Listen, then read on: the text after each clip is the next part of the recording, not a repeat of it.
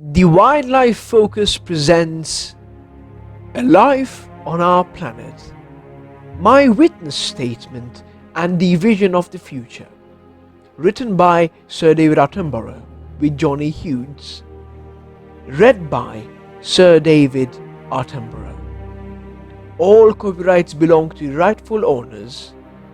We hope you enjoy. Introduction. Our greatest mistake. Pripyat in the Ukraine is a place unlike anywhere else I've been. It's a place of utter despair.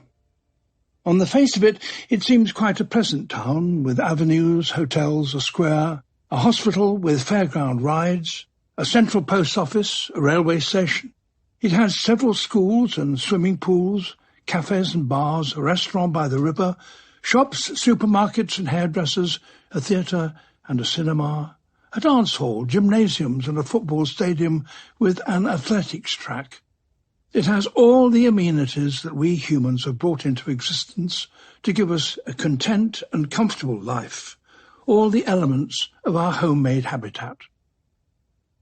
Surrounding the town's cultural and commercial centre are the apartments. There are 160 towers built at specified angles to a well-considered grid of roads. Each apartment has its own balcony. Each tower has its own laundry. The tallest towers reach almost 20 stories high, and each is crowned with a giant iron hammer and sickle, the emblem of the town's creators. Pripyat was built by the Soviet Union in one busy period of construction in the 1970s. It was the designed, perfect home for almost 50,000 people, a modernist utopia to suit the very best engineers and scientists in the Eastern Bloc, together with their young families. Amateur film footage from the early 1980s shows them smiling, mingling and pushing prams on the wide boulevards, taking ballet classes, swimming in the Olympic-sized pool and boating on the river. Yet no one lives in Pripyat today. The walls are crumbling. Its windows are broken, its lintels are collapsing. I have to watch my step as I explore its dark, empty buildings. Chairs lie on their backs in the hairdressing salons, surrounded by dusty curlers and broken mirrors. Fluorescent tubes hang down from the supermarket ceiling. The parquet floor of the town hall is ripped up and scattered down the length of a grand marble staircase. Exercise books litter the floors of schoolrooms, neat Cyrillic handwriting scoring their pages in blue ink. I find the pools emptied. The seats of sofas in the apartments have dropped to the floor. The beds are rotten. Almost everything is motionless, paused. If something is stirred by a gust of wind, it startles me. With each new doorway you enter, the lack of people becomes more and more preoccupying. Their absence is the truth that is most present. I visited other post-human towns, Pompeii, Angkor Wat, Machu Picchu, but here the normality of the place forces your attention on the abnormality of its abandonment. Its structures and accoutrements are so familiar that you know their disuse cannot simply be due to the passing of ages.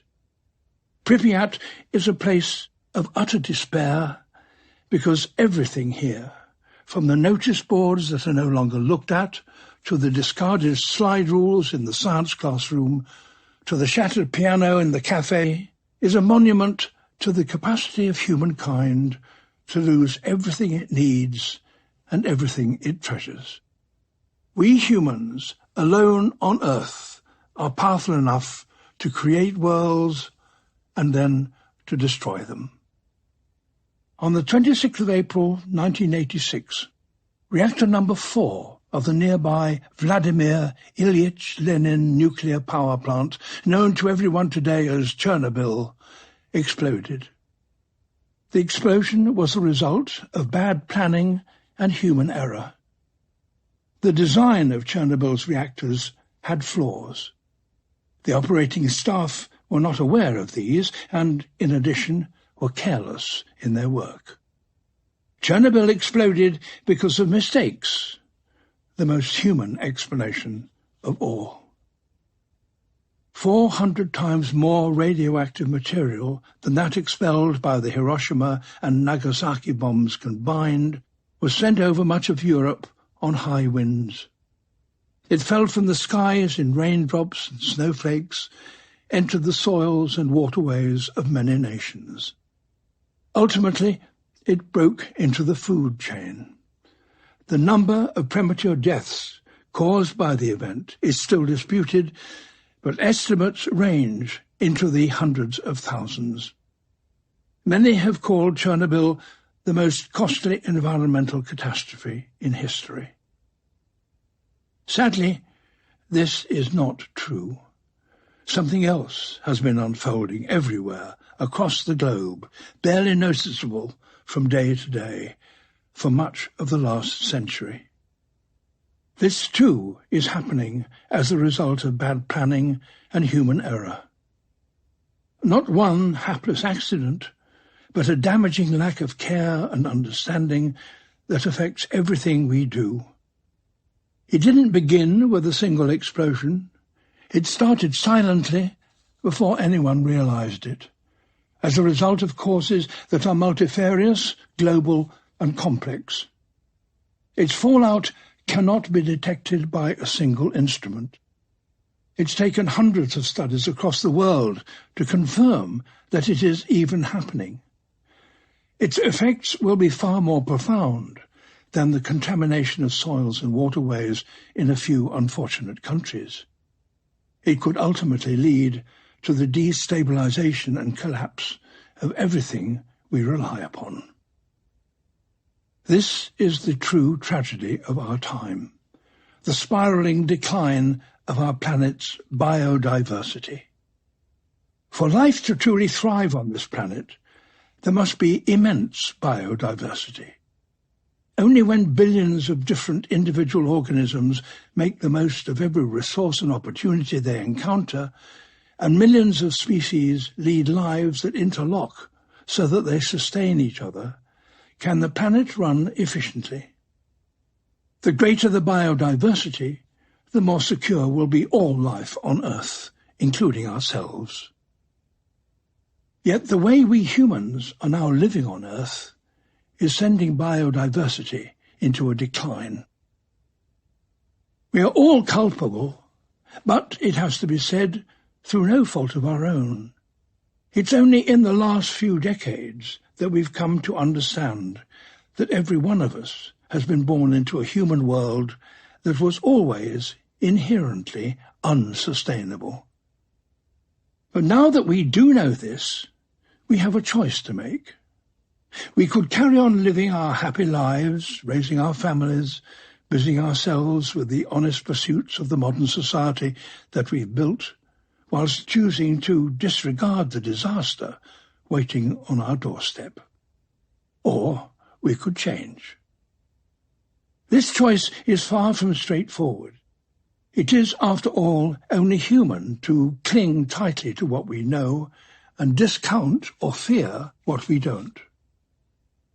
Every morning, the first thing the people of Pripyat would have seen on drawing back the curtains in their apartments was the giant nuclear power station that would one day destroy their lives. Most of the inhabitants worked there. The remainder relied on those who did for their livelihoods. Many would have understood the dangers of living so close to it, yet I doubt whether any would have chosen to switch the reactors off. Chernobyl had brought them that precious commodity, a comfortable life. We are all people of Pripyat now. We live our comfortable lives in the shadow of a disaster of our own making.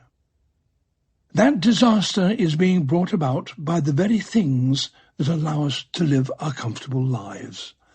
And it's quite natural to carry on in this way until there's a convincing reason not to do so, and a very good plan for an alternative. That is why I have written this book. The natural world is fading. The evidence is all around. It's happened during my lifetime. I have seen it with my own eyes. It will lead to our destruction. Yet there is still time to switch off the reactor. There is a good alternative. This book is the story of how we came to make this our greatest mistake, and how, if we act now, we can yet put it right.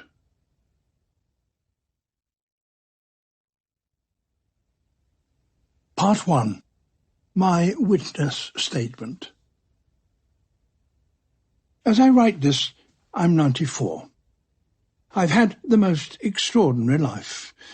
It's only now I appreciate how extraordinary.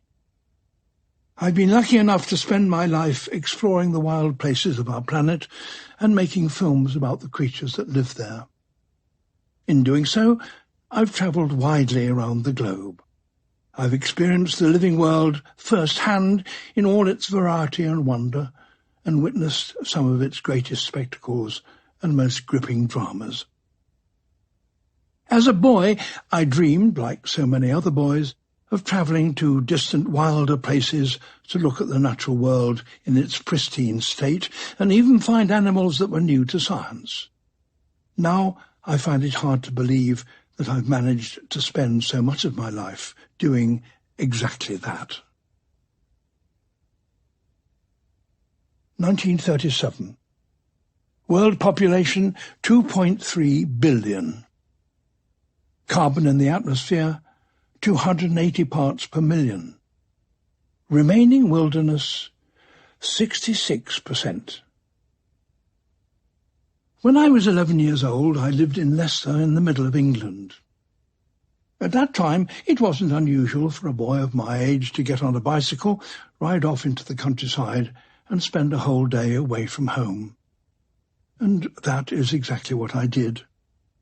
Every child explores. Just turning over a stone and looking at the animals beneath is exploring.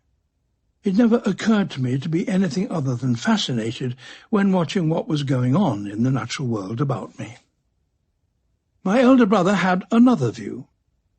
Leicester had an amateur dramatic society that put on productions of near-professional standards, and although he persuaded me every now and then to join him and speak a couple of lines in walk-on parts, my heart was not in it. Instead, as soon as the weather was warm enough, I would cycle off to the eastern part of the county, where there were rocks full of beautiful and intriguing fossils. They were not, it's true, the bones of dinosaurs. The honey-coloured limestone had been deposited as mud at the bottom of an ancient sea, so no one could expect to find the remains of such land-living monsters in them. Instead, I discovered the shells of sea-living creatures, ammonites, some 6 inches or so across, coiled like ram's horns. Others the size of hazelnuts, inside which were tiny scaffolds of calcite that had supported the gills with which the creatures within had breathed. And I knew of no greater thrill than picking up a likely-looking boulder, giving it a smart blow with a hammer, and watching it fall apart to reveal one of these marvellous shells glinting in the sunlight. And I revelled in the thought that the first human eyes to gaze upon it were mine. I had believed from a very early age that the most important knowledge was that which brought an understanding of how the natural world worked. It was not laws invented by human beings that interested me, but the principles that governed the lives of animals and plants. Not the history of kings and queens, or even the different languages that had been developed by different human societies, but the truths that had governed the world around me long before humanity had appeared in it. Why were there so many different kinds of ammonites? Why was this one different from that?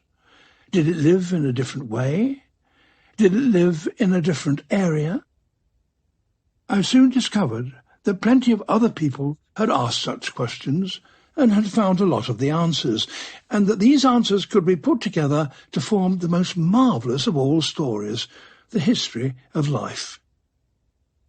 The story of the development of life on Earth is for the most part one of slow, steady change.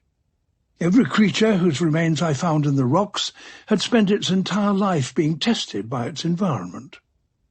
Those that happened to be better at surviving and reproducing passed on their characteristics. Those that didn't, couldn't.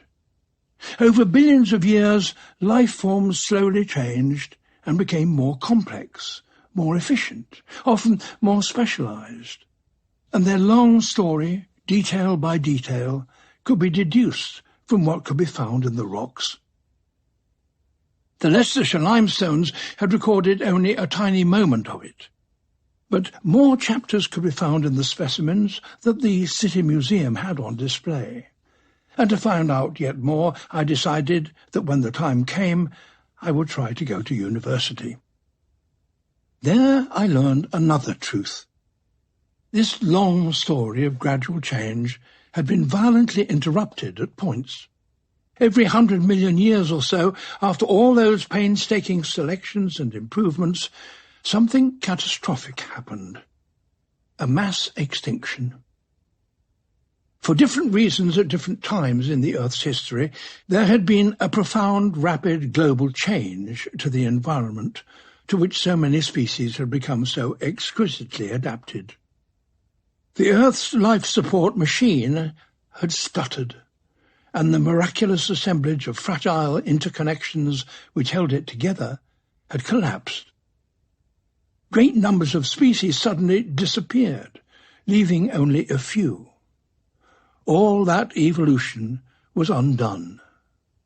These monumental extinctions created boundaries in the rocks that you could see if you knew where to look and how to recognize them.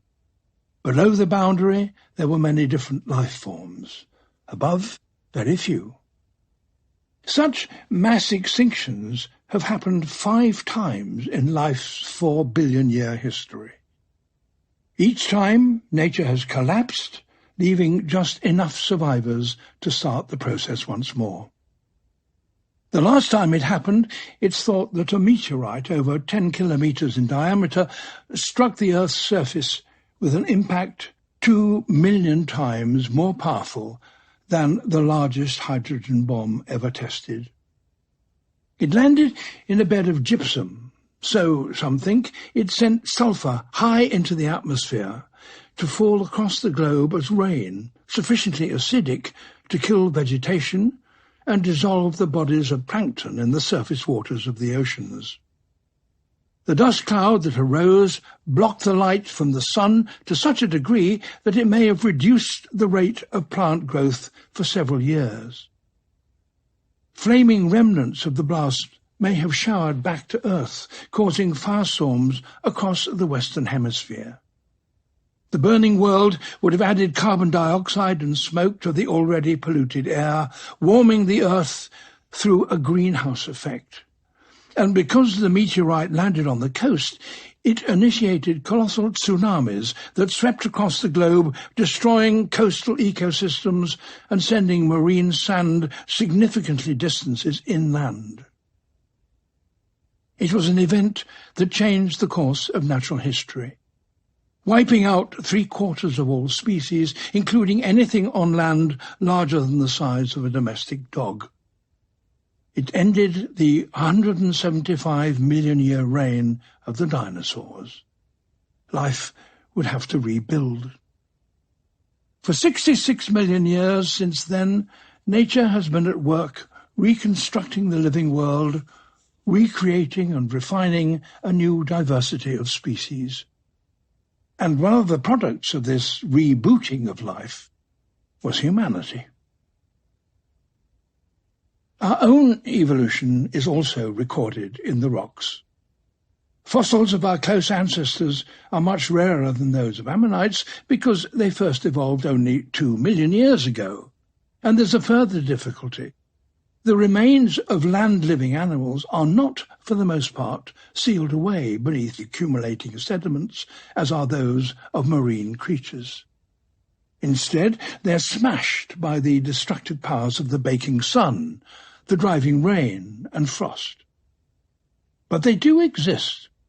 and the few remains we have found of our ancestors show that we first evolved in Africa.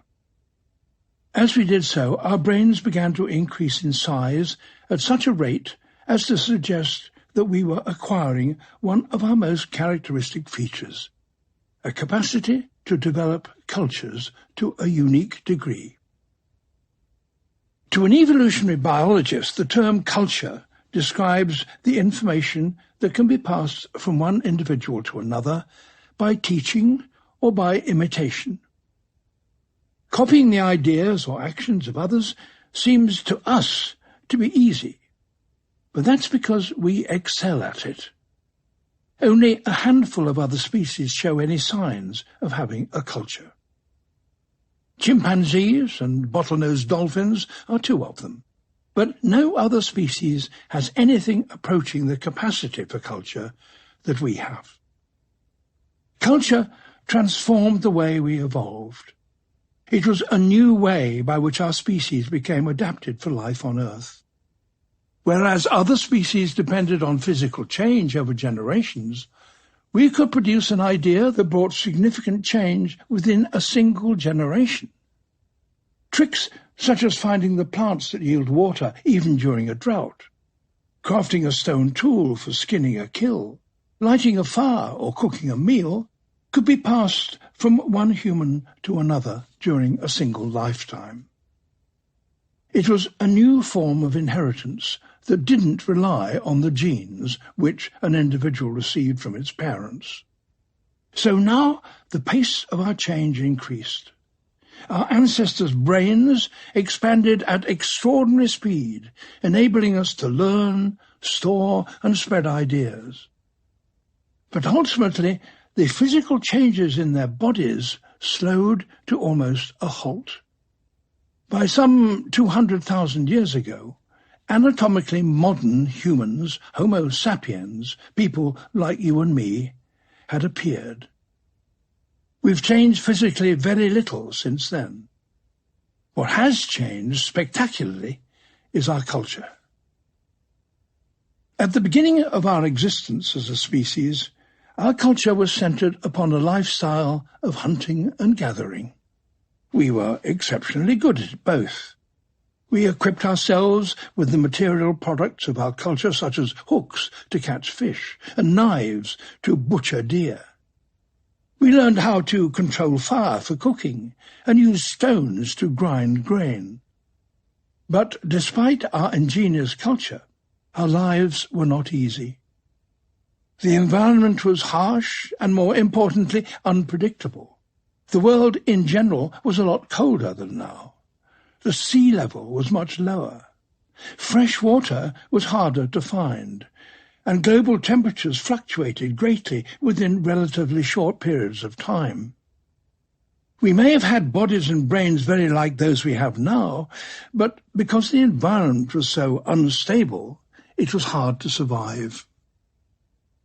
Data from genetic studies of modern-day humans suggests that, in fact, 70,000 years ago, those climatic hazards left us susceptible to events that nearly exterminated us. Our entire species may have been reduced to as few as 20,000 fertile adults. If we were to develop much further, we needed a little stability. The retreat of the last glaciers, 11,700 years ago, brought that stability. The Holocene, the part of the Earth's history that we think of as our time, has been one of the most stable periods in our planet's long history. For 10,000 years, the average global temperature did not vary up or down by more than 1 degree centigrade.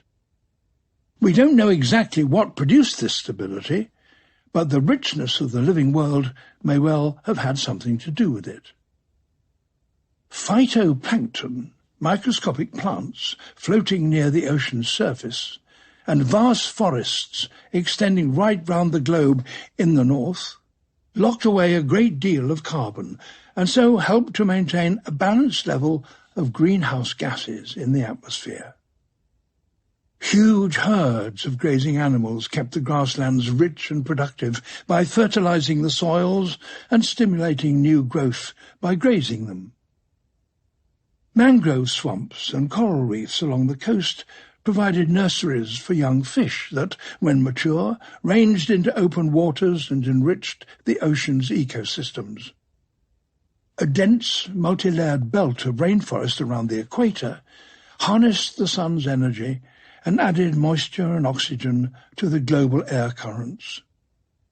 And great white expanses of snow and ice at the northern and southern ends of the Earth reflected sunlight back into space, cooling the whole Earth like a gigantic air conditioner.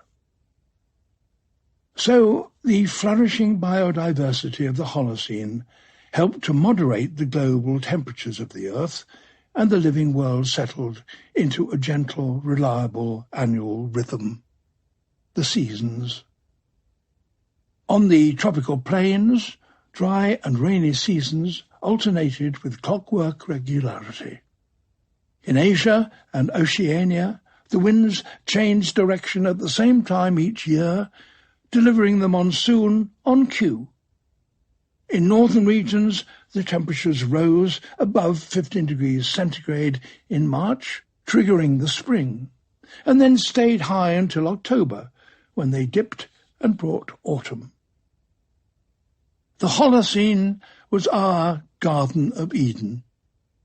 Its rhythm of seasons was so reliable that it gave our species the opportunities we needed, and we took advantage of them. Almost as soon as the environment stabilized, groups of people living in the Middle East began to abandon gathering plants and hunting animals and took to a completely new way of life. They started to farm. The change was not deliberate. It didn't happen by design. The path to agriculture was long, haphazard and accidental, and due more to luck than to foresight. In the Middle East, the lands had all the characteristics needed for such happy accidents. They lie on the crossroads between 3 continents, Africa, Asia, and Europe. So, for millions of years, species of plants and animals from all 3 have both passed through and established themselves here.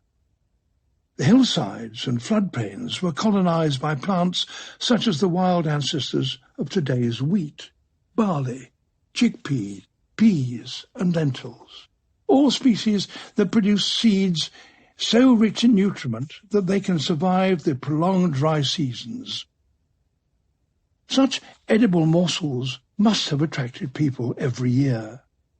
If they were able to gather more seeds than they needed immediately, they doubtless stored them, as some other mammals and birds do, so that they could be eaten during the winter when food is scarce. At some point, the hunter-gatherers stopped their wanderings and settled down, secure in the knowledge that their stored seeds would provide them with food when nothing else was easily available.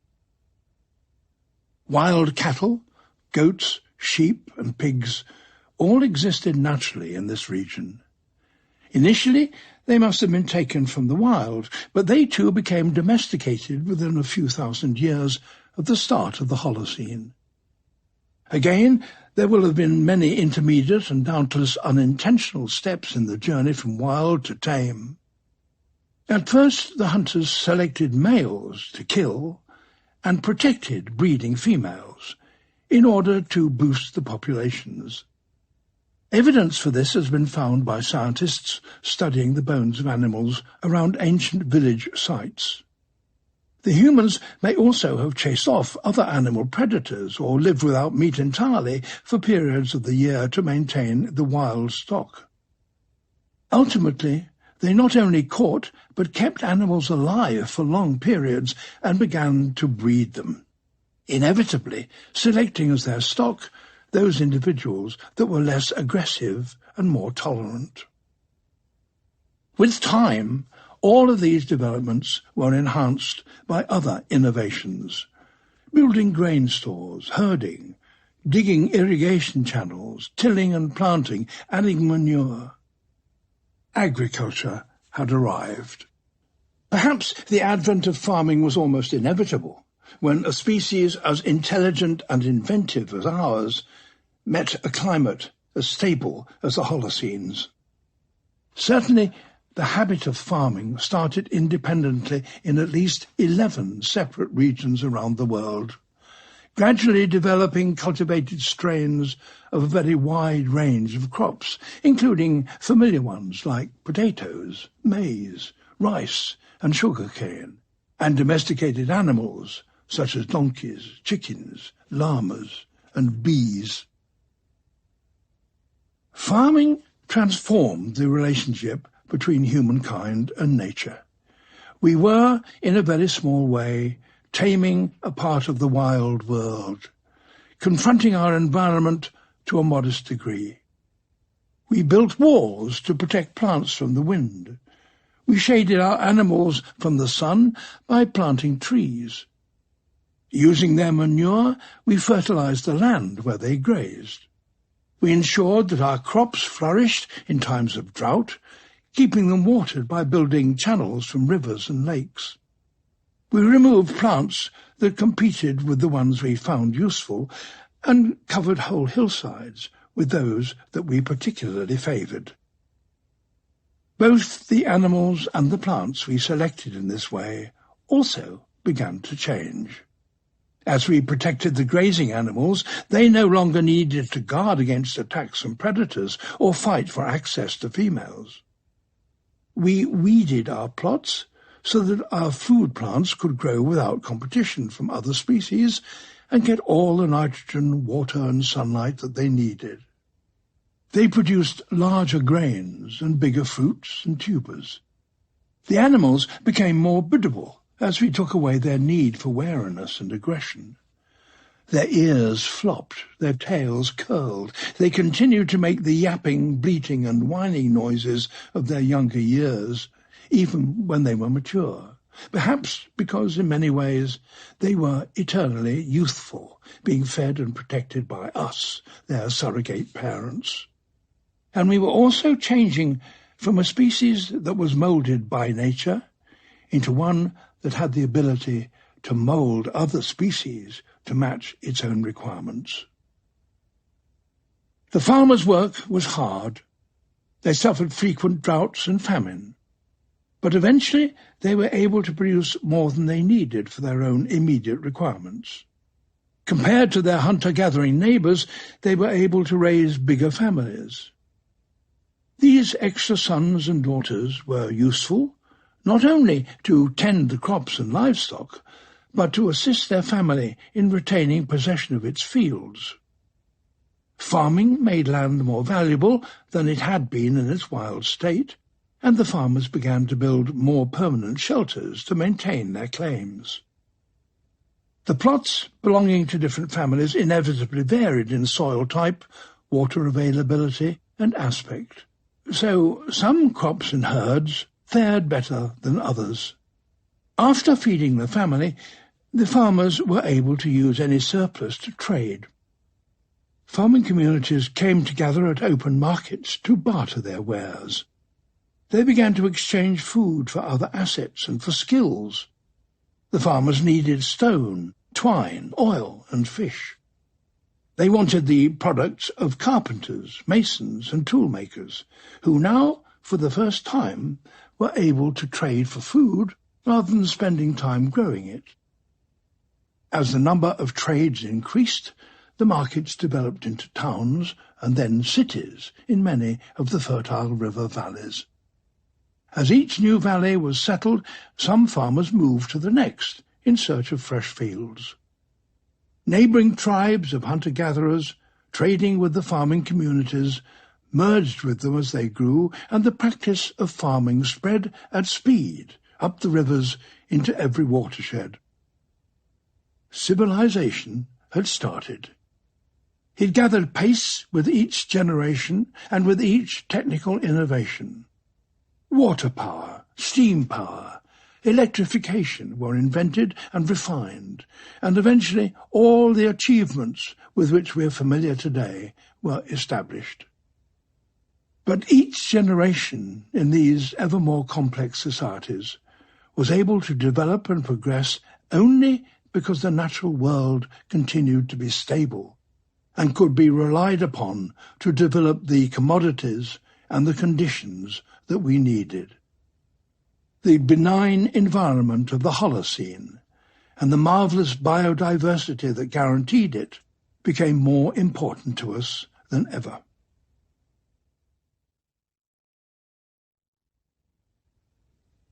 (1954).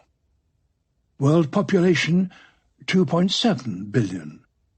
Carbon in the atmosphere 310 parts per million. Remaining wilderness 64%.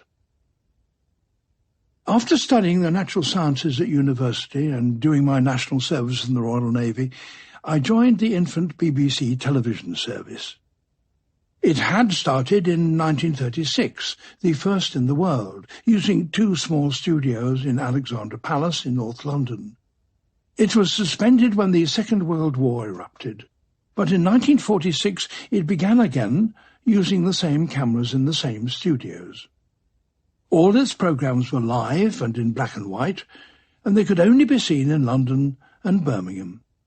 My job was to produce non-fiction programmes of all kinds, but as the number and variety of programmes shown each evening increased, I started to specialise in natural history.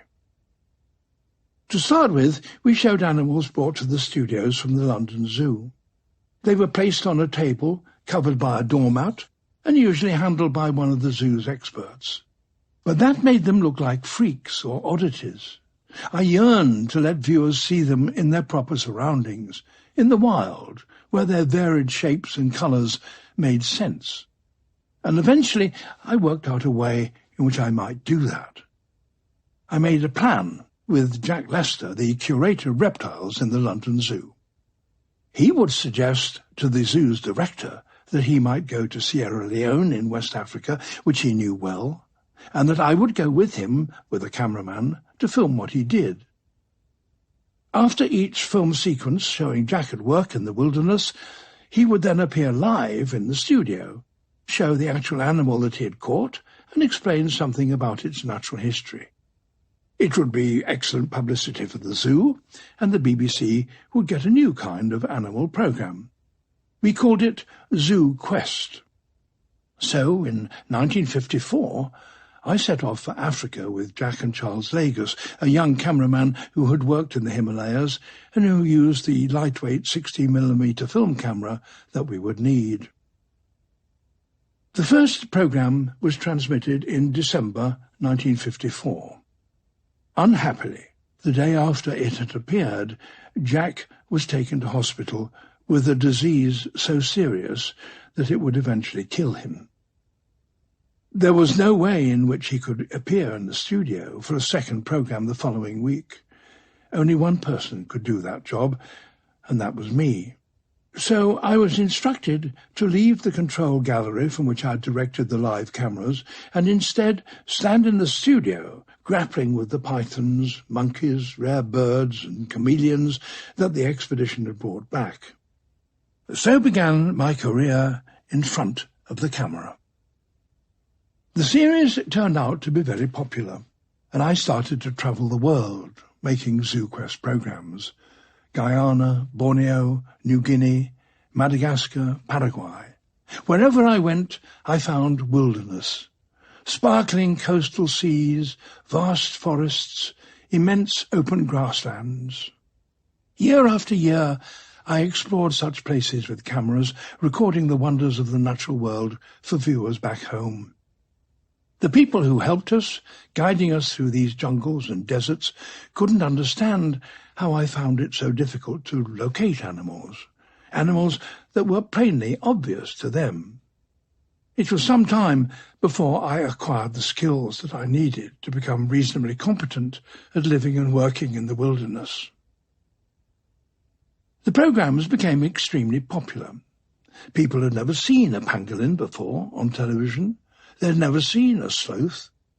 We showed them the largest lizard, the so-called dragon, that lives on Komodo, a small island in central Indonesia, and we filmed for the first time birds of paradise dancing in the New Guinea forest. The 1950s were a time of great optimism.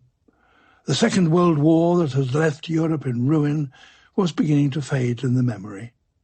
The whole world wanted to move on. Technological innovation was booming, making our lives easier, introducing us to new experiences. It felt that nothing would limit our progress.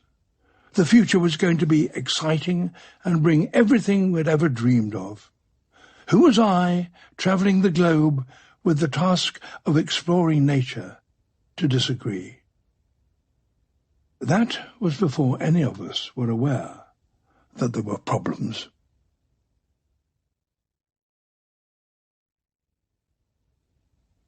(1960).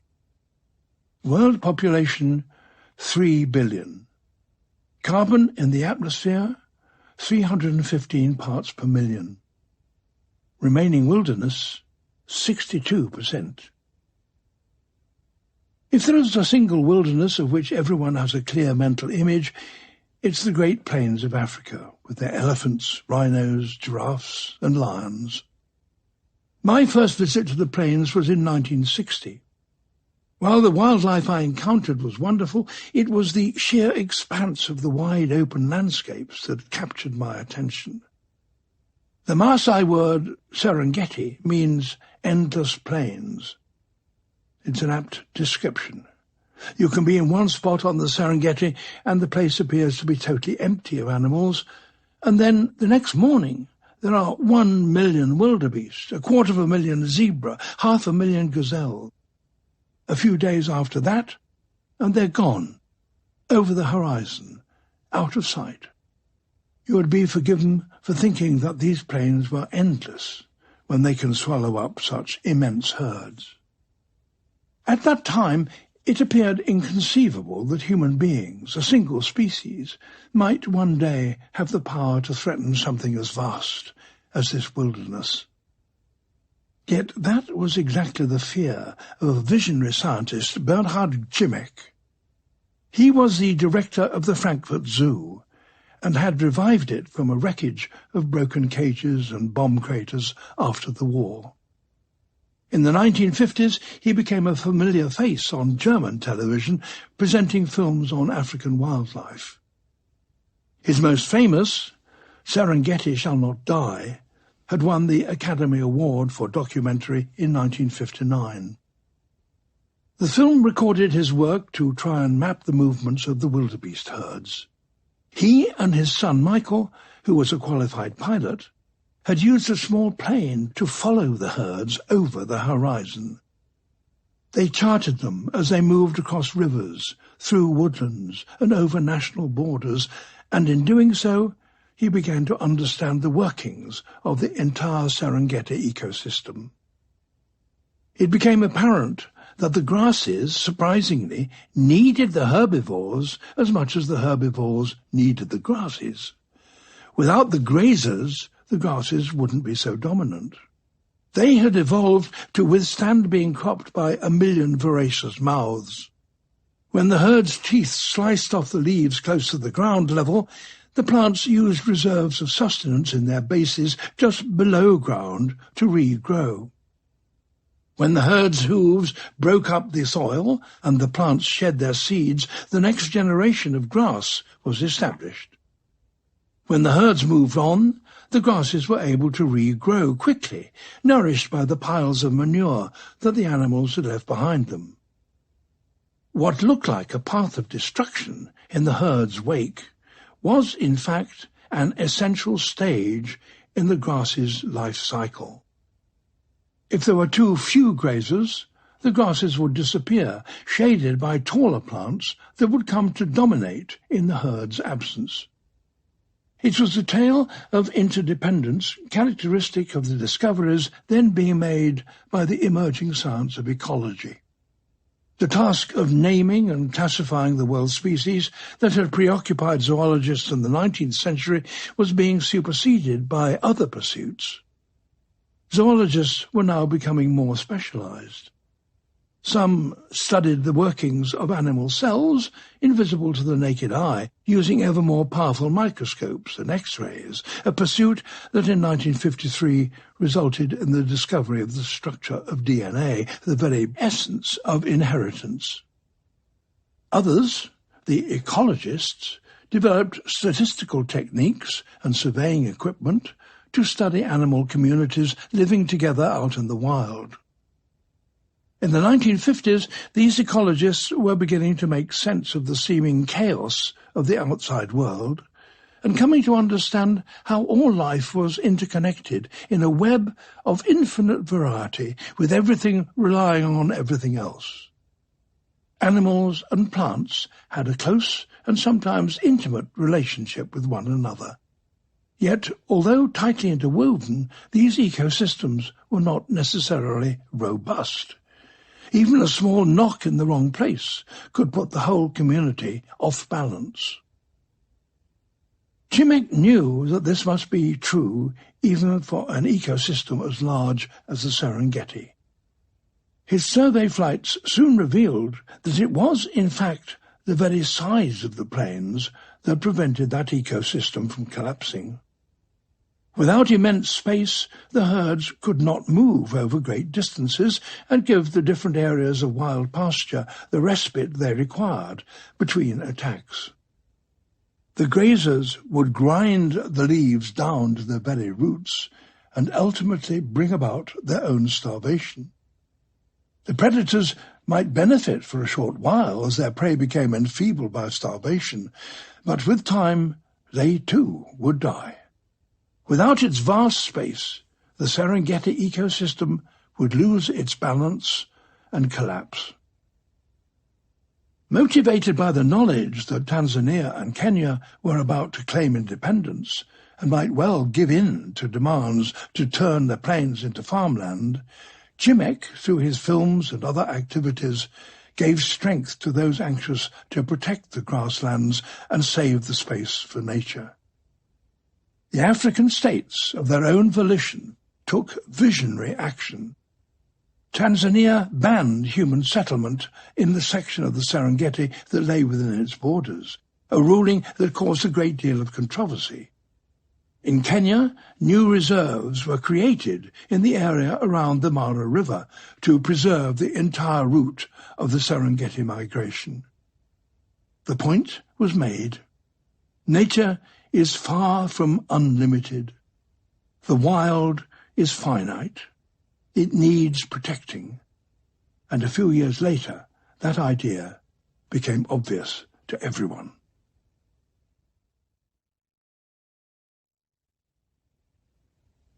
In 1968. World population 3.5 billion. Carbon in the atmosphere 323 parts per million. Remaining wilderness 59%. During the ZooQuest expeditions, I'd spent time with people in distant parts of the world who led lives very different from my own, and I started to learn more about them and the way they viewed existence.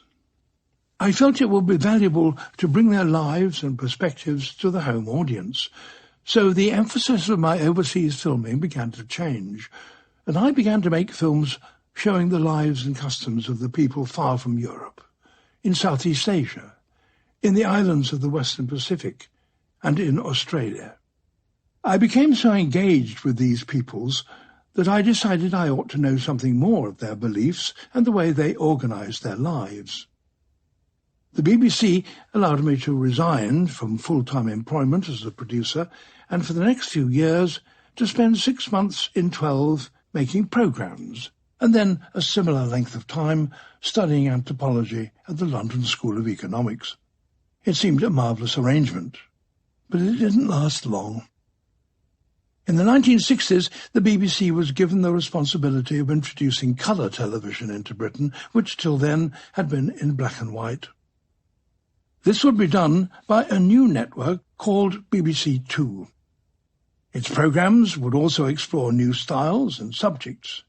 What exactly they were was not defined. That would be the responsibility of its controller. To anyone interested in broadcasting, such a job was irresistible.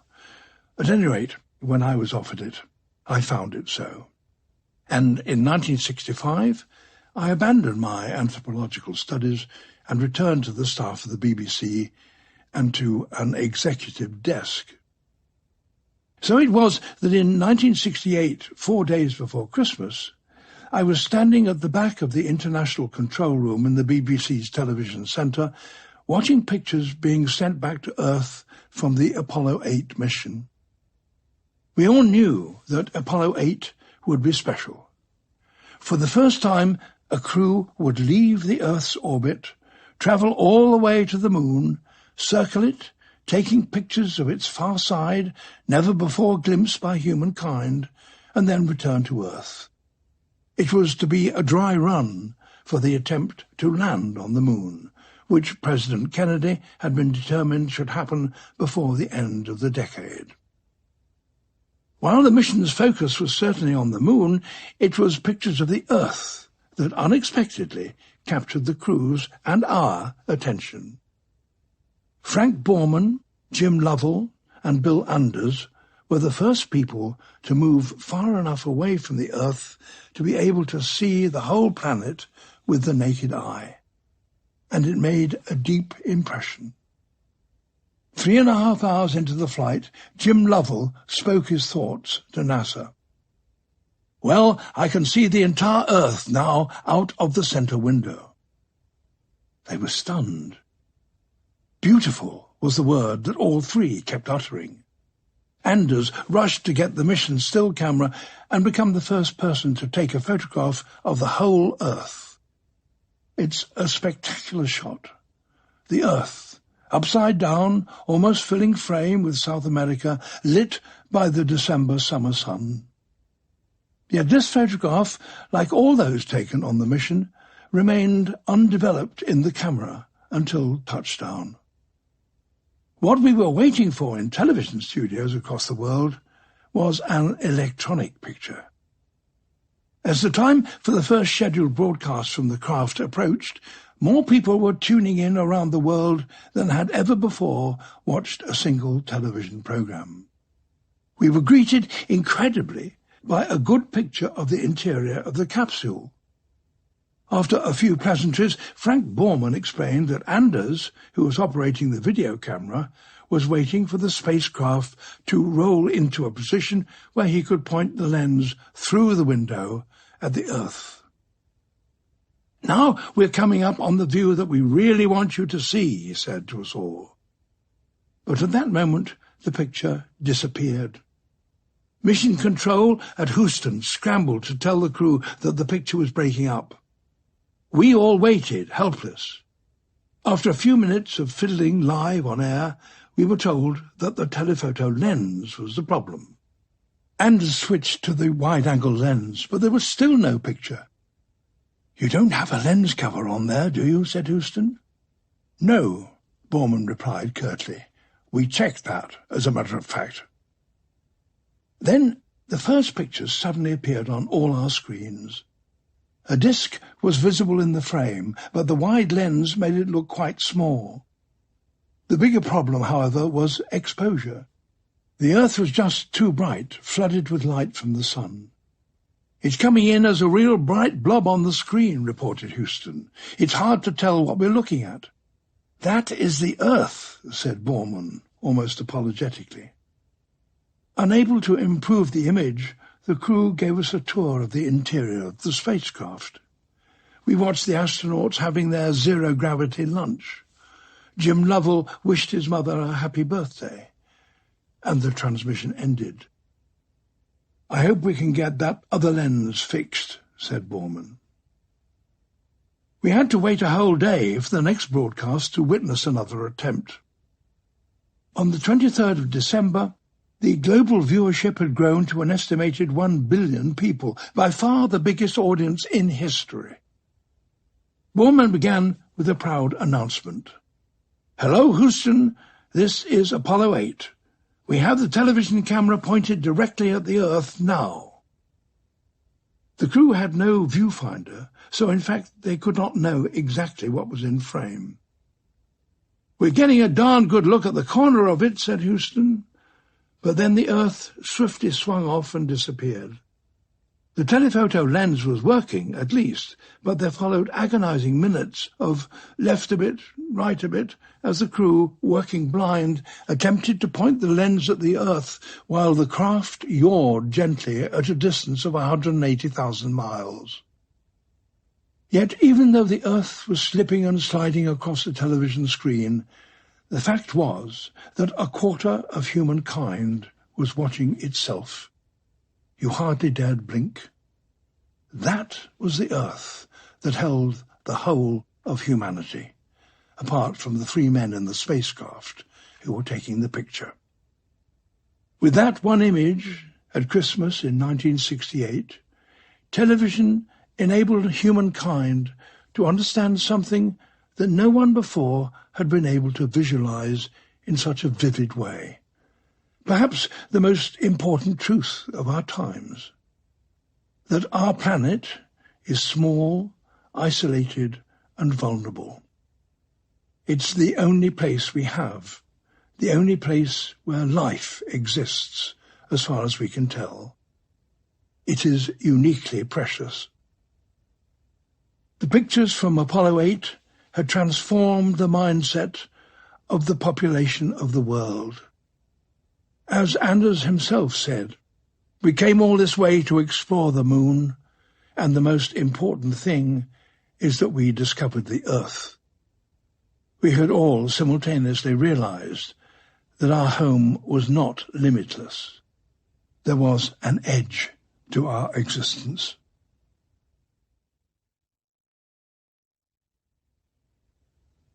(1971). World population 3.7 billion.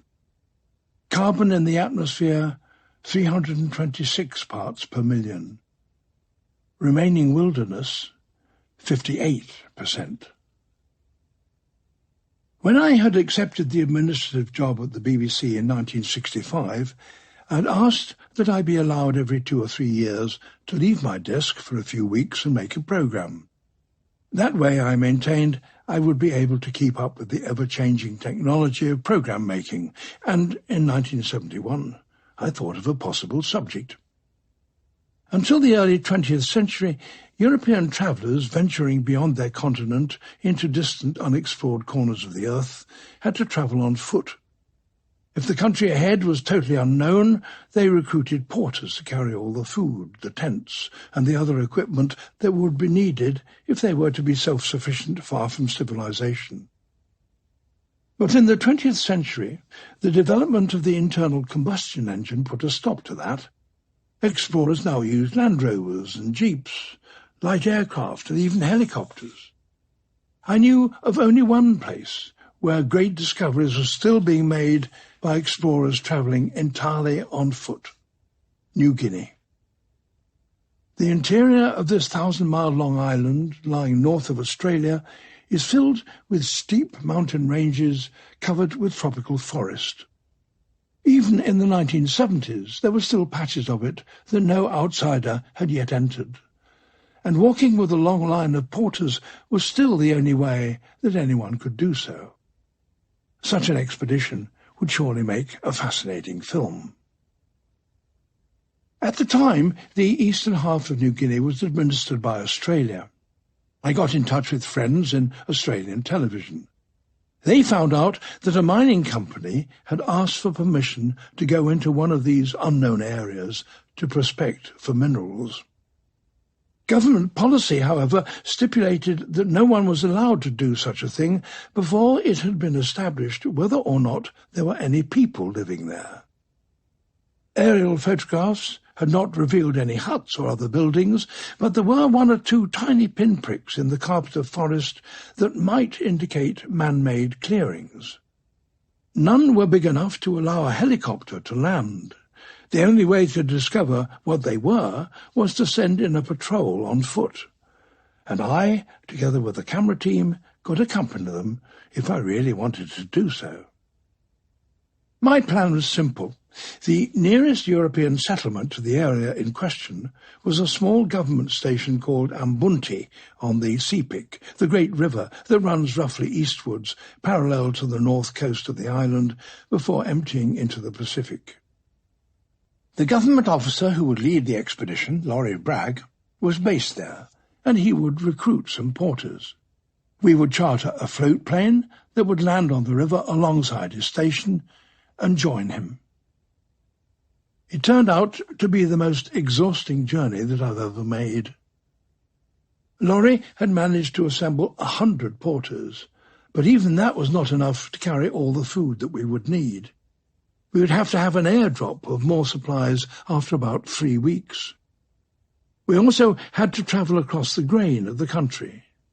Every morning, soon after dawn, we started walking, cutting our way through the densest forest I've ever encountered, hauling ourselves up steep muddy slopes to the crest of a ridge, and then slithering down the sodden undergrowth on the other side, to wade across a small winding river, and then do the same thing over and over again.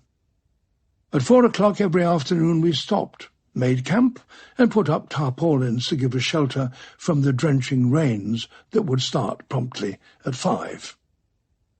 After 3.5 weeks of this, one of the porters noticed human footprints in the forest on the edge of the patch we had cleared. Someone had been close to our camp the previous night, watching us. We followed the tracks. Night after night, having pitched our tents, we put out gifts, cakes of salt, knives, and packets of glass beads. One of the porters was stationed to sit on a tree stump and call out every few minutes, saying that we were friends and were bringing gifts. But it was unlikely that the people we were following, whoever they were, would understand him, for there are over 1,000 mutually incomprehensible languages spoken in New Guinea.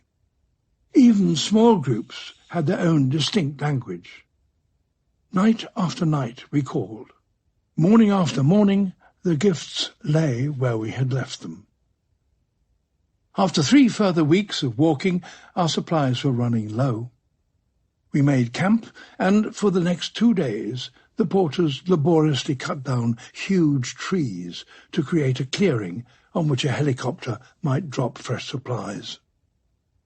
The drop was successful and accurate, and we set off, the porters once again with reassuringly heavy loads, but not complaining, for we had been on short rations.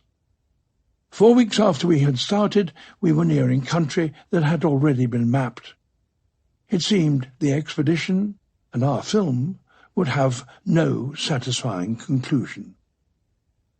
And then one morning I woke up beneath my tarpaulin and saw outside a group of small men standing within a couple of yards of me. None of them was more than about 1.5 meters tall. They were naked, except for a broad belt of bark into which they had pushed a bunch of leaves at the front and the back. Several had what I later discovered were bats' teeth stuck through holes that they had pierced in the sides of their noses. Hugh, the cameraman, who always slept with his camera within arm's reach, fully loaded and ready to shoot, was already recording. The men stared at us, wide-eyed, as though they had never seen our like before. I doubtless did the same. I had never seen anyone like them, either. To my surprise, I found that it was not difficult to communicate with them. I tried by gestures to indicate that we were short of food. They pointed to their mouths, nodded, and opened their string bags to show us roots, probably taro, that they'd been gathering. I pointed to cakes of salt that we had brought with us. It's used as currency all over New Guinea. They nodded. We'd started to trade. Laurie then asked them the names of the nearest rivers. That was more difficult to explain, but they eventually understood what he wanted and began to list them. How many did they know? They counted them, touching first their fingers one by one, tapping places up their forearm, their elbow, and continuing up the arm and ending on the side of the neck. In fact, Laurie was not particularly interested in the actual names of the rivers or how many there were. He wanted to know what gesture they used to indicate number. He knew the counting gestures used by other groups in the area, and the ones used by these little people would tell him what trading contacts they might have. After 10 minutes or so, the men started to wave their arms and roll their eyes, indicating that they were going to leave. We waved back in response, trying to invite them to return in the morning with more food, and they left. The following morning they reappeared with more roots, as we had hoped they would do. We asked if we might see where they were camped and perhaps meet their women and children. After some confusion, or was it perhaps reluctance, they nodded and led us off into the forest. We followed a few yards behind them. It was hard going. The vegetation was very thick. We lost sight of them as we rounded the trunk of a gigantic tree, and on the other side there was no sign of them. They'd vanished. We called, but there was no reply. Were we walking into an ambush? We had no idea. After calling for several minutes, we turned and walked back to camp. I had had a vision of how all human beings had once lived, in small groups that found all they needed in the natural world around them. The resources they relied upon were self-renewing. They produced little or no waste. They lived sustainably, in balance with their environment, in a way that could continue effectively forever. A few days later, I was back in the 20th century and behind my desk in the television centre.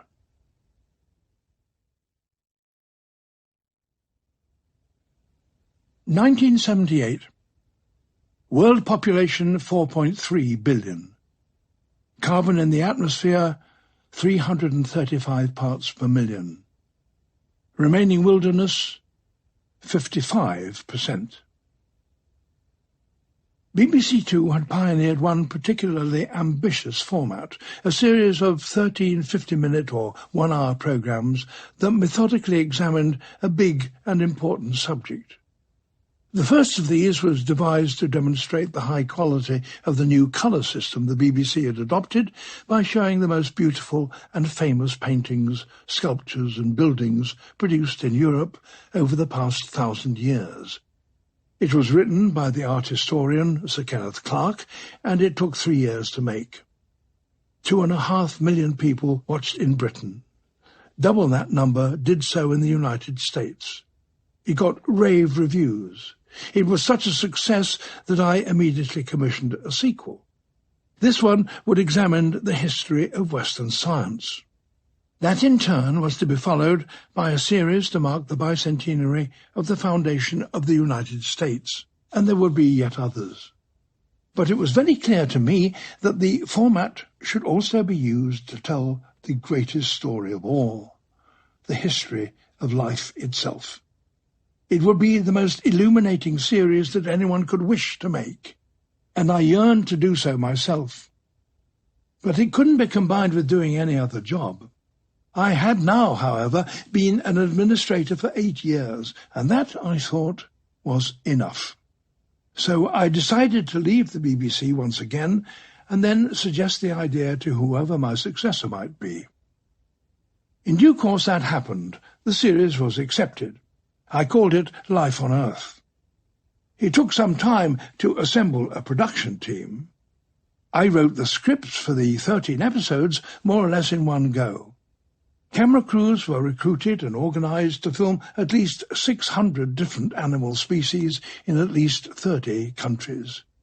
I would appear in vision occasionally to set the scene, to explain complicated theoretical points, introduce new topics, or leave frame in one continent and explain in the next frame that we had arrived in another to continue the story. I would have to travel with a crew to a series of different locations. It would take 1.5 million miles of travel to capture the story, 2 long trips around the globe for me, and the continuous labour of 6 different camera teams, each of whom would be away for months at a time. We would also need a few sequences that were so difficult to get that they would be best tackled by camera operators who had special knowledge and skills in filming particular kinds of subjects: oceanic plankton, spiders, hummingbirds, coralfish, bats, and dozens of others. Relating the history of life was the biggest single project I had ever tackled, and would take the next 3 years of my life. It was an exciting prospect. One of the key sequences planned for the programme, describing the evolution of monkeys and apes, concerned the development of the opposable thumb. This is the anatomical characteristic that enables a monkey to grasp a branch, or a human being to wield a tool, and eventually hold a pen, an ability that played a crucial part in the rise of our own species and our civilizations. We could have chosen any species of monkey or ape to illustrate the point, but John Sparks, the director of the episode, decided that it would be most dramatic to do so by filming gorillas.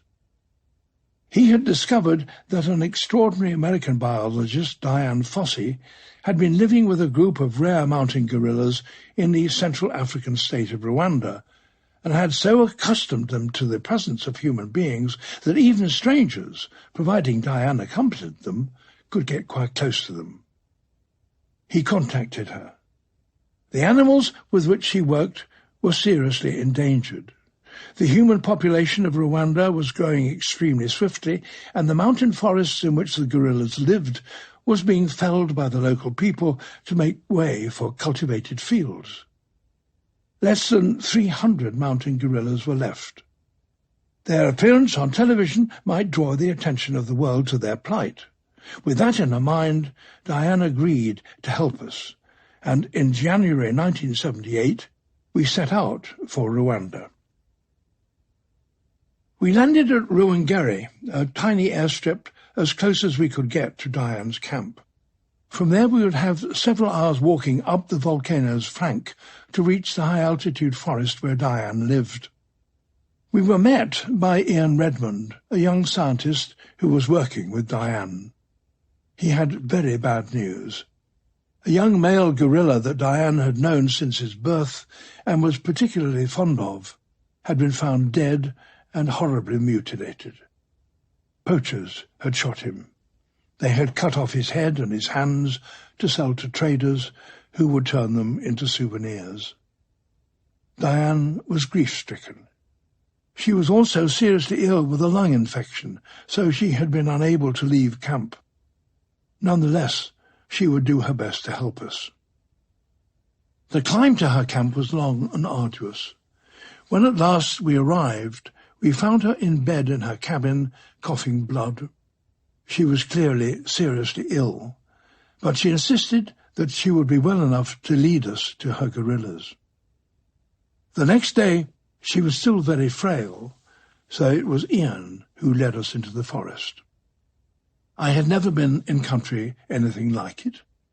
Stunted, gnarled trees, wreathed in mist, stood above thickets of giant celery and nettles that reached up to our shoulders. Once we had found the gorillas' tracks, following them through such undergrowth was easy. After an hour or so, we could hear crashes ahead of us, and we knew we were close. As we moved cautiously forwards, Ian started to make a series of loud grunting noises to signal our presence. It was important not to catch the gorillas by surprise. If we did, the dominant male might charge us. We came to a clearing, and Ian called a halt. We must now sit out in the open, so that the gorillas could see us. Once they knew we were with Ian, they would be unlikely to take fright. After a few minutes' rest, we set off again, and soon caught up with a family group of them. They were feeding, ripping up the vegetation by the handful. We sat and watched enthralled, until, after a few minutes, they got to their feet and leisurely strolled away. We had been accepted, Ian said. Next time we could film. The following day, with Ian as our guide, we filmed the gorillas foraging from a respectful distance. They took virtually no notice of us. Eventually, John suggested that I said something directly to camera, explaining what it was like to be sitting near them. We moved slowly towards a group busy feeding, and I cautiously moved closer to them until I thought they would be visible in the background. I looked back at the camera and spoke. There is more meaning and mutual understanding in exchanging a glance with the gorilla, I said quietly, than with any other animal I know. Their sight, their hearing, their sense of smell are so similar to ours that they see the world in much the same way as we do. We live in the same sort of social groups, with largely permanent family relationships. They walk around on the ground as we do, though they are immensely more powerful than we are. So, if there were ever a possibility of escaping the human condition and living imaginatively in another creature's world, it must be with the gorilla. The male is an enormously powerful creature, but he only uses his strength when he's protecting his family, and it's very rare that there's violence within the group. So it seems really very unfair that man should have chosen the gorilla to symbolize everything that is aggressive and violent, when that is the one thing that the gorilla is not, and that we are. I wish people to know that these animals were not the brutal wild beasts of legend. They were our cousins, and that we ought to care for them. The awful truth was that the process of extinction that I had seen as a boy in the rocks was happening right here around me, to animals with which I was now familiar, our closest relatives, and we were responsible. When we found them the next day, they were not far from where we had left them. They had settled on a slope on the far side of a small stream. Martin Saunders set up his camera. Dickie Bird, the sound recordist, fixed a small radio microphone to my shirt. The time had come, John said, for me to say something about the evolutionary significance of the opposable thumb. I crept down a slope to a small stream, crossed it, and crawled up the opposite side to a point where I thought that Martin and his camera would be able to see both me and them. John gave me the thumbs up. But before I could say anything, something landed on my head. I turned and found a huge female gorilla had emerged from the vegetation immediately behind me and put her hand on my head. She looked straight at me with her deep brown eyes. Then she removed her hand from my head and pulled down my lower lip to look inside my mouth. This was not, I thought, the moment to talk about the evolutionary significance of the opposable thumb. Something then landed on my legs. 2 infant gorillas were sitting on my feet and fiddling with my bootlaces. How long, in terms of minutes and seconds, this interaction continued, I have no real idea. It was certainly several minutes. I was in a delirium of happiness. Then the youngsters got bored with my bootlaces and ambled away. Their mother watched them, heaved herself to her feet to lumber after them. I crept back to the film crew, overwhelmed with a feeling of extraordinary privilege. We had to leave the following morning. As we said goodbye to Diane, she made me promise to try and raise money to help protect the wonderful creatures for which she cared so much.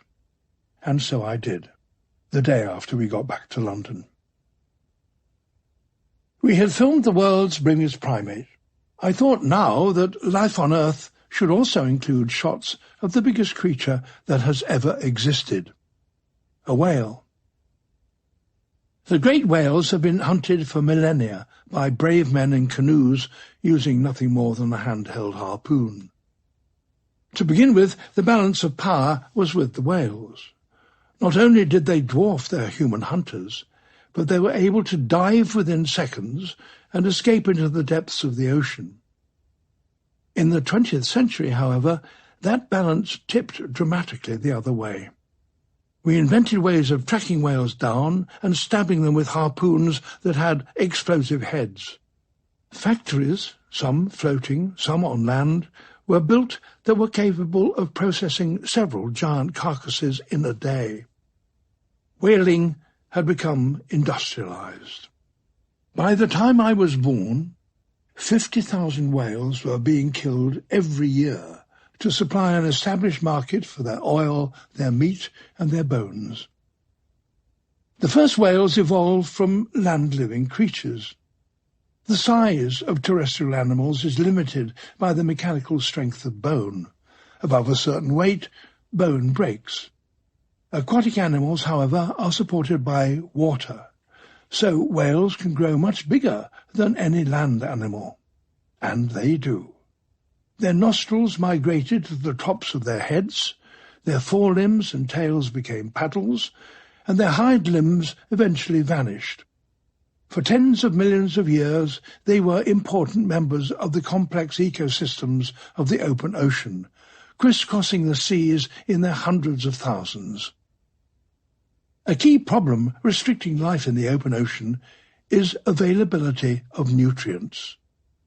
Where conditions are right, plants and animals live in the surface waters and, when they die, drift continuously downward as what's known as marine snow. Where nutrients are not freely available, the surface waters of the ocean can become almost sterile. Just as land plants need fertilizer as well as sun and water, so phytoplankton, the photosynthesizing foundation of the ocean food web, need nitrogenous compounds in the sunlit surface waters if they're to thrive. There are places in the ocean where the decomposed marine snow is stirred and carried upwards by the currents flowing over submarine mountains and ridges, and here the phytoplankton, and hence fish populations, can flourish. But the rest of the open ocean would remain a vast blue desert, were it not for the whales. They are so big that when they dive to feed in the depths or rise to the surface to breathe, they create a great stirring of the water around them. That helps keep nutrients near the surface, and when they defecate, the waters around them are also greatly enriched. This whale pump, as it's often termed, is now recognized as a significant process in maintaining the fertility of the open ocean. Indeed, whales are now thought to be responsible for bringing more important nutrients to surface waters in some parts of the ocean than the outflows of local rivers. The ocean of the Holocene needed its whales to remain productive. In the 20th century, men killed close to 3 million of them. Whales cannot withstand such a level of hunting for long. Given the chance, they're very long-lived. Sperm whales can live for 70 years. The females are not sexually mature until they're 9. Their pregnancy lasts for over a year, and they give birth only once in every 3 to 5 years. As the industrial whalers became more and more efficient, they selected the largest animals when they had the choice, for they were the most profitable. The whales were unable to give birth fast enough to replace their dead. When we started to plan the filming of life on Earth, no one, as far as we could discover, had ever filmed a living blue whale out in the open ocean. We planned to change that. But in the 1970s, their population had been reduced from an estimated 250,000 before industrial whaling began to no more than a few thousand. Distributed widely over the great expanses of the open ocean and still being chased by whalers, they were virtually impossible to find. Instead, we went in search of humpbacks off Hawaii. We had an additional tool in our kit to help us find them: a hydrophone. In the late 1960s, an American biologist, Roger Payne, had turned from recording the ultrasonic sounds of bats to investigating claims from the US Navy that there were songs in the ocean. The Navy had set up listening stations for Soviet submarines, and as well as the signature sound of propellers, they were detecting strange, almost musical serenades. Payne discovered that the chief source of these songs were the 5,000 or so humpback whales that were still alive at the time. His recordings revealed that humpback songs are long and complex, and of such low frequency that they can carry for hundreds of kilometres through the water. Humpbacks living in the same part of the ocean learn their songs from each other. Each song has its own distinct theme, on which each individual male will invent his own variations. These change over time. Whales, you might say, have a musical culture. Payne released his recordings on vinyl discs in the 1970s, and they became hugely popular, transforming the public perception of whales. Creatures that had been viewed as little more than a source of animal oil now became personalities. Their mournful songs were interpreted as cries for help. In the highly charged political atmosphere of the 1970s, a powerful shared conscience suddenly stirred. An anti-whaling campaign began with a few passionate supporters and rapidly developed into a mainstream activity.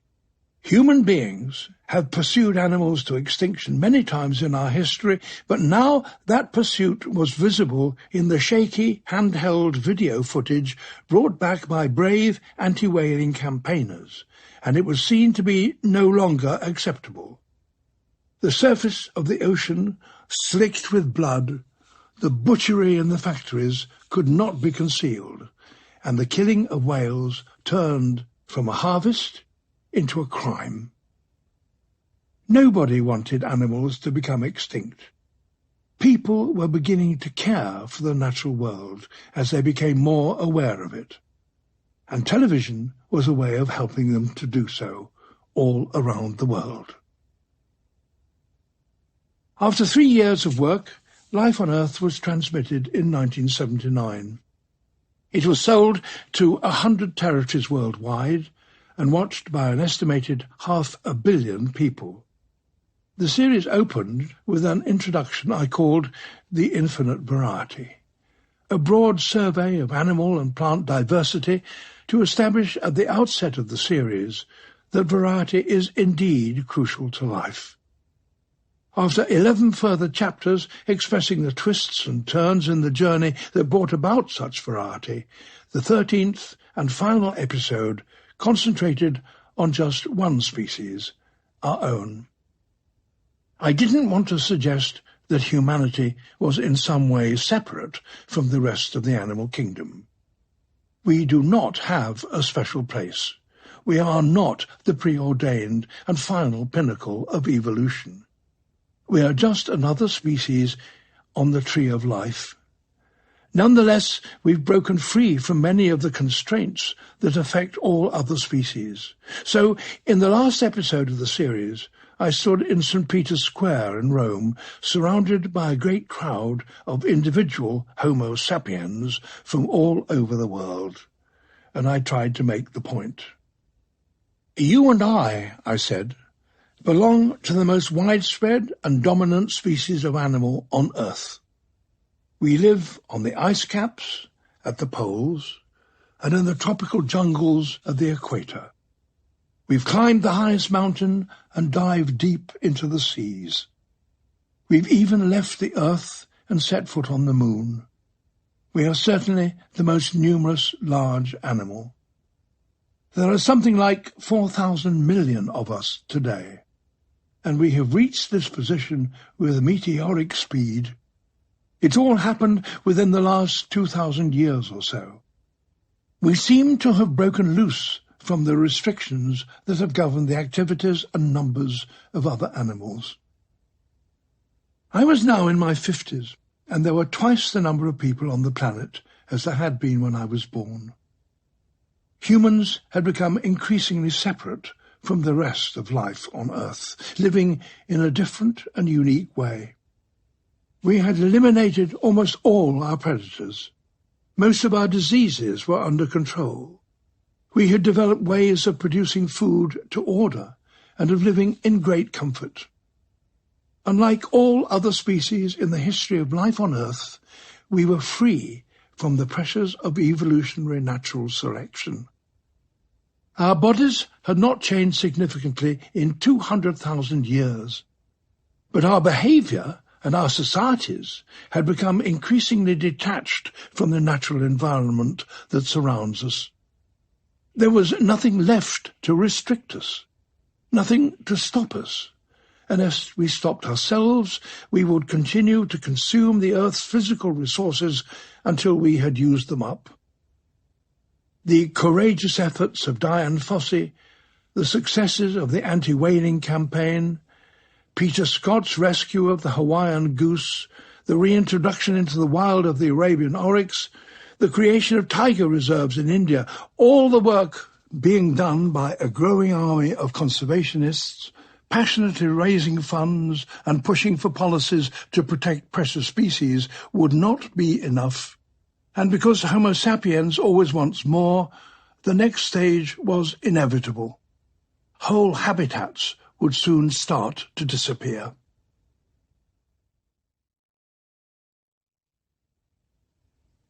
(1989). World population 5.1 billion. Carbon in the atmosphere 353 parts per million. Remaining wilderness 49%. I saw my first orangutan on the 24th of July 1956, on the third of my ZooQuest journeys. It was a memorable encounter, my first wild great ape, a giant male, a furry red form swaying in the branches, peering down at me with interest and apparently some disdain. The film we took of him was far from perfect. He was half-hidden and silhouetted against the light, but, as far as I knew, television had never shown a shot of one in the wild before. Local hunters from the longhouse in which we were staying, halfway up the Mahakam River in eastern Borneo, had found it for us. As we left, one of them took a shot at it with his gun. I turned round, outraged. Why had he done that? Apes like that, he replied, raided his crops that he grew to feed his family. Who was I to tell him that he should not do so? Rainforests are particularly precious habitats, the most biodiverse places in the world. More than half of the land-living species on the planet are found in their green depths. They grow in moist tropical regions where there's an abundance of those two resources that nearly all plants need, fresh water and sunshine. Close to the equator, the sun shines for 12 hours each day with such reliability that there are virtually no seasons. Air currents collect water from all over the tropics and drench the forest with up to 4 meters of rain a year. And the forest also circulates its own water, moisture from 1 trillion transpiring leaves rising as mists each morning as the sun warms to full power, only ultimately to fall again as rain. The supreme suitability of these places for plants results in the greatest and most vigorous competition for space that occurs anywhere on Earth. Giant trees, soaring 40 meters into the air, stretch out their massive branches in all directions to claim the light. Together they create something that is very rare on land, a truly three-dimensional habitat. Beneath a crowning canopy, the branches serve as highways to all parts of the forest for those that are unable to fly. Way below, on the dark floor, a tangle of massive roots and tiny threads give stability to the huge trunks. Thousands of other plants support themselves in a multitude of ways.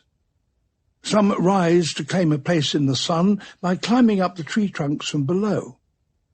Others, perhaps deposited as seeds by birds, establish themselves on the massive branches. Still more live close to the ground in the relative darkness, growing slowly on such sustenance as can be derived from a carpet of dead leaves. And within and throughout this vegetation there are animals.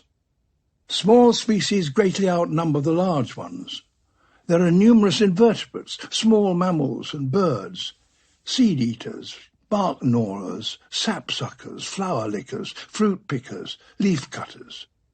Their interdependent lives are never-failingly wonderful to the naturalist who tries to disentangle them. Wasps can be found that spend most of their lives within tiny figs, thrips that roll themselves up in flowers, tadpoles that swim in the cups of vase plants, lizards that disguise themselves with fringes and tatters of skin so that they're completely invisible on a tree trunk until they move. Rainforests are places where evolutionary innovation and experimentation runs wild. The absence of seasons in the tropics gives a timelessness to the forest that encourages biodiversity. Since the plants are not tied to a climatic calendar, their flowering, fruiting, and production of seeds can happen at any time. Some trees fruit more or less continuously. Others grow for months, even years, between sudden flurries of blossoming and fruit production. So pollination, fruit eating, and collecting seeds are not seasonal activities in the rainforest as they are in the forests to the north and south. Food is available the year round, a harvest that is exploited by dozens of different species from scores of different animal groups. Most of the millions of species exist in small numbers and have limited range, and many have become highly specialized. One species of insect may live on just one species of plant, perched on one species of tree. The result is a baffling complexity of interconnected relationships, every species a critical component of the whole. The orangutan that so haunted my memory is an example. The species is widely dispersed in the forests of Borneo and Sumatra, but it performs a crucial role in the seed dispersal of many kinds of canopy trees. Orangutan mothers spend 10 years with their single babies, teaching them when and how to collect dozens of different fruits. Being large animals and almost entirely vegetarian, they consume a great deal each day and have to travel continuously in search of crops of ripe fruit. They either spit out the seeds on the spot or carry them in their stomachs for days before dropping them, together with lumps of fertilizer, several kilometers away. Both methods improve the chances of seed germination and in some cases are essential for it to happen. It's the astonishing variety of tree species in rainforests that underpins their great biodiversity. It's also the characteristic that we are removing. I've visited the forests of Southeast Asia many times for various programs over the years. Beginning in the 1960s, Malaysia, then Indonesia, began to replace the dizzying diversity of their rainforest trees with just one kind, the oil palm. There were 2 million hectares of oil palm plantation in Malaysia by the time I visited it in 1989 for a series called Trials of Life. I remember travelling along a river searching for proboscis monkeys. We were surrounded by the familiar curtain of green, with birds erupting from the foliage every minute or so. Perhaps, I allowed myself to believe, all was well. But on flying back over the area, I saw the forest for what it was. A strip about a half a mile wide, fringing the water. A forest so narrow and exposed that it would undoubtedly be degrading each day. Beyond it, and stretching for as far as I could now see from the air, there was nothing but a single species of tree, oil palms, in regimented rows. The disappearance of this rich and remarkable forest has been extremely difficult to accept. The Southeast Asians were simply doing what we in Europe and North America had already done. Satellite shots of either continent today show that the landscape now consists of small islands of dark green forest, separated by vast tracts of cultivated fields. The truth is, there has always been a double incentive to cut down forests. People benefit from the timber, and then benefit again from farming the land that has been exposed. Little wonder that Homo sapiens is such a determined and effective destroyer of forests. It has been estimated that we now have 3 trillion fewer trees across the world than at the start of human civilization. What is happening today is just the latest chapter in a process of global deforestation that has been operating for millennia. Now it's the turn of the rainforests, and as with everything in the latter half of the 20th century, the latter half of my life, we are working on a scale and at a speed that increases by the year. Half of the world's rainforests have already gone. Borneo's population of orangutan cannot live without the forest, and it has been reduced by 2/3 since I first saw one just over 60 years ago. Orangutans are still easy to find and film, not because they are abundant, but because so many of them now live in sanctuaries and rehabilitation centres, cared for by conservationists, alarmed by the pace of the loss they see about them. We cannot continue to cut down rainforests forever, and anything that we can't do forever is, by definition, unsustainable. If we do things that are unsustainable, the damage accumulates to a point where ultimately the whole system collapses. No habitat, no matter how big, is secure.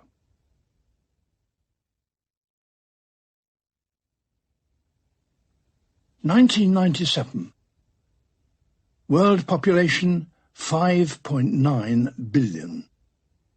Carbon in the atmosphere 360 parts per million. Remaining wilderness 46%. The largest habitat of all is the ocean. It covers over 70% of the Earth's surface, but because of its great depths, it accounts for 97% of our planet's inhabitable space. Life on Earth almost certainly began there, probably as microbes living around jets of hot water discharging from vents in the ocean floor several kilometers below the surface. For 3 billion years, natural selection worked on such single, simple, isolated cells, refining their internal workings. It took 1.5 billion years for cells to reach a structural complexity comparable with that of the cells of which we are made, and a further 1.5 billion before such cells clumped together and worked in a coordinated way, as they do in a multicellular organism. The early marine microbes had metabolisms that released methane as a byproduct. It bubbled to the surface and slowly changed the Earth's atmosphere. Earth was a much cooler place at the time. Methane is a greenhouse gas 25 times more potent than carbon dioxide, and its presence in the atmosphere caused the planet to begin to warm, so helping life to proliferate. Later, microscopic organisms called cyanobacteria began to photosynthesize, using energy from the sun's rays to build their tissues. The exhaust gas of that process, oxygen, caused a revolution. It became the standard fuel for a much more efficient way of extracting energy from food, and so paved the way for the establishment of all complex life. Cyanobacteria still constitute a significant part of the phytoplankton that floats today in the upper levels of the ocean. You and I and all the animals with which we share the land are all ultimately descended from marine creatures. We owe the ocean everything. In the late 1990s, filmmakers in the BBC's Natural History Unit proposed making a series devoted entirely to life in the sea. They called it The Blue Planet. The seas are the most difficult and expensive of all environments in which to film, and about the hardest places of all in which to record animal behaviour. Bad weather, poor water visibility, and difficulty in simply finding animals in the vast three-dimensional expanses of the ocean can ruin any filming day. But the ocean also offered great opportunities for new, startling perspectives on the natural world.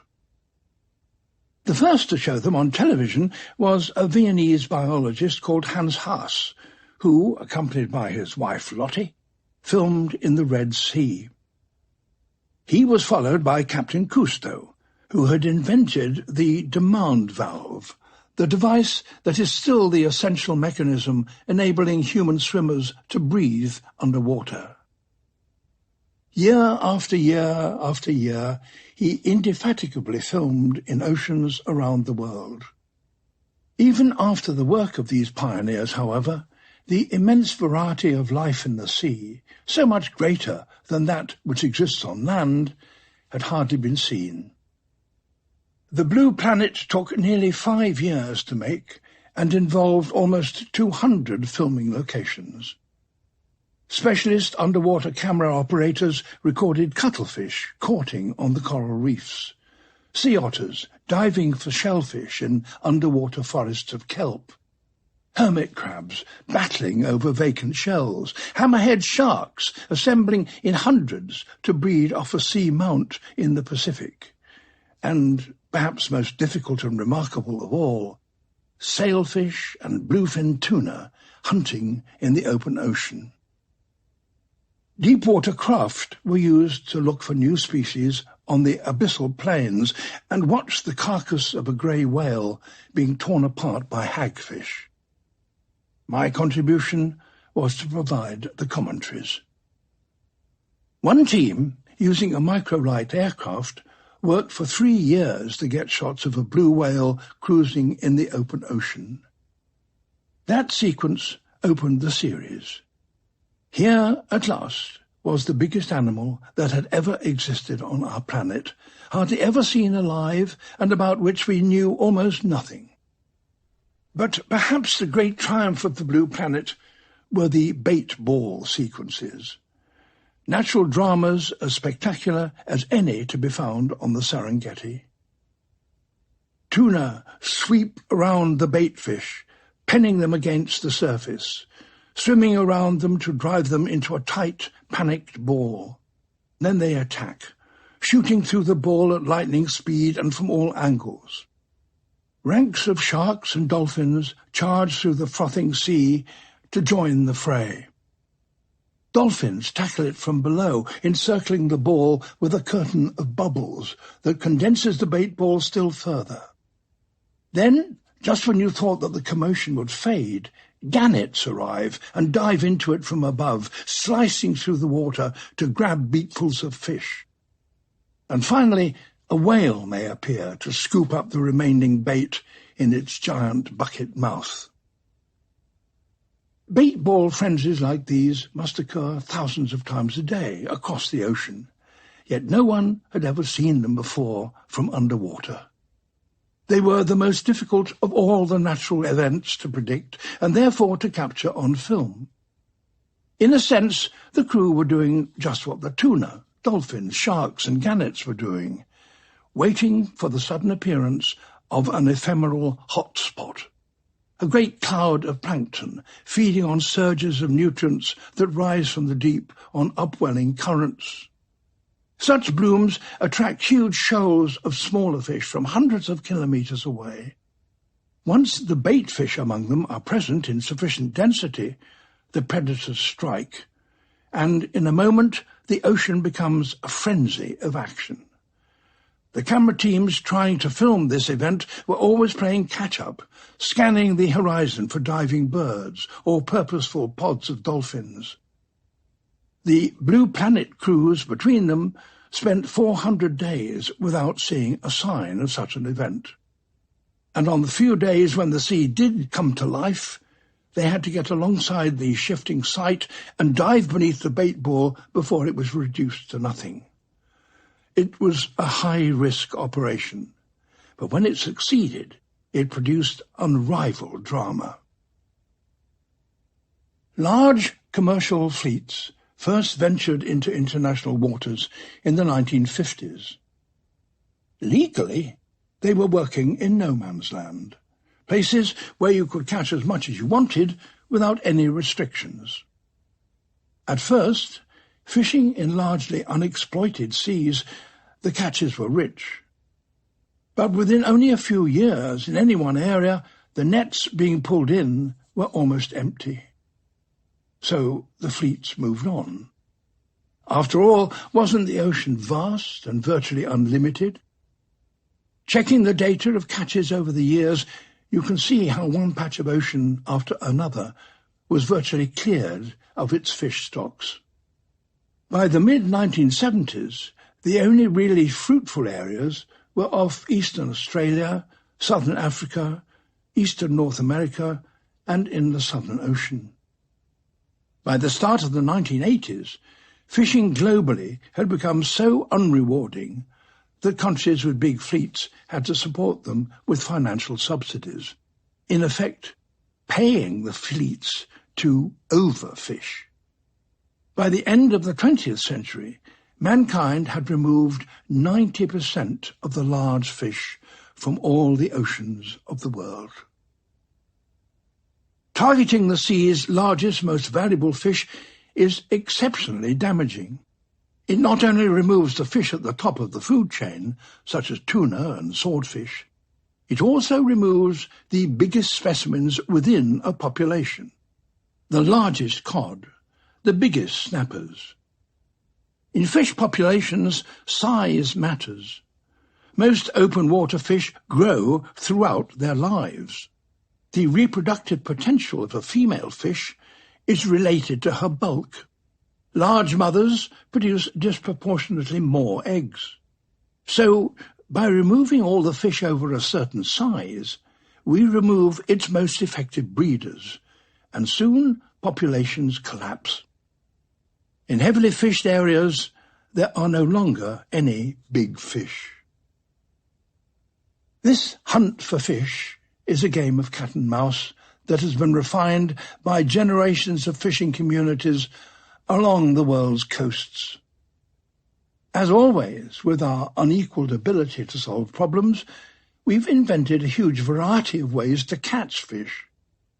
Craft have been adapted to particular seas and weathers, and navigation equipment devised from simple maps to marine chronometers that maintain their accuracy even when tossed about in the heaviest of seas.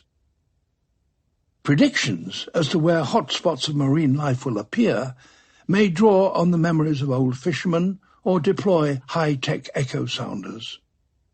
In the pursuit of fish, we've developed nets that are pushed through the water, nets that drift on the currents, nets that surround a shoal and are then drawn inwards at their base, nets that are cast onto the sea from above, and nets that sink and scrape up the seabed. We've measured the depth of the whole ocean, charting its hidden seamounts and continental shelves so that we know where to wait. We work from dinghies and canoes and ships that can spend months at sea, laying walls of net over miles of ocean, taking hundreds of tons of fish in a single haul. We've become too skilled at fishing, and we've done so not gradually, but, as with whaling and the destruction of rainforests, suddenly. Exponential gains are characteristic of cultural evolution. Invention accumulates. If you combine the diesel engine, GPS, and the echo sounder, the opportunities they create are not just added to one another, they're multiplied. But the ability of fish to reproduce is limited. As a consequence, we have now overfished many of our coastal waters. Taking whole populations of fish from the open ocean is a reckless practice. Ocean food chains operate very differently from those on land. Chains there may be only 3 links long, grass to wildebeest to lion. The ocean routinely has chains with 4, 5 and more links. Microscopic phytoplankton are eaten by barely visible zooplankton. That, in turn, is eaten by small fry, which are then taken by a series of fish of increasing size with bigger and bigger mouths. This extended chain is what we witness at a bait ball, and it's self-sustaining and self-regulating. If one kind of mid-sized fish disappears because we enjoy them on the plate, those below them on the food chain may become overabundant, and those above may starve because they themselves cannot eat plankton. The short-lived, finely balanced bursts of life at the hotspots become rarer.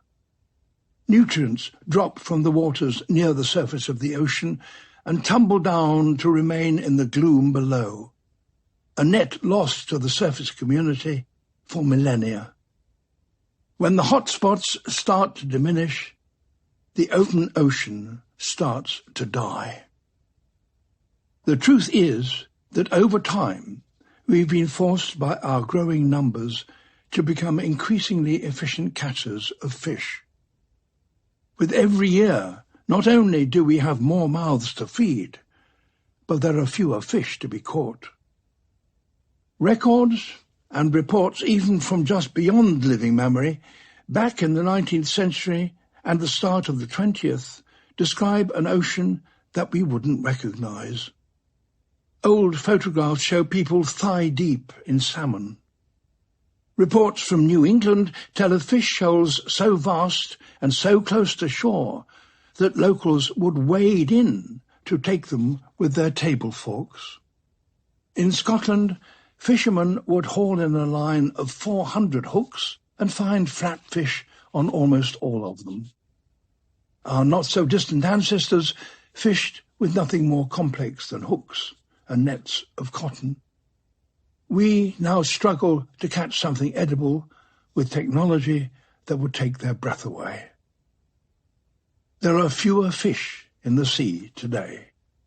We don't realize that this is so because of a phenomenon called the shifting baseline syndrome.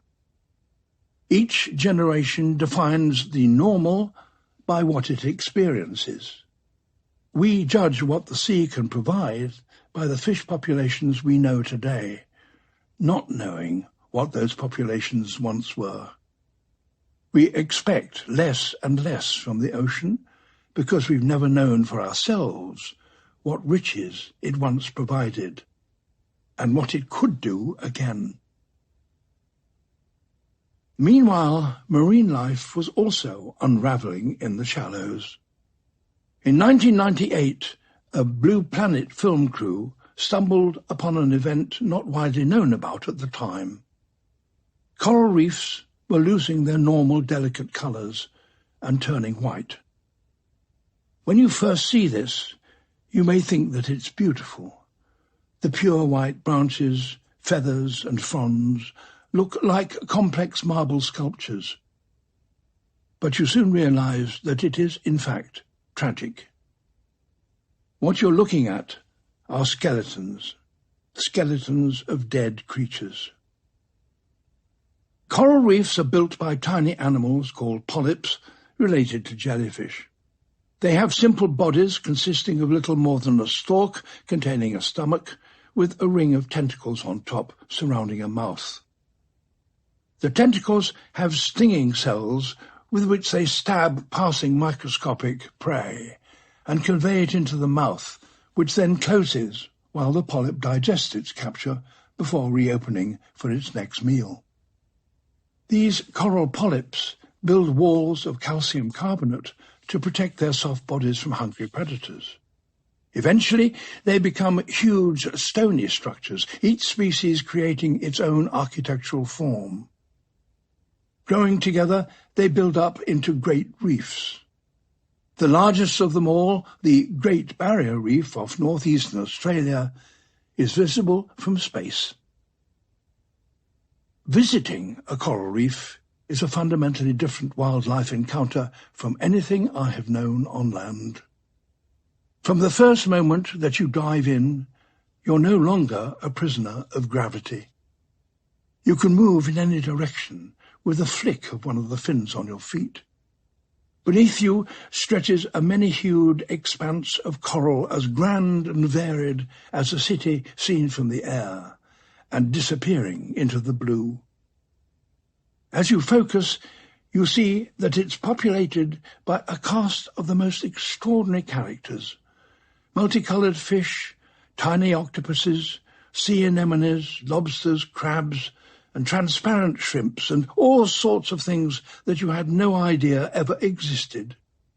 They're all fantastically beautiful, and all, except those right beside you, completely unconcerned by your presence. You float above them, transfixed. If they do look at you, and you stay still, they may approach and even nibble your gloves. Coral reefs rival rainforests in terms of their biodiversity. They too exist in 3 dimensions, and that brings the same abundance of opportunities for life as you find in the jungle. But their inhabitants are far more colourful and visible. Spend weeks in a rainforest, as I've done, and you begin to seek out parrots and flowers just to experience a colour other than a shade of green. On a reef, a whole community of small fish, shrimps, sea urchins, sponges, and shell-less tentacle-cloaked mollusks, libelously called sea slugs, look as if they've been decorated by imaginative schoolchildren in shades of pink, orange, purple, red, and yellow. The colours of the corals come not from the polyps, but from symbiotic algae living within their tissues called zooxanthellae. These are able to photosynthesize like other plants. So, as a partnership, the coral polyps and their algal tenants get the benefit of being both plant and animal. During the day, the joint enterprise bathes in the sunlight, the algae using the light to create sugars, which supply the polyps with up to 90% of the energy they need. At night, the polyps continue to collect prey. From these meals, their algal partners extract the nourishment they require to do their job, and the polyps continue to build their calcium carbonate walls upwards and outwards, so maintaining the colony's position in the sunlight. It's a mutually advantageous relationship that has transformed warm, shallow seas, poor in nutrients, into oases of life. But it is one that is precariously balanced. The bleaching that the Blue Planet crews encountered was happening because the corals were becoming stressed and ejecting their algae, exposing the bone white of their calcium carbonate skeletons. Without their algae, the polyps diminish. Seaweeds begin to colonize the site, smothering the coral skeletons, and the reef then turns with alarming speed from wonderland to wasteland. At first, the cause of this bleaching was a mystery. It took a while for scientists to discover that bleaching often occurred where the ocean was rapidly warming. For some time, climatologists had warned that the planet would get warmer if we continued to burn fossil fuels, so adding carbon dioxide and other greenhouse gases to the atmosphere. These gases were known to trap the sun's energy near to the Earth's surface, heating the planet in a phenomenon called the greenhouse effect. A radical change in the level of atmospheric carbon was a feature of all 5 mass extinctions in the Earth's history, and a major factor in the most comprehensive annihilation of species, the Permian extinction 252 million years ago. The exact cause of that change is disputed, but we do know that one of the longest and most extensive volcanic events in the Earth's history had been growing in strength over a period of 1 million years, covering what is today Siberia with 2 million square kilometers of lava. This lava may have spread through the existing rocks and reached vast beds of coal, igniting them and discharging sufficient carbon dioxide into the atmosphere, raising the temperature of Earth 6 degrees above today's average, and increasing the acidity of the entire ocean. The warming of the ocean put all marine systems under stress, and as the waters became more acidic, marine species with calcium carbonate shells, such as corals and much of the phytoplankton, simply dissolved. The collapse of the entire ecosystem was then inevitable. 96% of the marine species on Earth disappeared. The first phase of a similar ocean death was unfolding while The Blue Planet was being filmed in the 1990s. It was an appalling demonstration that we now had the capacity to exterminate living creatures on a vast scale. Furthermore, we were doing so without even entering the sea.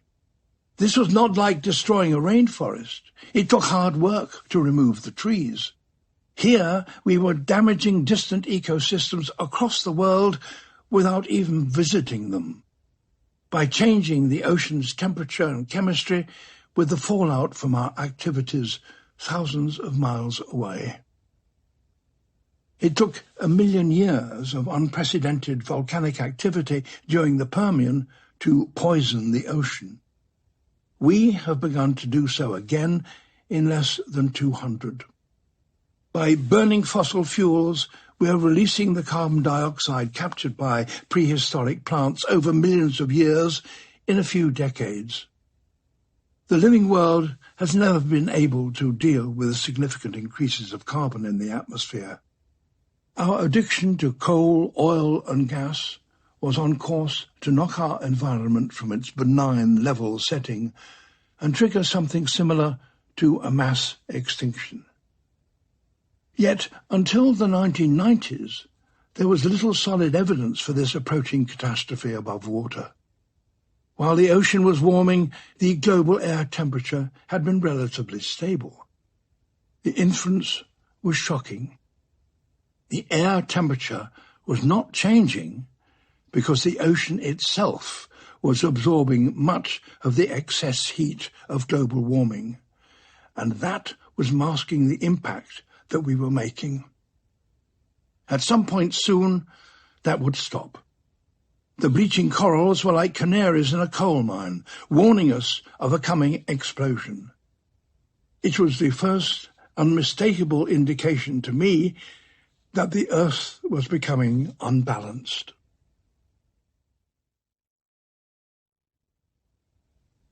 (2011) World population 7 billion. Carbon in the atmosphere 391 parts per million. Remaining wilderness 39%. The great wildernesses at both ends of the Earth, in the Arctic and the Antarctic, became the subject for the next major series in which I was involved. Frozen Planet. Already in 2011, the world was 0.8 degrees warmer on average than it was when I was born. That is the speed of change that exceeds any that has happened in the last 10,000 years. I have visited the polar regions several times over many decades. They have scenery unlike anything else on Earth, and are home to species that have become adapted to a life at the extremes of possibility. But that world was now changing. We realized that the Arctic summers were lengthening. The thaws were starting earlier and the freezes coming later.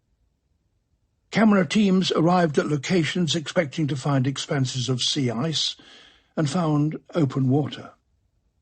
Islands that only a few years earlier had been permanently surrounded by sea ice could now be reached by boat. Satellite images showed that the extent of the summer sea ice in the Arctic had shrunk by 30% in 30 years. Glaciers in many parts of the world were retreating at the fastest rates on record. And the summer thaw was speeding up. As the air temperature rises and the waters lapping at the edge of the ice floes warm, the ice melts faster. As the ice melts, so the whiteness at the two ends of planet Earth shrinks. The dark seas now absorb more of the sun's heat, creating a positive feedback and speeding the thaw still further. The last time the Earth was as warm as it is now, there was far less ice than there is today. The thaw has a lag, a slow start. But once it gets going, it will be impossible to halt. Our planet needs ice. Algae grow on the underside of sea ice, sustained by the rays of sunlight that pass through it. The algae are grazed by invertebrates and small fish. They, in turn, are the basis of the food chains in both the Arctic and Antarctic, some of the most productive seas in the world, providing sustenance to whales, seals, bears, penguins, and many other bird species. We too benefit from this chilly productivity. Each year, millions of tons of fish are caught in both the far north and far south and sent to markets all over the world. Warmer summers in the polar regions lead to longer periods without sea ice. For the polar bear, which relies on the northern sea ice as a platform from which to hunt seals, this is devastating. During the summer, they wander idly about the Arctic beaches, sustained by their fat reserves, waiting for the ice to return. As the ice-free period lengthened, scientists detected a worrying trend. Pregnant females, drained of their reserves, were now giving birth to smaller cubs. It's quite possible that one year the summer will be just that little bit longer, and the cubs born that year will be so small that they cannot survive their first polar winter. That whole population of polar bears will then crash. Tipping points like this abound in the complex systems of nature. A threshold is reached, often with little warning. It triggers sudden radical changes that stabilize at a new altered state. Reversing that tip may be impossible. Too much may have been lost. Too many components may have been destabilized. The only way to avoid such catastrophe is to watch for warning signs such as the diminishing size of polar bear cubs, recognize them for what they are, and act swiftly. Further along the Arctic coast of Russia, there is another such sign. Walruses live largely on clams that grow on a few particular patches of the seafloor in the Arctic. In between fishing sessions, they haul themselves out onto the sea ice to rest. But those resting places have now melted away. Instead, the walruses have to swim to beaches on distant coasts. There are only a few suitable places. So 2/3 of the population of Pacific walrus, tens of thousands of them, now assemble on one single beach. Crushingly overcrowded, some walruses clamber up slopes and find themselves at the tops of cliffs. Out of water, their eyesight is very poor, but the smell of the sea lying below them at the foot of the cliff is unmistakable. So they try to reach it by the shortest route. The vision of a 3-ton walrus tumbling to its death is not easily forgotten. You don't have to be a naturalist to know that something has gone catastrophically wrong.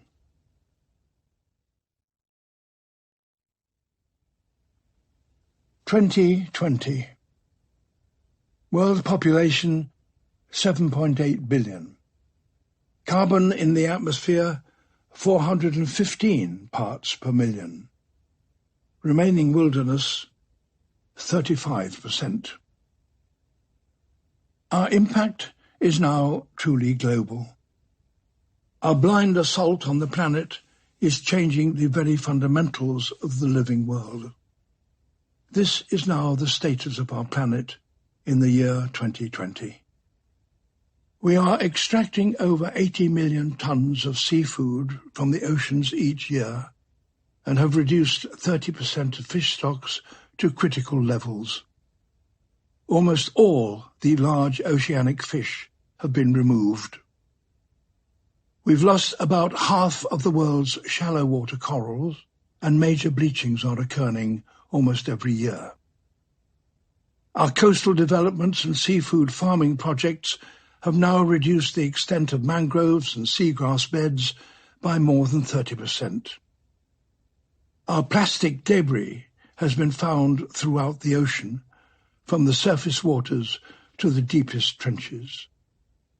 There are currently 1.8 trillion plastic fragments drifting in a monstrous garbage patch in the northern Pacific, where currents cause the surface waters to circulate. 4 other garbage patches are forming on similar gyres elsewhere in the oceans. Plastic is invading oceanic food chains, and over 90% of seabirds have plastic fragments in their stomachs. Attenborough is a nature reserve which very few people are permitted to visit. When I landed on the island in 1983 while making The Living Planet, the only flotsam on the beaches worthy of mention were the giant nuts of the Coco de Mer palm tree. Recently, another film crew visited the island. They found humanity's rubbish on every part of the beaches. Giant tortoises that live on the island, some over a century old, now have to clamber over plastic bottles, oil cans, buckets, nylon nets, and rubber. No beach on the planet is free of our waste. Freshwater systems are as threatened as marine. We have interrupted the free flow of almost all the world's sizable rivers, with over 50,000 large dams. Dams can also change the temperature of the water, drastically altering the timing of fish migrations and their breeding events. We not only use rivers as dumping grounds to remove our litter, but load them with the fertilizers, pesticides, and industrial chemicals that we spread on the lands that they drain. Many are now the most polluted parts of the environment to be found anywhere on the globe. We take their water and use it to irrigate our crops and reduce their levels so severely that some of them, at some point in the year, no longer reach the sea. We build on floodplains and around river mouths, and drain the wetlands to such an extent that their total area is now only half of what it was when I was born. Our assault on freshwater systems has reduced the animals and plants that live in them more severely than those in any other habitat. Globally, we have reduced the size of their animal populations by over 80%. The Mekong River in Southeast Asia, for example, supplies a quarter of all freshwater fish caught around the globe and provides 60 million people with valuable protein. Yet a combination of damming, over-extraction, pollution and overfishing has led to a diminishing catch year by year, not just in volume, but in terms of the size of the fish. In recent years, some fishermen have had to use mosquito nets in order to catch something edible. Currently, we cut down over 15 billion trees each year. The world's rainforests have been reduced by half. The top driver of continuing deforestation, which doubles that of the next 3 greatest cases combined, is beef production. Brazil alone devotes 170 million hectares of its land, an area 7 times the size of the United Kingdom, to cattle pasture. Much of that area was once rainforest. The second driver is soy. Growing soy uses 131 million hectares, much of it in South America. Over 70% of this soy is used to feed livestock being raised for meat. Third is the 21 million hectares of oil palm plantations, mostly in Southeast Asia. The forests that still remain are severely fragmented, having been intersected by roads, farms, and plantations. In 70% of them, the edge of their tree cover is no more than a kilometre away at any point. Few deep, dark forests are left.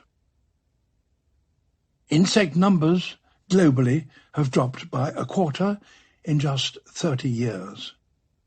In places where pesticides are heavily used, this percentage is even higher. Recent studies have shown that Germany has lost 75% of the mass of its flying insects, and Puerto Rico has lost almost 90% of the mass of the insects and spiders living in the canopy. The insects are by far the most diverse group of all living species. Many are pollinators, essential links in numerous food chains. Others are hunters and are the dominant factors in preventing populations of plant-eating insects from becoming plagues. Half of the fertile land on Earth is now farmed. More often than not, we have abused it. We overload it with nitrates and phosphates, overgraze it, burn it, overburden it with unsuitable varieties of crops, and spray it with pesticides, so killing the soil invertebrates that bring it to life. Many soils are losing their topsoil and changing from rich ecosystems brimming with fungi, worms, specialist bacteria, and a host of other microscopic organisms into hard, sterile, and empty ground. Rainwater runs off it as it does off a pavement, and so contributes to the excessive floods that now so frequently submerge the heartlands of many nations that practice industrial farming. 70% of the mass of birds on this planet today are domesticated. The vast majority are chickens. Globally, we eat 50 billion of them each year. 23 billion chickens are alive at any one moment.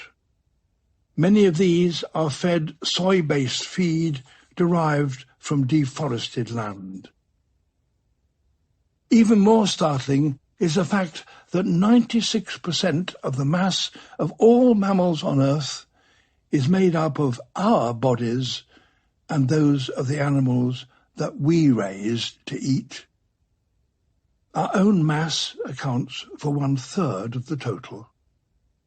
Our domestic mammals, chiefly cows, pigs and sheep, make up just over 60%.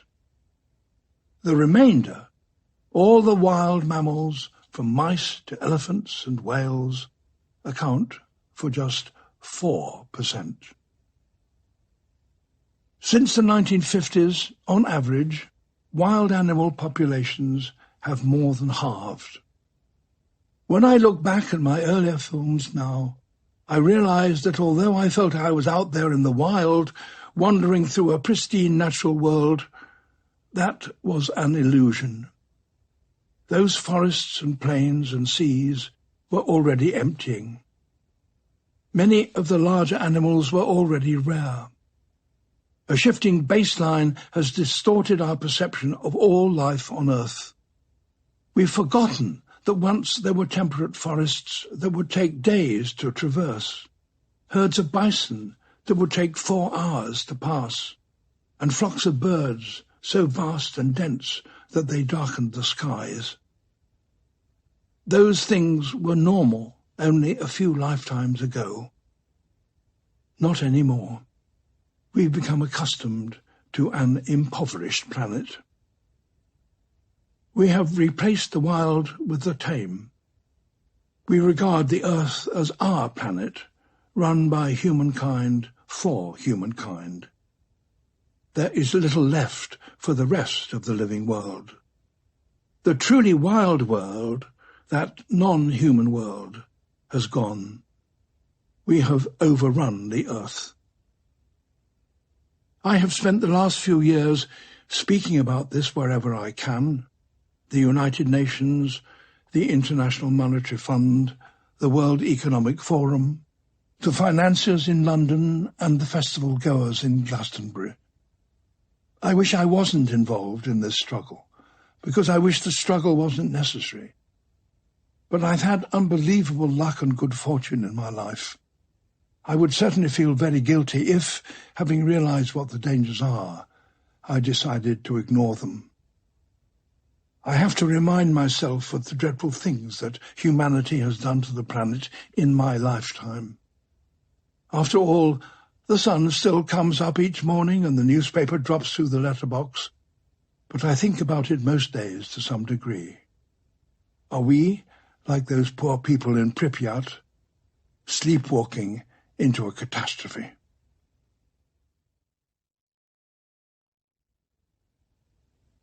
Part 2. What lies ahead? I fear for those who will bear witness to the next 90 years if we continue living as we're doing at present. The latest in scientific understanding suggests that the living world is on course to tip and collapse. Indeed, it's already begun to do so, and is expected to continue with increasing speed, such that the effects of its decline will become greater in scale and more impactful as they follow one after the other. Everything we have come to rely upon, all the services that the Earth's environment has always provided us for free, could begin to falter or fail entirely. The forecast catastrophe would be immeasurably more destructive than Chernobyl or anything we have experienced to date. It would bring far more than flooded real estate, stronger hurricanes and summer wildfires. It would irreversibly reduce the quality of life of everyone who lives through it and of the generations that follow. When the global ecological breakdown does finally settle and we reach a new equilibrium, humankind, for as long as it continues to exist on this earth, might be living on a permanently poorer planet. The devastating scale of the catastrophe now forecast by mainstream environmental science is a direct result of the way we are currently treating the planet. Beginning in the 1950s after the war, our species entered what has been termed the Great Acceleration. Measures of impact and change across a host of parameters demonstrate a strikingly similar pattern when plotted on a graph against time. The trends in our activities can be expressed in terms of gross domestic product, GDP, energy use, water use, the building of dams, the spread of telecommunications, tourism, the spread of farmland. You can analyze the change in the environment in many ways, by measuring the rise of carbon dioxide or nitrous oxide or methane in the atmosphere, the surface temperature, ocean acidification, loss of fish populations, tropical forest loss. But whatever you measure, the line on the graph will appear to be much the same. From the mid-century, it will show a sharply accelerating rise, a steepening mountain slope, a hockey stick. Graph after graph after graph, all the same. This runaway growth is the profile of our contemporary existence. It's the universal model of the period of history that I have witnessed on Earth, the great underlying explanation of all the change that I report. My testimony is a first-person narrative of the Great Acceleration. You look at all these graphs, this one repeating line, and you ask yourself the obvious question: how can this continue? Of course, the answer is that it can't. Microbiologists have a graph of growth that begins with the same form, and they know how it ends. When a few bacteria are placed on a bed of food in a sterile sealed dish, a perfect environment, free from competition, sitting on abundant nutrients, they take some time to adapt themselves to the new medium, a period called the lag phase. This can last just 1 hour or a few days, but at some point it ends suddenly. The bacteria solve the problem of how to exploit the conditions of the dish and begin to reproduce by dividing, doubling their population as frequently as every 20 minutes. So begins the log phase, a period of exponential growth, the bacteria splitting and spreading in surges across the surface of the food. Each individual bacterium grabs its own plot and seizes what it needs. Ecologists call this a scramble competition, every bacterium for itself. It's a type of competition that doesn't end well in a closed system such as the finite sealed dish. When the bacteria reproduce to such a degree that they reach the edge, every individual cell will begin to disadvantage every other at the same moment. The food begins to run out beneath the bacteria. Exhaust gases, heat and effluents begin to accumulate and poison with increasing speed. Cells start to die, tempering the growth rate of the population for the first time. These deaths also occur exponentially due to the worsening environment, and soon there's a moment when the death rate and the birth rate equal each other. At that point, the population has peaked and may plateau for a period. But within a finite system, this won't continue forever. It's not sustainable. Food starts to run out everywhere. The gathering waste becomes deadly throughout the dish, and the colony crashes as quickly as it rose. Ultimately, the sealed dish becomes a very different place, a place with no food, its environment ruined, hot, acid, and toxic. The Great Acceleration places us, our activities, and our various measures of impact in the log phase. After hundreds of millennia of lag, we humans appear to have solved the practical problems of living on Earth in the middle of the last century. It was probably an inevitable outcome of the rise of the industrial age, which enabled us, with new sources of power and machinery, to multiply the efforts of an individual, but it appears to have finally been triggered by the end of the Second World War. The war effort itself was responsible for breakthroughs in medicine, engineering, science, and communication. The end of the war provoked the formation of a host of multinational initiatives, including the United Nations, the World Bank, and the European Union, all designed to unite the world and ensure that the global human society worked together. Such initiatives played their part in bringing an unmatched period of relative peace, the Great Peace, and it was because of this that we could exploit our freedoms, accelerating every opportunity for growth. The Great Acceleration curve is the look of progress. During its reign, for the majority, measures of human development have risen remarkably. Average life expectancy, global literacy and education, access to healthcare, human rights, per capita income, democracy. It was the Great Acceleration that brought the advances in transport and communications that made my career. The astonishing expansion in all manner of activities that we've managed to achieve in the last 70 years has brought many of the things we may have wished for. Yet we must acknowledge that in addition to all the benefits, there are costs. Like the bacteria, we have exhaust gases, our acids, our toxic waste. These costs also accumulate exponentially. Our accelerating growth cannot continue forever. Those photographs from Apollo show quite clearly that the Earth is a closed system, just like the bacteria colony's sealed dish.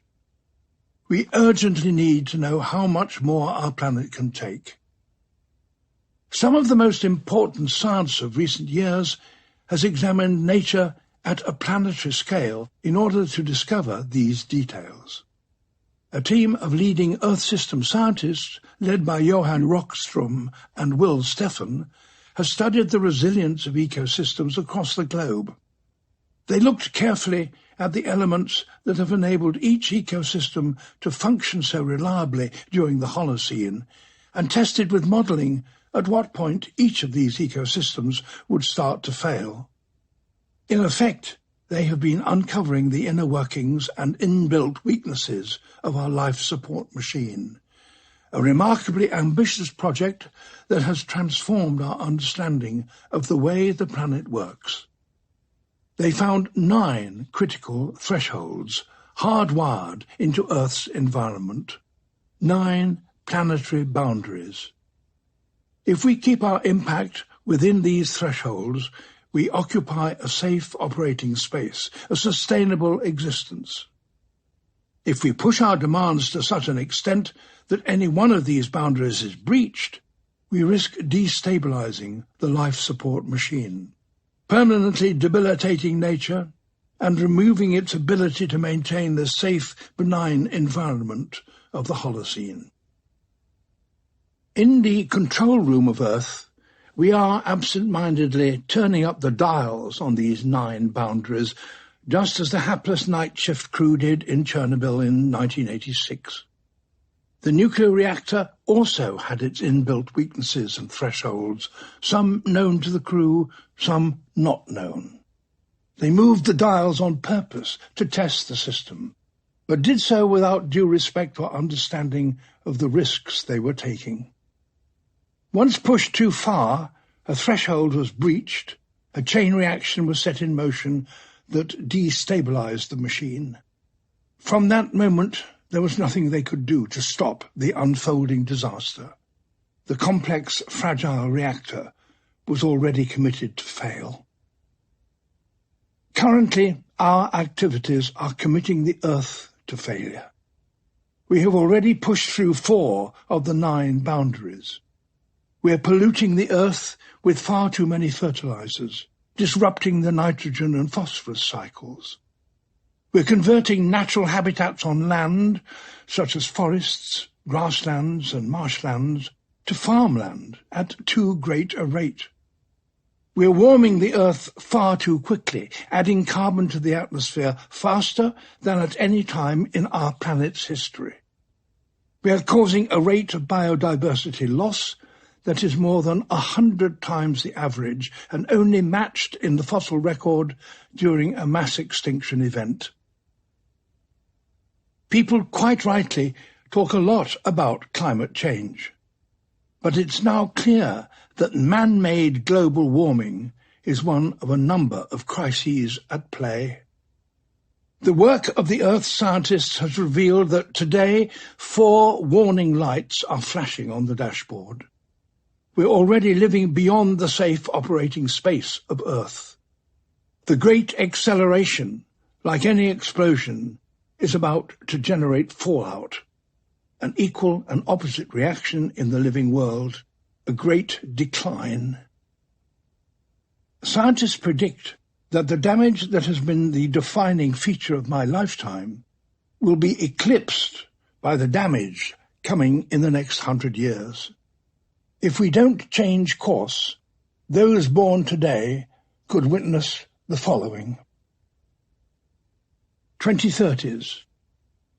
After decades of aggressive deforestation and illegal burning in the Amazon basin carried out by people who wish to secure more land for agriculture, the Amazon rainforest is on course to be reduced to 75% of its original extent by the 2030s.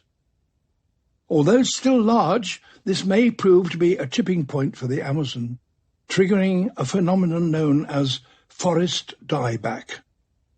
The forest becomes suddenly unable to produce enough moisture from its diminished canopy to feed the rain clouds, and the most vulnerable parts of the Amazon degrade firstly into a seasonal dry forest, then an open savanna. The decline is self-feeding. The more that dieback occurs, the more it causes further dieback.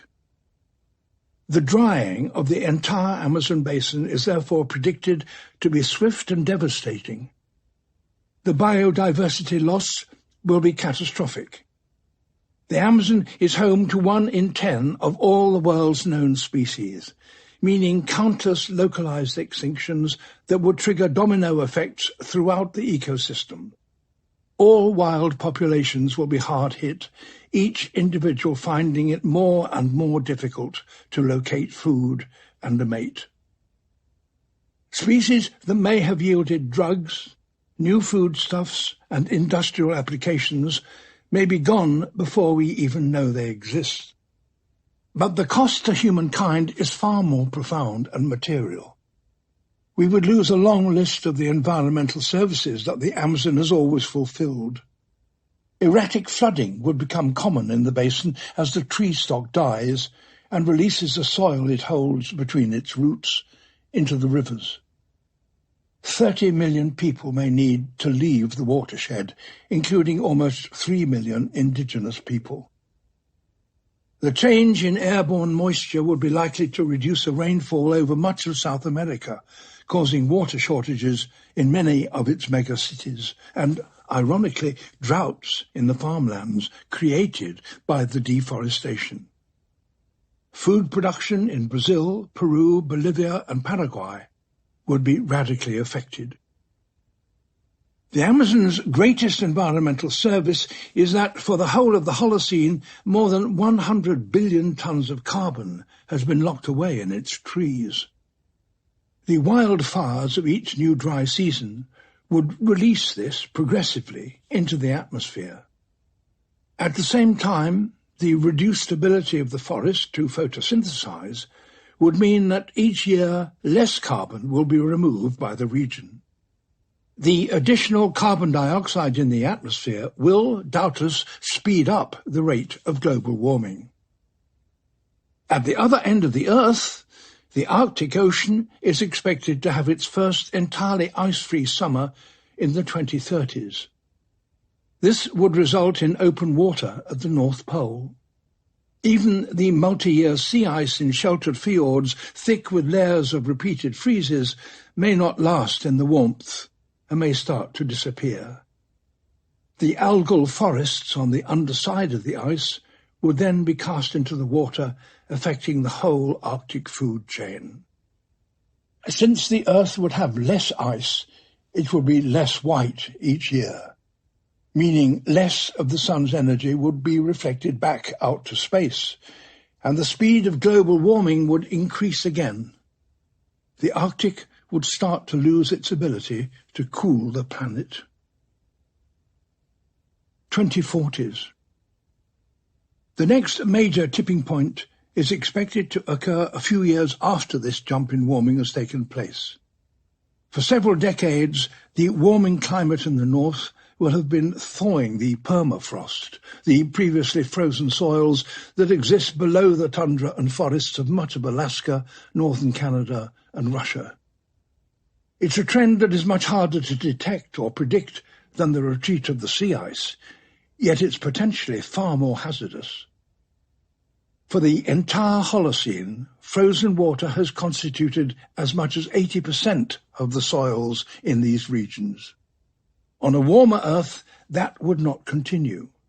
The only sign of the thaw above the surface has been the appearance of new lakes and ugly craters in the far north, where the land has slumped as the water has drained away. But in the 2040s, there's expected to be a much wider collapse in the tundra. Within a few years, the entire north, an area that accounts for a quarter of the land surface in the northern hemisphere, could become a mud bath as the ice that held the soils together disappears. There would be massive landslides and vast floods, as millions of cubic meters of newly fluid soils seek lower ground. Hundreds of rivers would change course. Thousands of small lakes would be emptied. Lakes near the shore could spill into the ocean, sending giant plumes of silty fresh water out to sea. The impact on the local wildlife would be overwhelming, and the people living in the region, indigenous groups, fishing communities, oil and gas company employees, transport and forestry workers would have to leave the area. But the key consequence of the thaw would affect everyone on Earth. For thousands of years, the permafrost has locked in an estimated 1,400 gigatons of carbon, 4 times more carbon than humankind has emitted in the last 200 years, and twice as much as there is in the atmosphere. The thaw would release this carbon gradually over many years, turning on a gas tap of methane and carbon dioxide that we would probably never be able to turn off. 2050s. Any wildfires and thaws occurring in the next 3 decades would send the carbon content of the atmosphere into its own great acceleration. As always, the surface waters of the ocean would take more than their fair share of this carbon. On entering the water, carbon dioxide forms carbonic acid, first in the shallows, then, due to the flows of ocean circulation, throughout the water column. By the 2050s, the entire ocean could be sufficiently acidic to trigger a calamitous decline. Coral reefs, the most diverse of all marine ecosystems, are particularly vulnerable to the increasing acidification. Weakened by years of bleaching events, the rising acidity will make it harder for them to repair their calcium carbonate skeletons. In an era of warmer air and stronger storms, reefs could well be ripped apart. Some predict that 90% of the coral reefs on Earth will be destroyed in the space of a few years. The open ocean is also vulnerable to acidification. Many species in the plankton at the base of the food chain also have calcium carbonate shells. The increasingly acid ocean would inhibit their ability to bloom and flourish. Fish populations all the way up the chain would suffer as a result. Oyster and mussel harvests would start to fail. The 2050s could prove to be the beginning of the end for the remaining commercial fisheries and fish farming.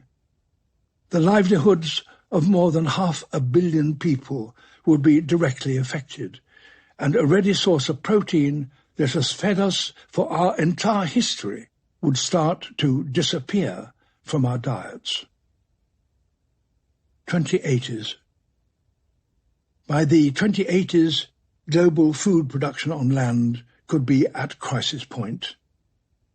In the cooler, wealthier parts of the world, where intensive agriculture has been adding too much fertilizer for a century, the soils would be exhausted and lifeless. Key harvests would fail.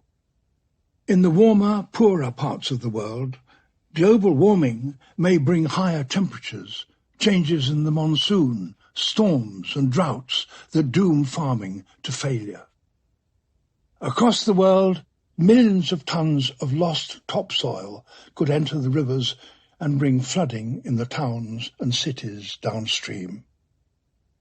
If the current rate of pesticide use, habitat removal, and the spread of diseases in pollinators like bees continues, the loss of insect species would come to affect 3/4 of our food crops by the 2080s. Nut, fruit, vegetable and oilseed harvests could fail if unable to rely on the diligent work of insects for their pollination. At some stage, the situation may well be made worse with the emergence of another pandemic. We're only just beginning to understand that there is an association between the rise of emergent viruses and the planet's demise.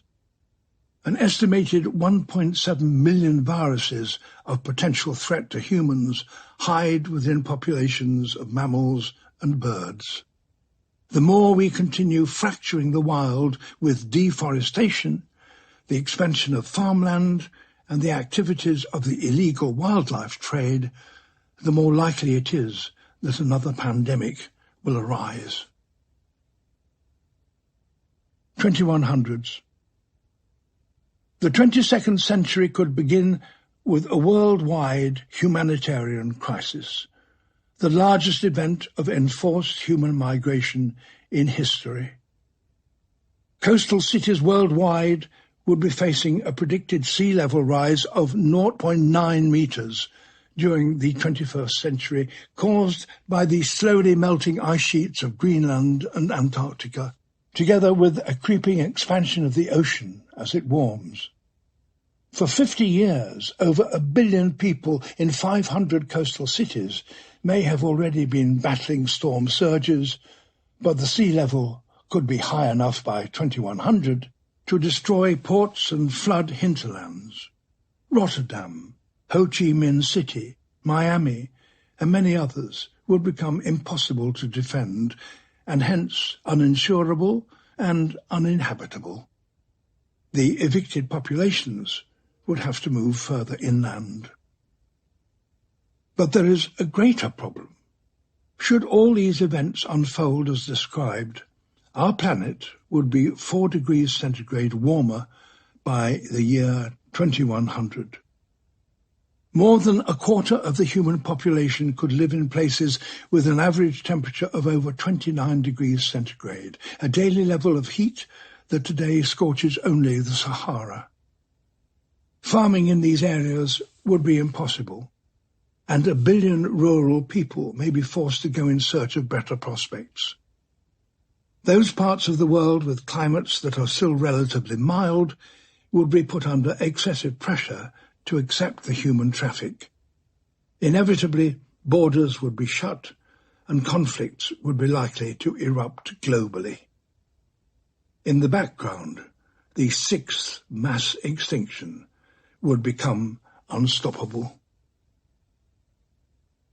Within the lifespan of someone born today, our species is currently predicted to take our planet through a series of one-way doors that bring irreversible change and commit us to losing the security and stability of the Holocene, our Garden of Eden. In such a future, we will bring about nothing less than the collapse of the living world, the very thing that our civilization relies upon. None of us want this to happen. None of us can afford to allow this to happen.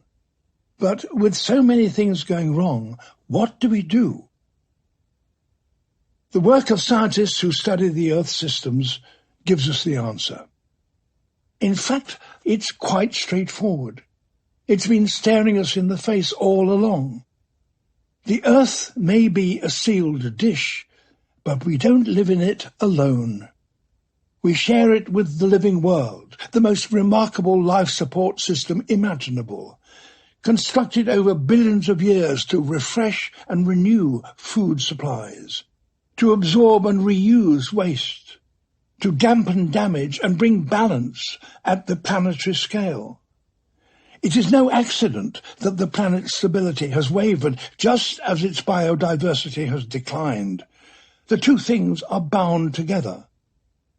To restore stability to our planet, therefore, we must restore its biodiversity, the very thing we have removed. It's the only way out of this crisis that we ourselves created. We must rewild the world.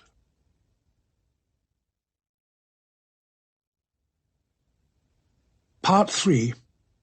A Vision for the Future. How to rewild the world.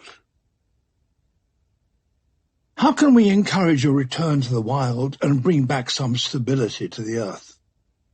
Those who contemplate the path to an alternative, wilder, more stable future are unanimous in one respect. Our journey must be guided by a new philosophy, or, more accurately, a return to an old philosophy. At the beginning of the Holocene, before farming was invented, a few million humans across the globe were living as hunter-gatherers, an existence that was sustainable, that worked in balance with the natural world. It was the only option our ancestors had at the time. With the advent of farming, our options increased and our relationship with nature changed. We came to regard the wild world as something to tame, to subdue, and use. There is no doubt that this new approach to life brought us spectacular gains. But over the years, we lost our balance. We moved from being a part of nature to being apart from nature. All these years later, we need to reverse that transition. A sustainable existence is once again our only option. But there are now billions of us. We can't possibly return to our hunter-gathering ways, nor would we want to. We need to discover a new kind of sustainable lifestyle, one that brings our contemporary human world back into balance with nature once again. Only then will the biodiversity loss we have caused begin to turn to biodiversity gain. Only then can the world rewild and stability return. We already have a compass for this journey to a sustainable future. The planetary boundaries model is designed to keep us on the right path.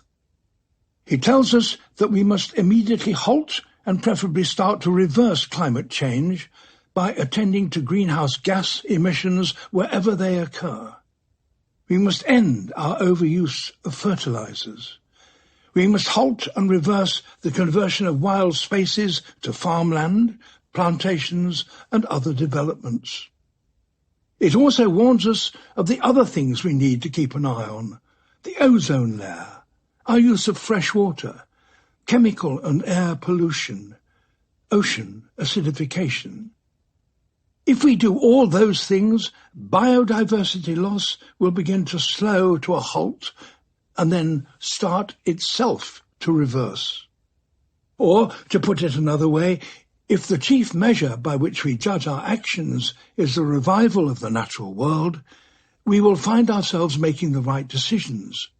And we will do so not just for the sake of nature, but, since nature keeps the earth stable, for ourselves. But our compass is missing an important element. A recent review has estimated that almost 50% of humanity's impact on the living world is attributable to the richest 16% of the human population. The lifestyle that the wealthiest of us have become used to on Earth is wholly unsustainable.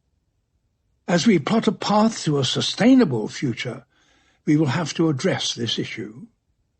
We must learn not only to live within the Earth's finite resources, but also how to share them more evenly too. The University of Oxford economist Kate Raworth has clarified this challenge by adding an inner ring to the planetary boundaries model. This new ring holds the minimum requirements of human well-being: good housing, health care, clean water, safe food, access to energy, good education, an income, a political voice, and justice. It hence becomes a compass with two sets of boundaries. The outer ring is an ecological ceiling below which we must remain if we are to have a chance of maintaining a stable and safe planet. The inner ring is a social foundation that we must aim to raise everybody above to enable a fair and just world. The resulting model has been named the donut, and it's an enticing prospect: a safe and just future for all. Sustainability in all things should be our species' philosophy. The donut model, our compass for the journey. The challenge it sets us is simple yet formidable: to improve the lives of people everywhere, while at the same time radically reducing our impact on the world. And what should be our source of inspiration in trying to meet this great challenge? We need look no further than the living world itself. All the answers are there.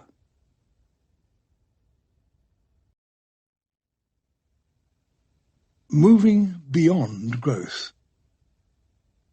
Our first lesson from nature concerns growth. We have arrived at this moment of desperation as a result of our desire for perpetual growth in the world economy. But in a finite world, nothing can increase forever. All the components of the living world, individuals, populations, even habitats, grow for a period of time, but then they mature. And once mature, they may thrive. Things can thrive without necessarily getting bigger. An individual tree, an ant colony, a coral reef community, or the entire Arctic ecosystem all exist for a prolonged period when mature as successful entities. They grow to a point, then make the most of things, exploiting their newly won position, but in a sustainable manner. They move from the period of exponential growth, the log phase, past a peak to a plateau. And, as a result of the way they interact with the living world beyond, that stable plateau period can last indefinitely. That is not to say that a plateauing wild community does not change. The Amazon is tens of millions of years old. In that time, it's covered roughly the same patch of earth with its vast closed canopy as it did until recently, thriving in one of the planet's prime pitches. The amounts of sunlight and rainfall it has received and the level of nutrients in its soil may have been roughly constant throughout. But the species in its living community will have changed significantly in that time. Like teams shifting their position in a sports league table, or share prices on a stock exchange, in any one year there will have been winners and losers. There will always be populations on the ascent, moving into an area and multiplying at the expense of another, individual trees seizing the site where another has fallen. There will be new arrivals, and others that fade away. Some of these new arrivals may have innovations that boost the opportunities for others. A new species of bat, for example, may act as a pollinator for night-flowering plants. Conversely, the loss of species may at the same time reduce opportunities elsewhere in the forest. Ever adjusting, reacting and refining, the Amazon rainforest community can continually thrive over tens of millions of years without demanding any further raw resources from the earth. It's the most biodiverse place on the planet, the most successful of life's current enterprises. But it has no need for net growth. It is mature enough to simply last. Humankind currently appears to have no intention of reaching such a mature plateau.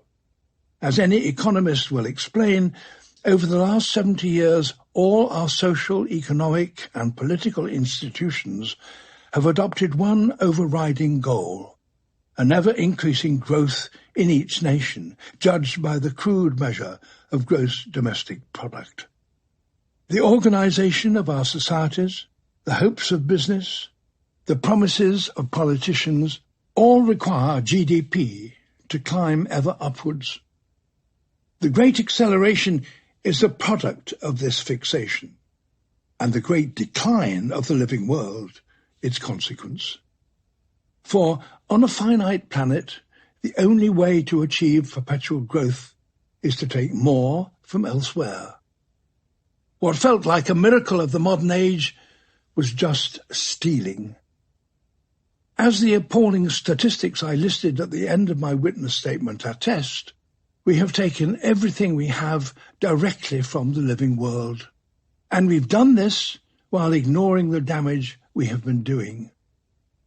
The species lost caused by deforestation to grow the soy we need to feed the chicken we eat is not accounted for. The impact on marine ecosystems of the plastic water bottle that we buy and discard is not accounted for. The greenhouse gases produced when making the concrete for the breeze blocks of the extension we build are not accounted for. Little wonder that all of the damage we have done to Earth has crept up on us so quickly. A new discipline within economics is attempting to solve this problem. Environmental economists are focused on building a sustainable economy. Their ambition is to change the system so that markets around the world benefit not just profits, but also people and the planet too. They call these the 3 Ps. Many among them have high hopes for what they term green growth, a type of growth that has no negative impact on the environment. Green growth may come from making products more energy efficient, or from turning dirty, impactful activities into clean, low or zero impact activities, or from driving growth in the digital world, which, when powered by renewables, could be described as a low-impact sector. The advocates of green growth point to a history of waves of innovation that have periodically revolutionized the possibilities for humankind.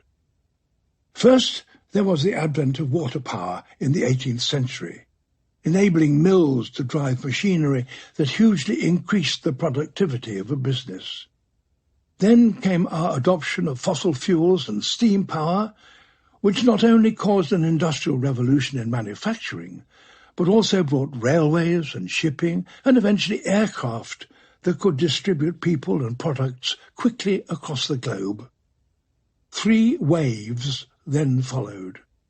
The electrification of the early 20th century that brought telecommunications, the space age of the 1950s that presided over a consumer boom in the West, and the digital revolution that launched the Internet and brought hundreds of smart devices into our homes. All these have radically changed the world and brought booms in business. The hope and expectation of many environmental economists is that a 6th wave of innovations, the sustainability revolution, is almost upon us. In this new order, innovators and entrepreneurs will make fortunes by devising products and services that reduce our impact on the planet. Of course, we are already experiencing the start of this. Low-energy light bulbs, cheap solar power, plant burgers that taste like meat, sustainable investments. The hope is that, faced with the scale and urgency of our planet's great decline, politicians and business leaders will stop subsidizing damaging industries and rapidly turn to sustainability as the popular, sensible option for growth to continue, at least for a while. In the end, though, green growth is still growth. Will humankind ever be able to move beyond the growth phase, mature and settle into a plateau? Can it, perhaps on the other side of that 6th wave of innovation, become like the Amazon, thriving, refining, improving sustainably over the long term, but without getting bigger? There are those who hope for a future in which humankind globally detaches itself from its addiction to growth, moves on from GDP as the be-all and end-all, and becomes focused upon a new sustainable measure of success that involves all 3 Ps. The Happy Planet Index, created by the New Economics Foundation in 2006, attempted to do just that, combining a nation's ecological footprint with elements of human well-being, such as life expectancy, average levels of happiness, and a measure of equality. When you rank countries by this index, you get a completely different league table, than from GDP alone. In 2016, Costa Rica and Mexico came top, with better average well-being scores than the United States of America and the United Kingdom at a fraction of the ecological footprint. The Happy Planet Index is certainly not foolproof. Since its emerged score, it's possible, like Norway, to rank highly with a heavy footprint if your well-being score is very high. It's also possible, like Bangladesh, to rank highly with poor well-being if your footprint is light. Yet the Happy Planet Index and others like it are being seriously considered by a number of nations as alternative to GDP and encouraging a wider debate about the sum purpose of all humankind's efforts on Earth. In 2019, New Zealand made the bold step of formally dropping GDP as its primary measure of economic success. It didn't adopt any of the existing alternatives, but instead created its own index, based upon its most pressing national concerns. All 3 Ps, profit, people and planet, were represented.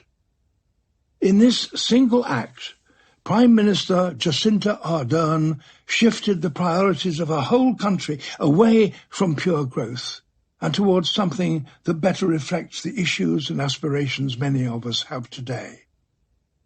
The change in agenda may have made her decisions more straightforward when coronavirus arrived in February 2020. She locked the country down before there had been a single death, while other nations hesitated, nervous perhaps of the effects on the economy. By early summer, New Zealand had few new cases and could go back to work and mix freely. New Zealand may be a guiding light. Surveys in other nations show that people across the world are now keen for their governments to prioritise people and planet over profit alone. It's an indication that voters and consumers everywhere may be ready for a sustainable and ultimately, as Kate Raworth terms it, growth-agnostic world. Every nation has a journey to make to become prosperous and good for its people and good for the planet. The wealthy nations that have benefited from unsustainable growth have the formidable task of maintaining a good standard of living while radically reducing their footprints. Poorer nations have the very different challenge of radically raising their standard of living in a way that has never been done before, whilst achieving a sustainable footprint. Through this lens, all nations are now developing nations with work to do, and all will need to switch to green growth and join the sustainable revolution. Humankind has yet to mature. Like a sapling in the Amazon eagerly grasping its opportunity to take over a clearing, we have concentrated all our efforts to date on growth. But according to the environmental economists, we must now curb our passion for growth, distribute resources more evenly, and start to prepare for life as a mature canopy tree. Only then will we be able to bask in the sunlight that our speedy development won for us and enjoy an enduring, meaningful life.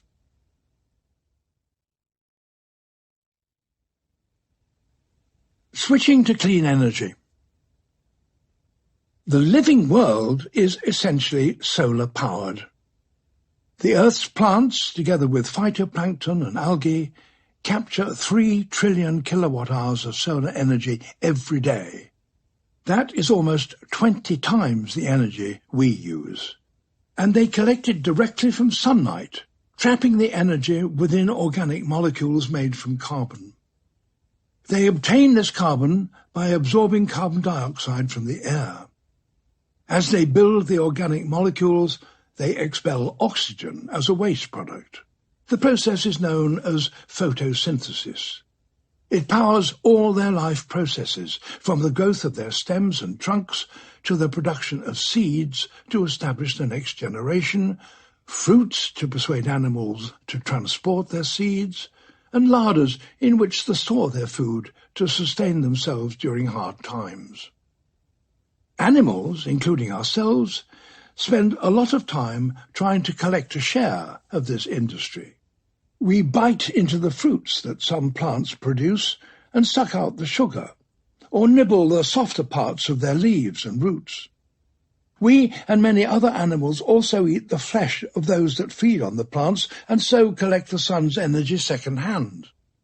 There are even some organisms, the fungi and bacteria, that live by slowly liquefying the bodies of dead animals to collect the precious organic molecules that they contain. And when any of us, animal, plant, alga, phytoplankton, fungus, or bacterium, finally come to break up these organic molecules to get at the energy within, carbon dioxide escapes as a byproduct into the atmosphere to be used by plants in photosynthesis once again. The capture and distribution of the sun's energy and the cycling of carbon between the atmosphere and the living world that results has been central to the activity of life on Earth for 3.5 billion years. In that time, a host of forests, marshes, swamps, mats and blooms have brought power to the living world of their day. As they died, the carbon that they contained was returned to the atmosphere through the process of decomposition. But there have been times when this cycle has been disrupted and decomposition failed to occur. The first plants large enough to be described as trees appeared on Earth around 300 million years ago. They resembled the tree ferns and horsetails that are their relatively tiny living descendants. These first forests grew in tropical freshwater swamps that covered much of the planet's land. As the trees died, their bodies fell into the swamps and accumulated underwater, being slowly entombed by sediment brought down by the rivers. Beyond the reach of oxygen and the normal processes of decomposition, their carbon-laden tissues, buried beneath mud and sand, were compressed and eventually became coal. Subsequently, over several 100 million years, plankton and algae that flourished in ancient seas and stagnant lakes have on occasion been buried at depth and turned into oil and inflammable gas. 200 years ago, we started to dig up these energy-rich remains and burn them, returning great quantities of the carbon they contain to the atmosphere as carbon dioxide. We have learned to harness this fossil fuel energy so skillfully that today our homes are heated by it, our vehicles driven by it, and our factories are powered by it to such an extent that we can melt steel should we wish to do so. The sunlight of those billions of long-past days has fueled our great acceleration. But in the process, we've returned millions of years' worth of carbon back into the atmosphere in a matter of decades. It's a potentially disastrous thing to have done. Carbon dioxide in itself is a relatively inactive, innocuous gas. We breathe it out with every breath. But it is a greenhouse gas. That is to say, it acts in the atmosphere like a blanket, trapping heat close to the Earth's surface. The greater its concentration, the more effective it is at warming the Earth. Carbon dioxide also dissolves in water and has the effect of increasing the acidity of the ocean. By overloading the carbon in the atmosphere, we are, in effect, replicating the changes that led to the greatest ever mass extinction at the end of the Permian. However, we are bringing about these changes at a much faster rate.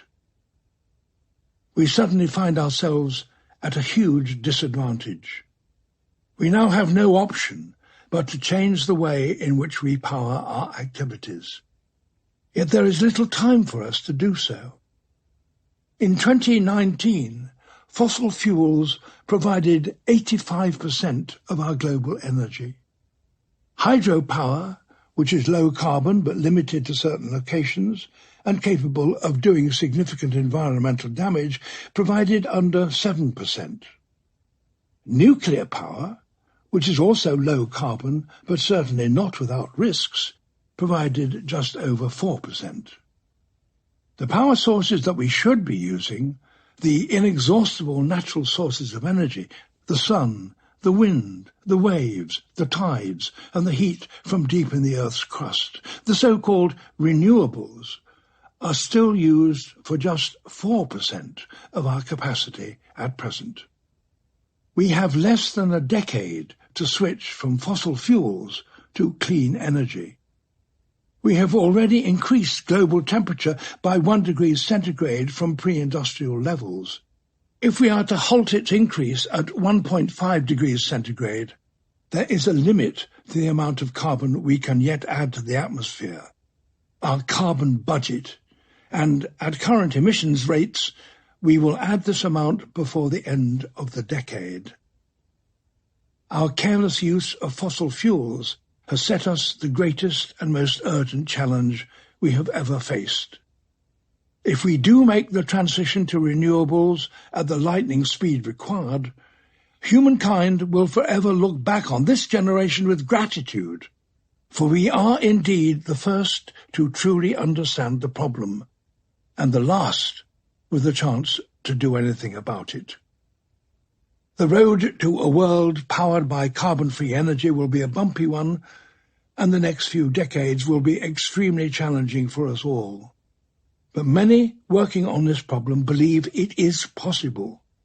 We human beings are, above all, the most astonishing problem solvers. We have made difficult journeys before that evolve enormous social change throughout our history, and we can do so again. The first barrier to progress is already largely overcome, that of a practical alternative. The energy sector now has a good understanding of how to generate electricity from the sun, the wind, water, and the natural heat of the deep earth. Outstanding issues remain. There is still a storage problem. Battery technologies are not yet adequately developed, nor are renewables as efficient as they need to be to provide fully for the tasks of transport, heating, and cooling. On such occasions, we have to bridge our shortcomings with temporary fixes that will help us get around the problem. Sometimes these bridges come with what Paul Hawken of Project Drawdown describes as regrets. It's likely that we will bridge our current shortcoming with nuclear power, large hydropower, and a prolonged use of natural gas, which is a fossil fuel, but produces far fewer carbon-rich emissions than coal or oil. All come with some regret. We may develop bioenergy solutions in which agricultural products are used as an energy source, but that too comes with some regret, because its production would require huge swathes of land. For transport fuel, it may be that hydrogen fuel cells and sustainable biofuels made from plant and algal oils will join electric vehicles to become a permanent part of the mix for road, rail, and shipping. Most experts agree that air transport will be the most difficult problem to solve. Hybrid, fully electric and hydrogen planes are in development, but until they're viable at scale, airlines are planning to build offsets of carbon emissions into ticket prices. We have to work hard to ensure that all these fixes are as temporary as possible. With so little time before we use up our carbon budget, any continued use of fossil fuels inevitably demands sharper, deeper cuts in emissions elsewhere. A second potential barrier is affordability, but this too is falling away. The scaling up of solar and wind power has already brought the price of renewable generation per kilowatt down to levels that outcompete coal, hydropower, and nuclear, and it's approaching the cost of gas and oil. In addition, renewables are much cheaper to manage than other power sources. Over 30 years, it's estimated that a renewable-dominated energy sector would save trillions of dollars in operational costs. Many commentators believe that improving affordability alone will mean that renewables will swiftly replace fossil fuels. But there is a third barrier that they may have been underestimating. Perhaps the most formidable obstacle we face is the abstract force we might call vested interests. Change is a threat to any invested in the status quo. Currently, 6 of the 10 largest companies in the world are oil and gas companies. 3 of these are state-owned, and 2 of the other 4 are concerned with transport. But they are far from the only ones reliant on fossil fuels. Almost every large company and government uses fossil fuels predominantly for their power and distribution. Most heavy industry uses fossil fuels for heat or to cool products in its production lines. Most of the large banks and pension funds have invested heavily in fossil fuels, the very things that are jeopardizing the future that we are saving for. To bring about change in a system as entrenched as ours is will take a number of carefully judged steps. Those who analyze energy transition predict that banks, pension funds and governments will increasingly release their coal and oil stock in an attempt to avoid huge losses. Politicians will be called upon to divert the hundreds of billions of dollars in subsidies that currently go to the fossil fuel sector to help push for renewables. Local governments have already started to pay attractive rates to households that generate their own electricity for any surplus, and to assist communities in creating their own renewable microgrids. Other trends that are hard to spot from today's vantage point may also prove to be highly significant in speeding up the move away from fossil fuels.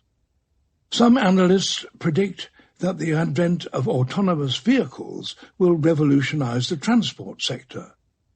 Within only a few years, they expect city dwellers to abandon car ownership and order a car only when needed. These cars would all be electric. They would charge themselves from clean energy and might be managed directly by the car manufacturers themselves, encouraging the entire industry to improve its efficiency and reliability. It's widely acknowledged that the most powerful incentive of all to end our reliance on fossil fuels would be a high global price on carbon emissions, a carbon tax that penalizes any and all emitters. The Swedish government introduced such a tax in the 1990s, and it led to a strong move away from fossil fuels in many sectors. The Stockholm Resilience Centre suggests that a rising price starting at $50 per tonne of carbon dioxide emitted would be enough to stimulate rapid change from dirty to clean technology, trigger efficiency drives in those practices still dependent on fossil fuels, and excite the sharpest minds to search for new technologies and practices that lower emissions. We should be careful to do this in a way that protects the poorest in society, but studies show that it is entirely achievable. A carbon tax would, in short, radically speed up the sustainable revolution we need. As the new, clean, carbon-free world comes online, people everywhere will start to feel the benefits of a society run on renewables. Life will be less noisy. Our air and water will be cleaner. We will start to wonder why we put up for so long with millions of premature deaths each year from poor air quality. Poorer nations that still have forests and grasslands could benefit from selling their carbon credits to those still dependent upon fossil fuels. They could then build renewables and low-emission life into the design of their development. Perhaps one day their smart, clean cities may become some of the best places on Earth to live, attracting the brightest stars of each generation. Is this fantasy? It doesn't have to be. At least 3 nations, Iceland, Albania and Paraguay, already generate all their electricity without using fossil fuels. A further 8 nations use coal, oil and gas for less than 10% of their electricity. Of these nations, 5 are African and 3 are from Latin America. The energy transition and the sustainable revolution in general offer rapidly developing countries an extraordinary opportunity to do things differently and leapfrog many in the Western world. Morocco is an example of a nation embracing the revolution. At the turn of the century, it relied on imported oil and gas for almost all of its energy. Today, it generates 40% of its needs at home from a network of renewable power plants, including the world's largest solar farm. It is leading the way in a promising and relatively inexpensive type of energy storage, molten salt technology, which uses plain salt to hold solar heat for many hours, enabling solar power to be used through the night. Sitting on the edge of the Sahara, and with a cable linking directly into southern Europe, Morocco could perhaps one day be a net exporter of solar energy. For a nation that was never blessed with fossil fuels, it's a ticket to a more prosperous world. History shows that with the right motivations, profound change can happen in a short period of time. There are signs that it's starting to happen with fossil fuels. Globally, we passed the peak of coal use in 2013. The coal industry is now in crisis as investors pull out of the sector. Peak oil is predicted to come in the next few years, and the plummeting prices associated with the coronavirus outbreak may even bring it closer. We may yet pull off a miracle and move to a clean energy world by the middle of this century. There is one additional reason for hope in this respect. The possibility that, as a planet-saving bridge while we roll out clean energy, we can actively grab some of the carbon we have released into the air and lock it back out of harm's way. This carbon capture and storage, or CCS, is extremely attractive to politicians and business leaders who need to buy more time to phase out fossil fuels. There are filters that trap some of the carbon as it flows from fossil fuel power stations, towers of fans that remove it straight from the air, bioenergy power plants that recover greenhouse gases as the crop is digested, and facilities that pump the carbon down into rock at depths out of harm's way. Some geoengineers suggest more experimental ideas involving harnessing blooms of bacteria and algae, fertilizing the ocean with iron, pumping CO2 down to the bottom of the sea and blocking the sun with dust in the upper atmosphere. Some of these may theoretically work, and a few might be able to work at scale, but so far they are very poorly understood and risk coming with as yet unforeseen negative consequences.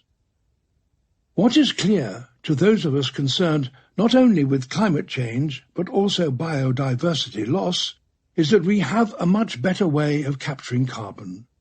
The rewilding of the world will suck enormous amounts of carbon from the air and lock it away in the expanding wilderness. When executed in parallel with global cuts in emissions, this nature-based solution would be the ultimate win-win. Carbon storage and biodiversity gain all in one.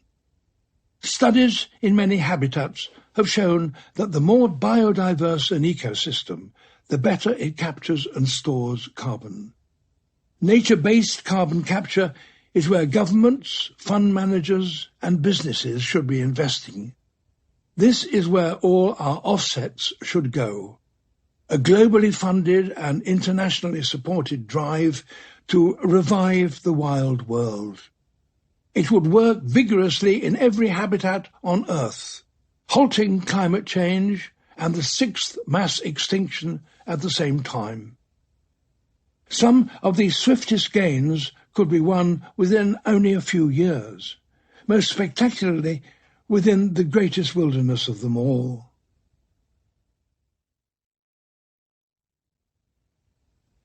Rewilding the seas. The ocean covers 2/3 of the surface of the planet. Its great depths mean that it contains an even greater proportion of inhabitable space. So there is a special role for the ocean in our revolution to rewild the world. By helping the marine world to recover, we can do 3 things we desperately need to do simultaneously: capture carbon, raise biodiversity, and supply ourselves with more food. It starts by working with the industry that is currently causing most damage to the ocean: fishing. Fishing is the world's greatest wild harvest, which means that if we do it right, it can continue because there is a mutual interest at play. The healthier and more biodiverse the marine habitat, the more fish there will be and the more there will be to eat. So why isn't it working at present? We fish some places and some species too much. We waste too much. We use clumsy fishing techniques that wreck the ecosystem. And, most damaging of all, we fish everywhere. There is nowhere in the ocean left to hide. Marine biologists, such as Professor Callum Roberts, explain that all of these issues can be fixed if we adopt a global approach directed by the information we already have from marine science. Firstly, we should create a network of no-fish zones throughout coastal waters. At present, there are over 17,000 marine protected areas, or MPAs, around the world. But these only account for less than 7% of the ocean, and in many MPAs, certain types of fishing are still permitted. It's imperative that a healthy proportion of the ocean is not fished at all, due to the way that fish reproduce. No-fish zones allow individual fish to grow older and bigger individuals produce disproportionately more offspring. They then, in turn, repopulate neighbouring waters that are fished. This spillover effect has been shown to occur around strict MPAs from the tropics to the Arctic. Fishing communities tend to resist fishing restrictions when they're first put in place, but within a few years they will start to feel the benefits. The marine protected area of Cabo Pulmo lies at the tip of Baja California in Mexico. In the 1990s, this area of sea was extensively overfished, and the fishing community, desperate for a solution, agreed to suggestions from marine scientists to set aside over 7,000 hectares of their coast as a no-fish zone. The local people described the years immediately after the MPA was opened in 1995 as the hardest years they had ever faced. The fishing families caught very little in the neighbouring waters and had to survive on food vouchers offered by the Mexican government. Fishermen could see growing shoals in the MPA and were often tempted to break the ban. It was only the faith the community had in the marine scientists that kept their resolve. It was at about the 10-year point that sharks came back to Cabo Pulmo. The older fishermen remembered them from their childhood and knew they were a sign of recovery. After only 15 years, the amount of marine life in the no-fish zone had increased by more than 400% to a level similar to reefs that had never been fished at all, and the fish shoals began to spread into the neighbouring waters. The fishermen caught more fish than they had done in decades, and, what is more, the community had a tourist attraction on their doorstep. The men and women of Cabo Pulmo found new sources of income, dive shops, guest houses, and restaurants. The MPA model works because it stops us doing something we should never have begun to do: eat into the core fish stocks, the capital of the ocean. When there are no fish zones within a legal fishing area, we become limited to living off the interest only. Any financier would tell you that that is a sensible, sustainable approach. And since no fish zones increase the abundance of all fish populations, the capital gets bigger and bigger, leading to more and more interest, more fish for the net. It becomes easier to catch fish, and that reduces the amount of fossil fuels expended out at sea, less unwanted bycatch, and the freedom to stay on shore when the seas look rough. Well-designed and effectively managed MPAs are a ticket to a new, healthy fishing relationship with the ocean. Estimates suggest that no fish zones encompassing a third of our ocean would be sufficient to enable fish stocks to recover and supply us with fish for the long term. The best locations for these MPAs are the places in which marine animals find it easiest to breed, the nurseries of the ocean. Rocky and coral reefs, submarine seamounts, kelp forests, mangroves, seagrass meadows, and salt marshes. We should leave the waters around such places to thrive and fish the seas that neighbour them. It's no coincidence that these are also the best places to help us achieve our other big objective, carbon capture. At present, in their depleted state, salt marshes, mangroves and seagrass meadows alone remove the equivalent of around half of all our transport emissions from the air. Protected in no-fish zones, these habitats will recover to capture even more. The way we catch fish is also important. At present, much of our fishing is far too indiscriminate. We need smarter fishing in which trawl nets have emergency exits for non-target species, in which large predatory fish such as tuna are pole and line caught, and in which the destructive dredging of the seabed is banned. We need to constantly monitor our key fish stocks and have the self-restraint to keep within sustainable yields. We should encourage new blockchain methods of tracking fish from dock to dish so that we can be sure where our fish comes from and choose to reward businesses that fish sustainably. Ultimately, the aim should be to fish forever, not just to turn a quick profit, to respect the fact that wild-caught seafood is a shared resource from which all of us should be able to benefit, especially the 1 billion people, mostly from poorer communities, who rely on fish as their primary source of protein. This ambition of taking what you need rather than what you can get runs through the traditions of the people of Palau, an island nation in the tropical Pacific.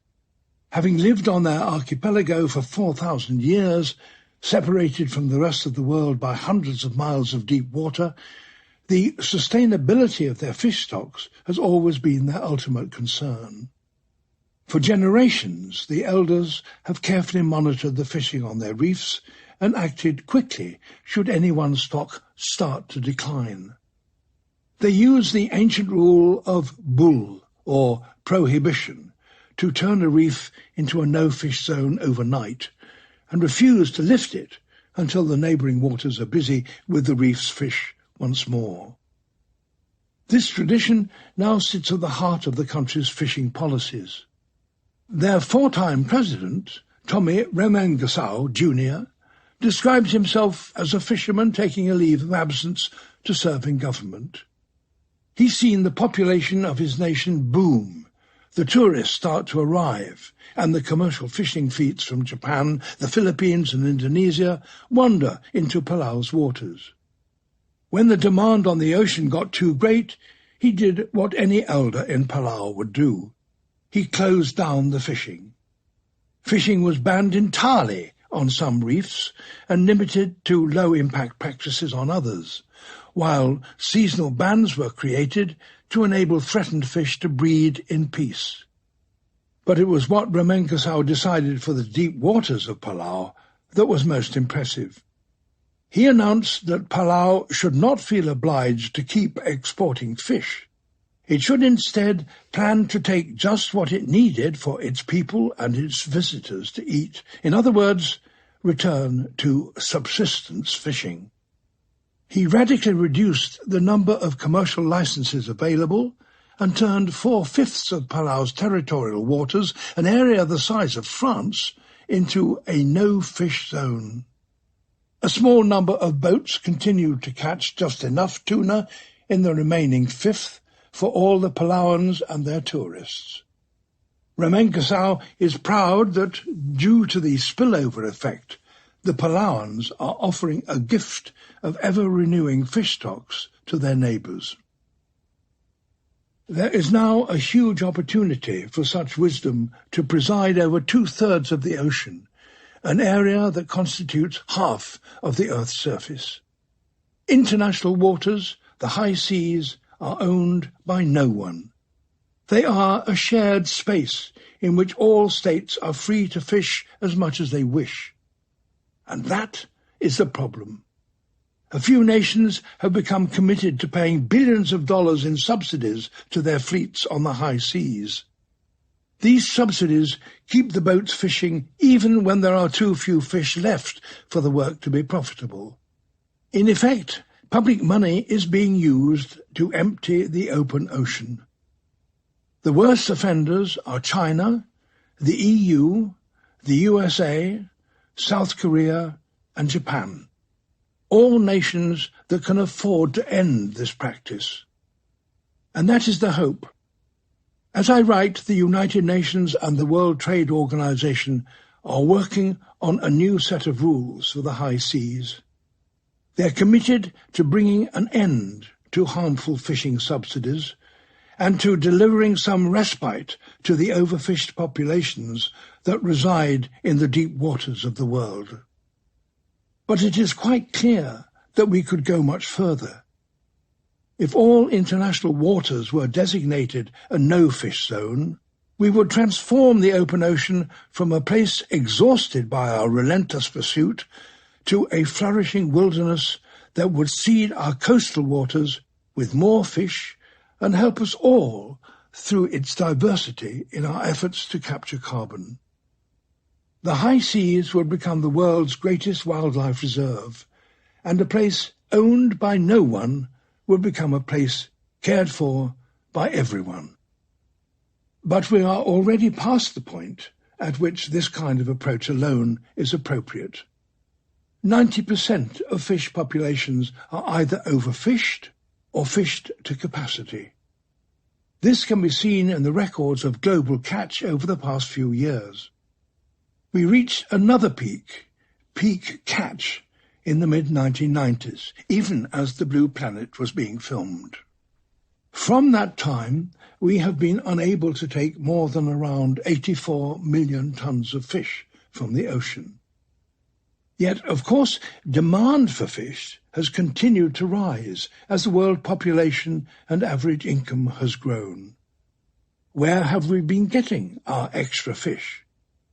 From the mid-1990s, the practice of fish farming, or aquaculture, has grown exponentially. In 1995, it provided 11 million tons of seafood. Today, aquaculture, in total, provides 82 million tons of food. We have effectively doubled our catch with fish farming. Potentially, we could use aquaculture to reduce wild seafood demand globally where we need to, but our industrial approach to date has been rife with unsustainable practices. Coastal habitats such as mangroves and seagrass meadows have been removed to make way for fish farms that hug the shore. The crop, primarily fish, prawns and clams, is frequently densely packed, and diseases have been commonplace, forcing farmers to use antibiotics and disinfectant, which then can spread with the disease itself into the surrounding seawater. Predatory fish, such as salmon, have been fed on hundreds of thousands of tons of bait fish, which we remove from the ocean, denying food to wild fish populations, a practice as bad for the ocean as overfishing. The farms can produce vast quantities of effluents, which drop out of the pens and into the surrounding water. In 2007, China's vast shrimp fishery alone created 43 billion tons of effluents, over-fertilizing the shallow seas, creating algal blooms that drain the coastal waters of their oxygen. Some farms are awash with the toxins carried by rivers, and food poisoning scares have been known. Non-native species frequently escape from farms, causing havoc among the fragile ecosystems of foreign waters. Best practice in today's marine aquaculture sector is, to its credit, responding to all these issues. Such producers show us how we may soon farm seafood sustainably. Their fish pens are spread out in the sea to dilute their impact, many located miles offshore to benefit from stronger currents. The fish within are raised in much lower densities to reduce disease, and vaccinated so that antibiotics don't enter the water. Predatory fish are fed on oils from agricultural crops and insect protein from urban farms that raise billions of flies on the food waste of coastal cities.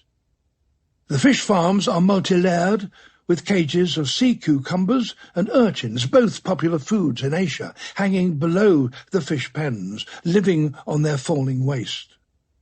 Surrounding the pens there are ropes covered with mussels and clams and hanging fronds of edible seaweeds, all benefiting from any excess food and waste carried away from the pens on surface currents. The potential for local communities along the world's coasts to turn to these sustainable methods to increase the food and income they can get from the sea without damaging the local environment is breathtaking. There may well be ocean farmers setting up just offshore along your nearest coastlines in the near future. And perhaps they will be joined by ocean foresters too. Kelp is the fastest-growing seaweed on Earth, able to increase the length of its broad brown fronds by as much as 0.5 meter in a single day. It thrives in cool, nutrient-rich coastal waters, forming vast submerged forests that boast remarkable levels of biodiversity. Swimming through one of these forests, pushing aside the towering leathery fronds, is an extraordinary experience. You never know quite what will be revealed as the kelp wipes across your mask. The forests are prone to attacks from sea urchins, and in cases where we have eliminated animals such as sea otters that eat the urchins, entire kelp forests have been devoured by them. But with our help, we could restore these forests and benefit significantly as a consequence. As it grows upwards, the kelp would become a home to invertebrate and fish populations and crucially capture enormous amounts of carbon. Experiments show that each dry ton of kelp contains the equivalent of 1 ton of carbon dioxide. We could sustainably harvest the kelp as it grows and use it as a new source of bioenergy. Unlike bioenergy crops on land, the returning kelp forests would not be competing with us or terrestrial wilderness for space. When combined with CCS technology that captures carbon dioxide as the kelp is digested, we begin to enter a new territory. At that point, our power generation can actually remove carbon from the atmosphere. Alternatively, the kelp could also be harvested as food for humans, feed for livestock or fish, or in order to extract its useful biochemicals. The viability of ocean forestry on a big scale is currently being investigated by a number of research groups, so we shall soon discover whether this is a possibility. What is certainly true is that if we stop over-exploiting the ocean and begin to harvest it in a way that allows it to thrive, it will help us to restore biodiversity and stabilize the planet at a speed and scale we could not hope to achieve on our own. Better managed fisheries, a well-designed network of MPAs, support for local communities that wish to sustainably manage their coastal waters, and the restoration of mangroves, seagrass meadows, salt marshes and kelp forests around the world are the keys to achieving this.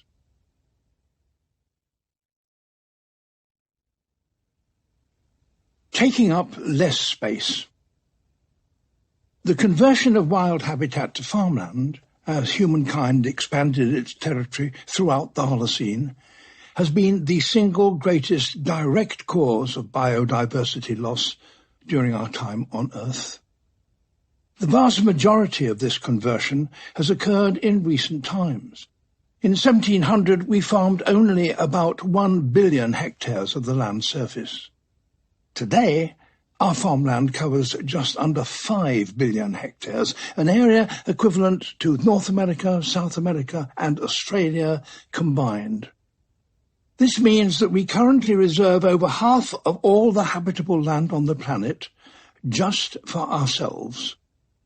In order to gain the extra 4 billion hectares in the last 3 centuries, we've torn down seasonal forests, rainforests, woodland and scrub, drained wetlands and fenced-in grasslands.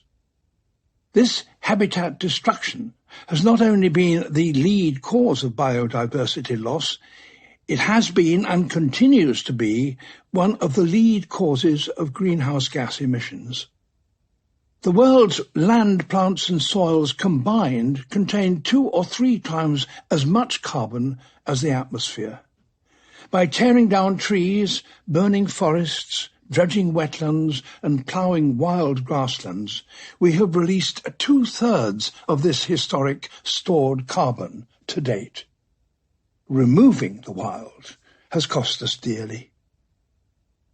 Even once established, modern industrial farmland is no substitute for wild land.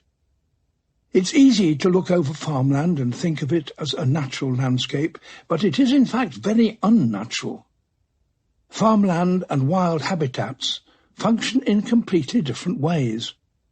Wild habitats have evolved to sustain themselves. Plants in an ecosystem cooperate to capture and store all the precious ingredients of life: water, carbon, nitrogen, phosphorus, potassium, and others. Such communities have to be self-sufficient and build for the future. Over time, they lock away carbon, become more complex in structure, more biodiverse, and their soils become rich in organic material. Modern industrial farmland is very different. We sustain it. We give it everything we think it needs and take away everything it doesn't. If the soil is poor, we add fertilizers, sometimes to the extent that it actually becomes toxic to soil microorganisms. If there isn't enough water, we bring it in from elsewhere, reducing the water in natural systems. If other plants grow on the site, we kill them with herbicides. If insects are slowing our crops' growth, we remove them with pesticides.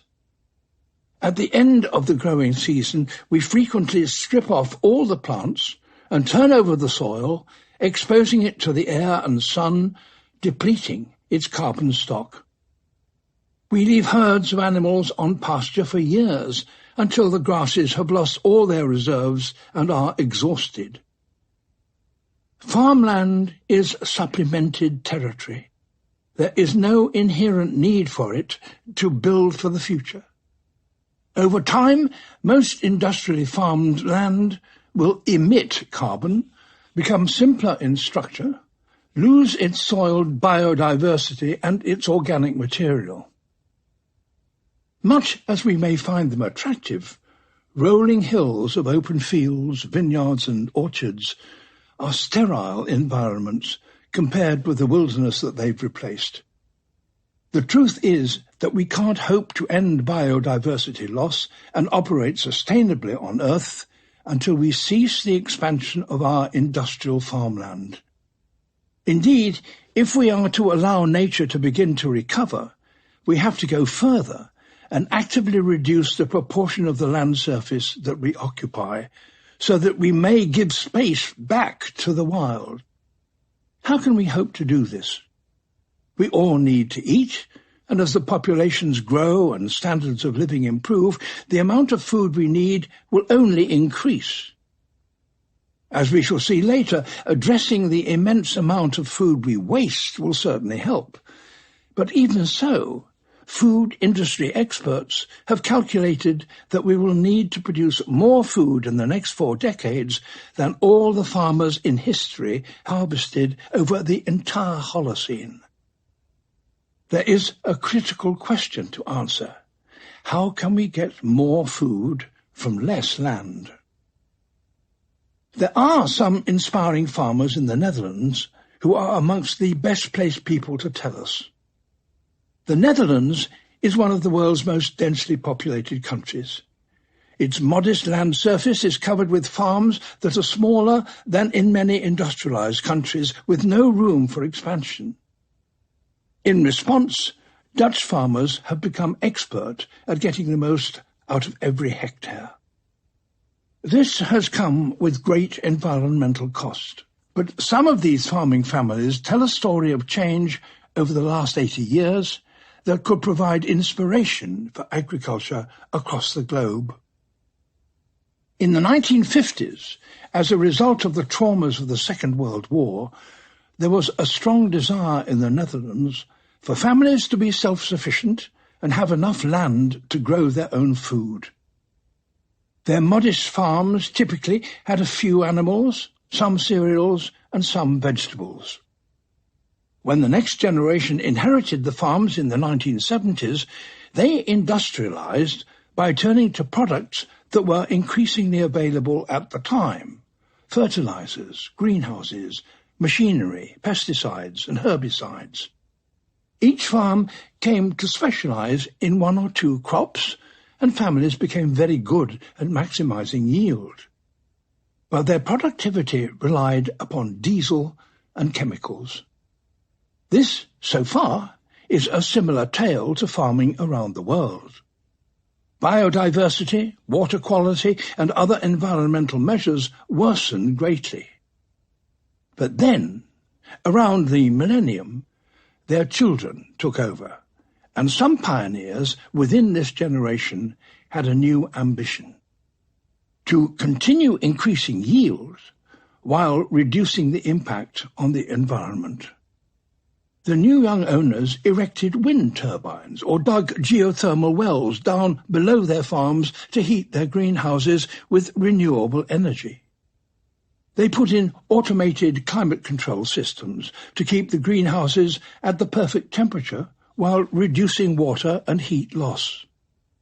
They began to collect all the rainwater they needed from their own greenhouse roofs. They planted their crops not in soil, but in gutters filled with nutrient-rich water to minimize input and loss. They exchanged pesticides for measured releases of natural predators, so that homegrown bee colonies could pollinate the crops safely. When operating out in open fields, they started to measure the water and nutrient content of every square meter, so that they could help keep the soils as hydrated and healthy as possible. They learnt how to make their own fertilizer and even packaging for their crop from the stems and dead leaves left over after harvest. These innovative, sustainable farms are now among the highest yielding and lowest impact food producers on Earth. If all farmers in the Netherlands, and indeed the rest of the world, farmed with the ethos of these pioneering Dutch families, we would be able to produce much more food on much less land. However, the high-tech approach is expensive to put in place. While it may prove to be inspirational for the large food production companies that preside over much of the world's farmland, it won't help smaller scale and subsistence farmers. For these farmers, there are effective low-tech approaches proven to increase yield and reduce impact in different situations around the world. Regenerative farming is an inexpensive approach able to revive the exhausted soils of most fields by bringing organic matter rich in carbon back into the topsoil. Regenerative farmers don't till or plough because that exposes the topsoil and releases carbon into the atmosphere. They phase out the use of fertilizers, since these tend to reduce soil biodiversity and prevent the soil from functioning healthily. They sow diverse cover crops after harvest to shelter the soil from direct sunlight and rainfall, and to channel nutrients through the roots of the plants back into the ground. They rotate crops in any one field over the years, using a cycle of up to 10 different species of crop plant, each demanding a different profile of nutrients from the soil so that it will never become exhausted. Crop rotation also reduces pest infestations so that the use of pesticides can be reduced. The farmers may even intercrop, placing alternating lines of more than one crop in the same field, which together feed the soil rather than depleting it.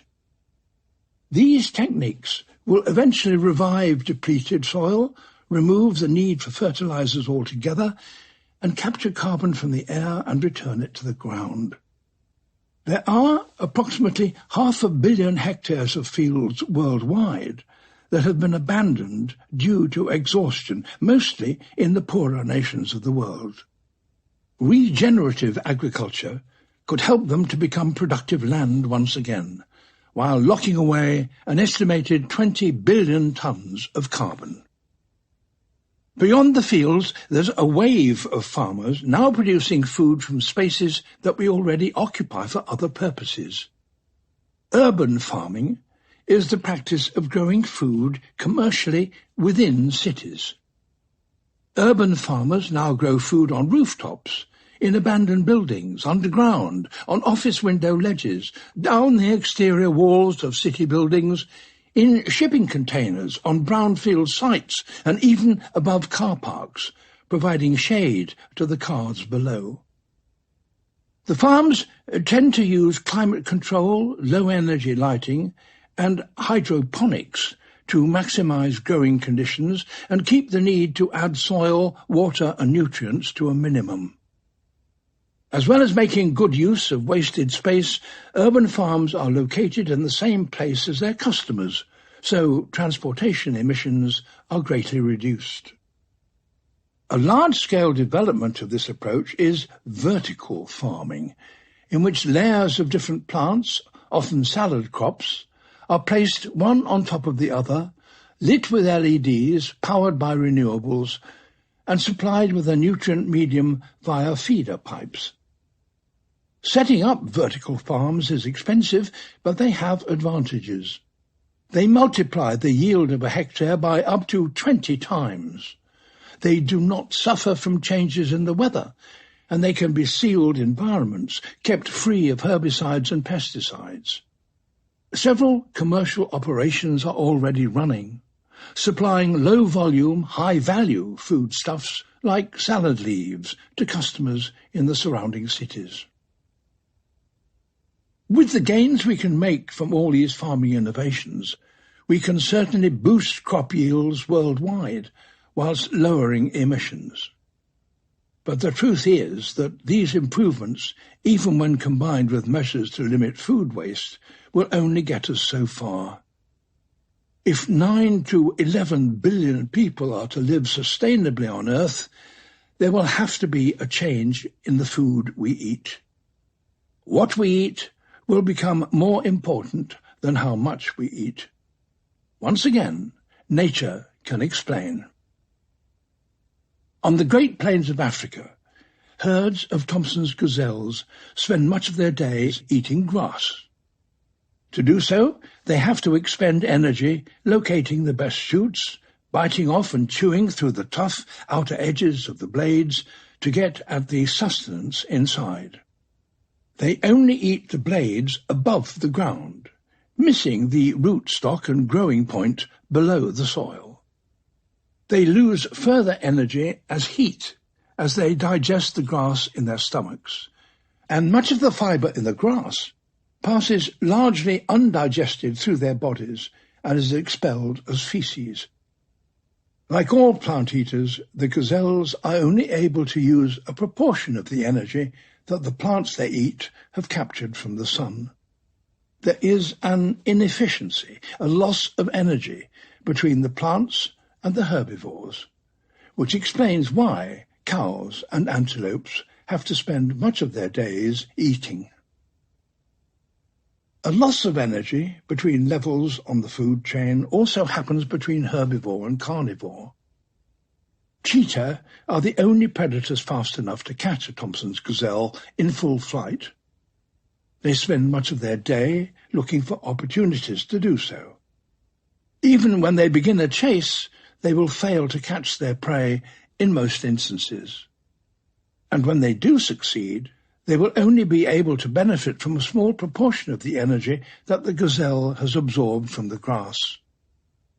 Most of that energy will have already been spent by the gazelle, moving around looking for grass, interacting with other members of the herd, and indeed looking out for and evading cheetah.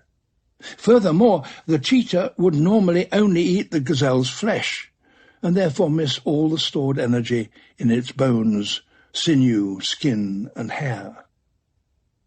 This loss in energy, as we rise up the food chain, explains the numbers of animals we find in the wild.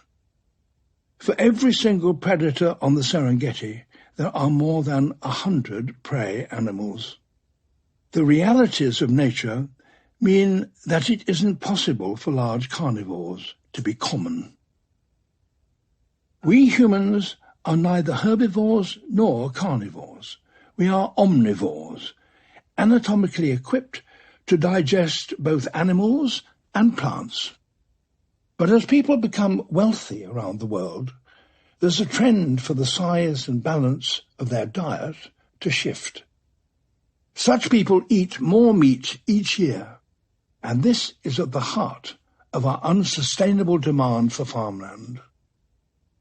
When I was young, food was relatively expensive. We ate less food than we typically do now, and we certainly ate less meat. Meat was a rare treat. It's only fairly recently that it has become an everyday food item for many people as the world has become wealthier. The production of meat has also become industrialized, bringing prices down. Like much of our consumption, meat eating is not evenly spread around the world. Today, the average person in the United States eats over 120 kilograms of meat each year. People in European countries eat between 60 kilograms and 80 kilograms each year. The average Kenyan eats 16 kilograms of meat, and the average person in India, a nation in which vegetarianism is common because of religious beliefs, eats less than 4 kilograms each year. A piece of meat at our table requires a huge expanse of land for its production. Today, nearly 80% of farmland worldwide is used for meat and dairy production. 4 billion of our 5 billion farmland hectares, an area that would cover both North and South America. Surprisingly, much of this space has no livestock in it at all. It's dedicated to crops like soy, often grown in a different country exclusively as feed for cattle, chickens and pigs. So the space that livestock actually requires may be unrecognized. Those living in wealthier nations may order meat raised in their country, but some of the feed for those animals will probably have come from tropical nations that are destroying their forests and grasslands to grow feed crops for those animals. It is largely in these tropical nations that the expansion of farmland is still happening, and the world's growing appetite for meat is a leading cause. Of all the meats, it's beef that is, on average, by far the most damaging in its production. Beef makes up about a quarter of the meat we eat, and only 2% of our calories. Yet we dedicate 60% of our farmland to raising it. Beef production occupies 15 times more land per kilogram than either pork or chicken. It is simply not going to be possible for every person in the future to expect to eat the amount of beef now consumed by people in the wealthiest nations today. We don't have enough land on Earth to do so. A wealth of research has already been done to deduce what kind of diet would be fair, healthy and sustainable, both good for people and good for the planet. The universal opinion is that in the future we will have to change to a diet that is largely plant-based, with much less meat, especially red meat. This will not only reduce the amount of space we need for farmland and produce fewer greenhouse gases, it will be much healthier for us too. Studies suggest that if we begin to eat a diet with less meat, deaths from heart disease, obesity and some cancers could drop by up to 20%, saving $1 trillion in healthcare worldwide by 2050. However, eating meat and raising animals is an important part of the culture, traditions and social life of many people. Meat production also provides livelihoods for hundreds of thousands of people around the world, and in many areas there is no current alternative. How will we make the transition from our current state to a largely plant-based existence? To my mind, this is the second great social change that we'll have to undertake over the next few decades. Along with removing fossil fuels from our lives, we will also reduce our dependence on meat and dairy. Indeed, this has already started to happen.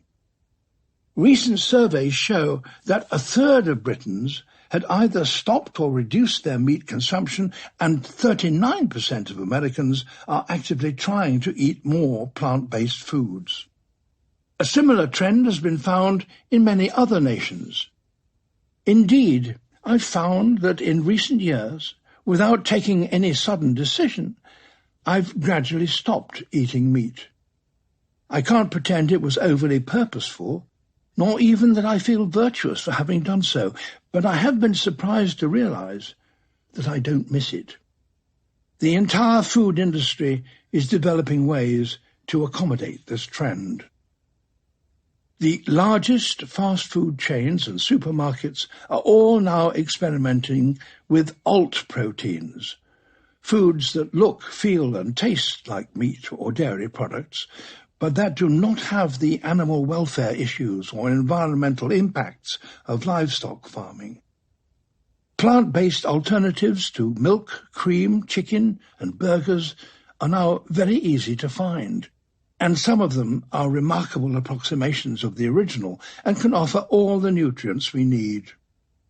While soy is a common ingredient in these products, in choosing to eat them ourselves, we are taking the position of herbivore rather than carnivore, and so it is far less damaging to the environment than eating animals fed on soy. At some point, clean meats will be arriving on the shelves. These are products grown from genuine animal tissue as independent cell cultures. Since clean meat production does not involve raising livestock, it's very efficient. The cultures are fed on a refined growth medium made from essential nutrients. They don't require much water, energy, or space to make, and there are far fewer animal welfare issues.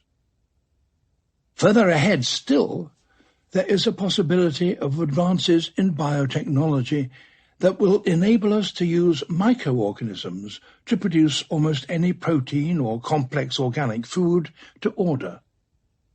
Some of these may be produced by adding little more than air and water and be powered by renewable energy. At present, the cost of producing most of these alt proteins is still very high, since the technology is yet to be refined, and not all are yet proven to be fit for human consumption. Others have been criticized for being overly processed, but some suggest that as soon as they become as cheap to produce as beef, chicken, pork, dairy, and indeed fish, there will be a revolution in our food supply chains. The bulk of easily substituted foods, such as ground beef, sausage meat, chicken breast and milk products, may switch to alt-protein production within decades. Even if more specialist items such as prime steaks, fine cheeses and cured delicacies remain produced by traditional methods, the human population will be able to feed itself on far less land while using far less energy and water and emitting far fewer greenhouse gases. The alt-protein revolution could prove to be a significant boost to our efforts to become sustainable on Earth. The UN's Food and Agriculture Organization, FAO, estimates that with the current rate of improvements in farming efficiency alone, we will reach peak farm by about 2040. At that point, for the first time since we invented farming 10,000 years ago, we may stop taking up more space on Earth. But by radically increasing yields in sustainable ways, regenerating degraded land, farming in new spaces, reducing the meat in our diet, and benefiting from the efficiencies of alt proteins, we may be able to go much further and start to reverse the land grab. Estimates suggest that it could be possible for humankind to feed itself on just half of the land that we currently farm, an area the size of North America. And that would be very valuable, because we have an urgent need for all that freed land. It's the setting for our greatest efforts to increase biodiversity and capture carbon. And the farmers, who will have been most affected by the clean green revolution happening around them, have a pivotal role to play.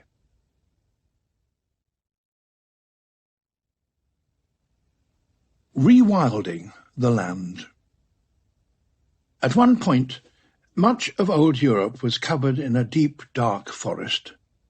To the tiny, fledgling farming communities scattered throughout the continent, the forest was regarded as something of an enemy, a barrier to their attempts to establish their meagre fields and feed themselves, a place to fear, haunted by strange spirits and wild beasts.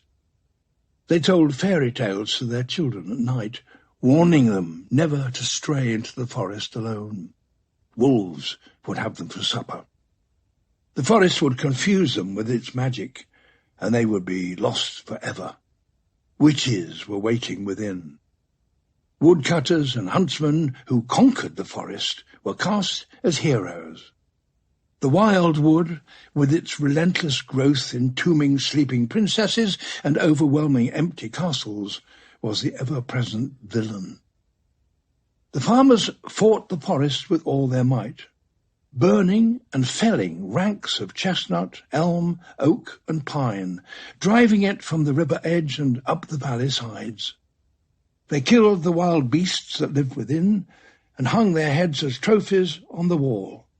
They learnt how to modify the trees, slicing ash, hazel and willow, down to the base to create a thicket of long, slender trunks so that they could fashion fencing, thatch, and bedposts. Their farms and their numbers grew. Their fear waned. The forest was domesticated. Deforestation is something we humans do. It's an emblem of our dominance. The relationship between progress and the removal of the forest is so close there is a recognized model to define it.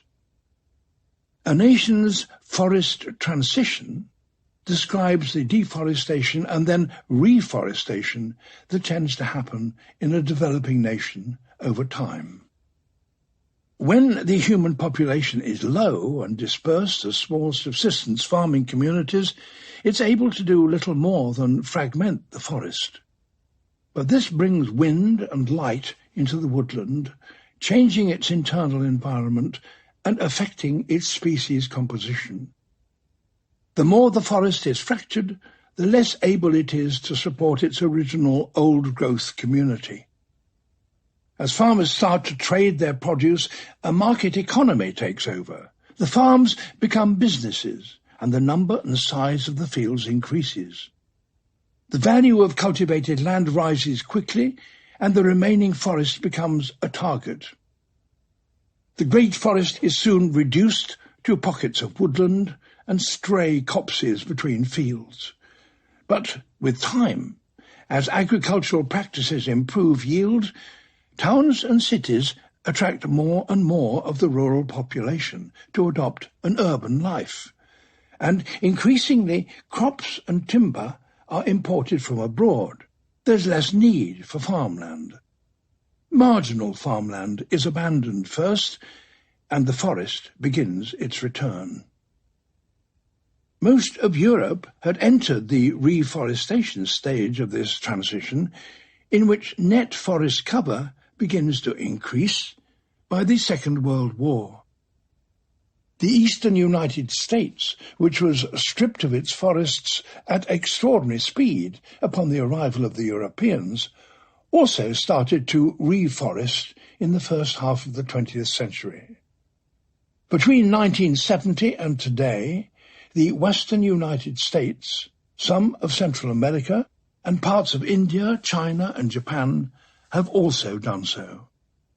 It has to be noted that a very significant reason all these nations have been able to reforest is because they are, due to globalization, increasingly importing their food crops and timber from less developed nations. Hence, it is hardly surprising to find that the tropics is still being actively deforested. Many nations in these latitudes, paid for by markets for beef, palm oil, and hardwoods in the wealthier parts of the world, are chopping down the deepest, darkest, and wildest forests of all, the tropical rainforests. So, should they be encouraged to complete their forest transition as fast as possible? Unfortunately, we can't afford to wait. If the forest transition in the tropics runs its course, the loss of carbon to the air and species to the history books would be catastrophic for the whole world. We must halt all deforestation across the world now, and with our investment and trade support those nations who have not yet chopped down their forest to reap the benefit of these resources without losing them. This is easier said than done. Preserving wild lands is a very different prospect to preserving wild seas. The high seas are owned by no one. Domestic waters are owned by nations with governments able to make broad decisions on merit. Land, on the other hand, is where we live. It is portioned into billions of different-sized plots, owned, bought and sold by a host of different commercial, state, community, and private parties. Its value is decided by markets. The heart of the problem is that today there is no way of calculating the value of the wilderness and environmental services, both global and local, that it provides. 100 hectares of standing rainforest has less value on paper than an oil palm plantation. Tearing down wilderness is therefore seen as worthwhile. The only practical way to change this situation is to change the meaning of value. The UN's RED, R-E-D-D plus programme is an attempt to do just that. It's a method of giving proper value to the world's last remaining rainforests by pricing the immense amount of carbon that they store. That makes it possible to offer the people and governments that keep them in their wild state payment for doing so, in part funded by carbon offsets. In theory, RED Plus should work. In practice, however, the complications of land ownership and value have raised difficult issues. Indigenous people have protested that RED Plus strips the value of the forest down to nothing more than a dollar sign and encourages a new form of colonialism. The money to be made has attracted so-called carbon cowboys from other nations who swoop in to secure stakes on rainforest land as it gains value. Others fear that in creating a system in which carbon can be offset in the tropics, big industry will use RED Plus as a way to justify their continued use of fossil fuels. It's a sad fact that when something becomes valuable, it will bring out the greed in humankind. As RED Plus learns from its existing projects in South America, Africa and Asia, the expectation is that it will discover how to improve its approach. We do need something like RED Plus. It's a brave attempt to address a fundamental undervaluing of nature, and we have to persevere. Its essential truth is something we all instinctively understand. The Earth's last forests, rainforests, wetlands, grasslands and woodlands are in fact priceless. They are the carbon stores that we cannot afford to unlock. They offer environmental services that we cannot do without. They are home to biodiversity that we must not lose. How can we come to represent all that in our value systems? Perhaps we need to change the currency. The danger with pricing nature purely on the amount of carbon it captures and stores is that carbon then becomes the only thing that matters to us. It oversimplifies nature's value to us, but worse, it may lead us to imagine that fast-growing eucalyptus plantations are as valuable as biodiverse forest.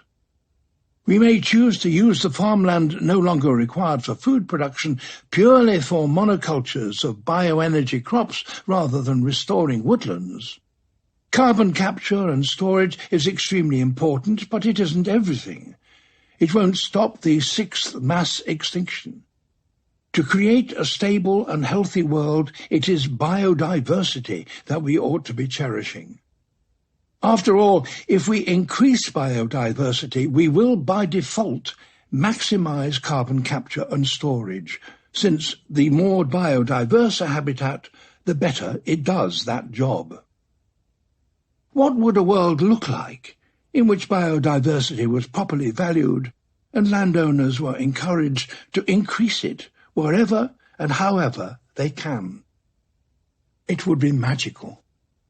Primary rainforest, old-growth temperate forest, intact wetlands and natural grasslands would suddenly become the most valuable real estate on Earth.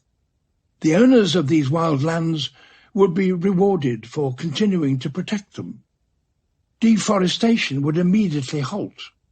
We would quickly realize that the best place to plant palm oil and soy is not on land occupied by virgin rainforests, but on land that was deforested years ago. After all, there's plenty of that. We would be encouraged to find ways to use pure wilderness without reducing its biodiversity or its ability to capture carbon. And such practices do exist.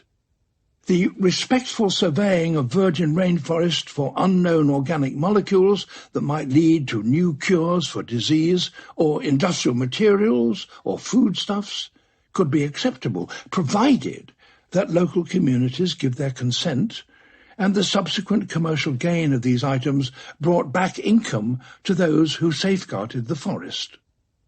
Sustainable logging, in which select trees are felled and carefully removed at rates that mimic the natural turnover of a forest, would be permitted, for this has been shown to preserve biodiversity. Ecotourism, which enables all of us to experience the wonders that are being protected, can bring a great deal of income to wild places without significant impact. Indeed, the more wilderness there is in the future, the more dispersed the tourists could be. And there would be a great drive to expand and regenerate all lands that adjoin pristine wilderness. The best people to lead these initiatives would be the local and indigenous communities that live in and around our wildest lands. Experience in conservation projects has shown that positive change will only last for the long term if local communities are fully involved in developing the plans and directly feel the benefit of rising biodiversity. One story from Kenya demonstrates this. The Maasai are herders who, for hundreds of years, have grazed their cattle and goats on the Serengeti plains alongside the wildlife. They don't eat the wild animals about them. They even tolerate the local predators taking a few of their cattle each year. As Kenya has developed, the population of the Maasai grew. Overgrazing by domestic herds subsequently started to become a problem. Their neighbours, the wild animals, began to disappear. In response, Maasai families teamed up to create conservancies with the aim of bringing the wildlife back. They agreed to herd their cattle in such a way that they promote a mosaic of vegetation, attracting a greater number and variety of herbivores and hence predators. As the conservancy rewilds, the families grant licenses for low-impact safari lodges to operate on their land. The model then starts to work. The more the wildlife returns, the more people want to visit the safari lodges, and the more the Maasai community gains. After only a few years in operation, some Maasai families have started to actually reduce their cattle herds in order to boost wildlife further. When I visited these conservancies in 2019, the younger generation of Maasai were quick to explain that they're coming to value wild herds over their domestic herds. Now, Maasai communities in adjacent lands, seeing the successes of their neighbours, are adopting the conservancy model too. Within a few decades, it may be possible, through a network of protected areas connected by wildlife corridors, to have wild grasslands that stretch from the shores of Lake Victoria to the Indian Ocean, purely because biodiversity has been found to be of genuine practical value. There is hope that the wild can return even to land that was first cultivated in Europe long ago. As the demand for space for food production wanes, European governments are indicating that they may alter the subsidies they pay out to farmers to reward them for using land in a way that maximizes biodiversity and carbon capture. This new regime could trigger a remarkable response on millions of hectares of European farmland. We might expect to see hedgerows come back to replace the fencing. There could be an explosion in agroforestry in which crops are grown beneath trees. Ponds and waterways could be restored on farms. Pesticides and fertilizers, both of which damage biodiversity, would start to lose their attraction. Farmers may instead plant crops that draw animal pests away from the food and adopt regenerative techniques to make their soils naturally rich. This wild approach to farming may find its strongest advocates among the meat producers. As people adopt a plant-based diet, perhaps they'll become more selective of the little meat they buy, going for quality rather than quantity. People may seek out beef, lamb, pork and chicken raised in ways that capture carbon and promote wildlife. In response, animal farmers may choose to switch from the intensive feedlots and battery farms using imported feed to practices such as silvopasture, in which animals are raised year-round within growing woodlands. The volume of production is much lower than intensive farming, but the planet-friendly product could carry a premium. The trees in the fields more than compensate for the emissions of the animals and provide the shade and shelter needed to improve their health and yield. The animals, in return, fertilize the soils and keep unwanted plants at bay. Silvopasture works so well simply because it replicates a natural state.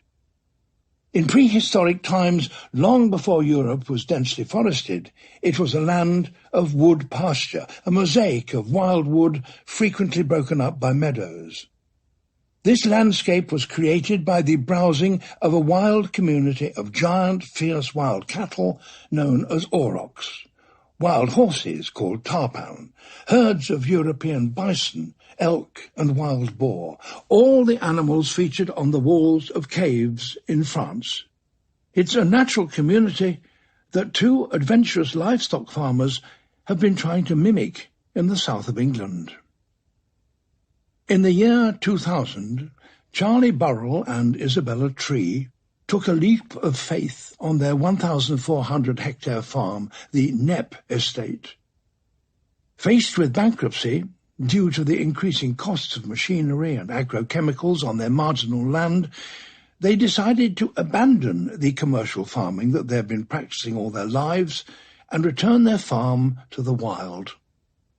They broke open the fields, selected breeds of cattle, pony, pig and deer that best replicated the mix of species that would have been present on the land thousands of years before, and let them mingle and roam freely year-round without supplements. In mixing herbivores naturally like this, they began to mimic interactions in the wild. There, zebra and wildebeest work together to graze the grasslands. The zebra take the tougher, taller grass, leaving the wildebeest with the softer, leafy grass that they're able to digest. Studies have shown that when cattle are grazed with donkeys in this way, they can gain significantly more weight as a result of feeding together than when kept apart. This and many other complementary effects operate in a wild habitat. They're instrumental in determining the future direction of a landscape, and they began to transform the farm at Knepp.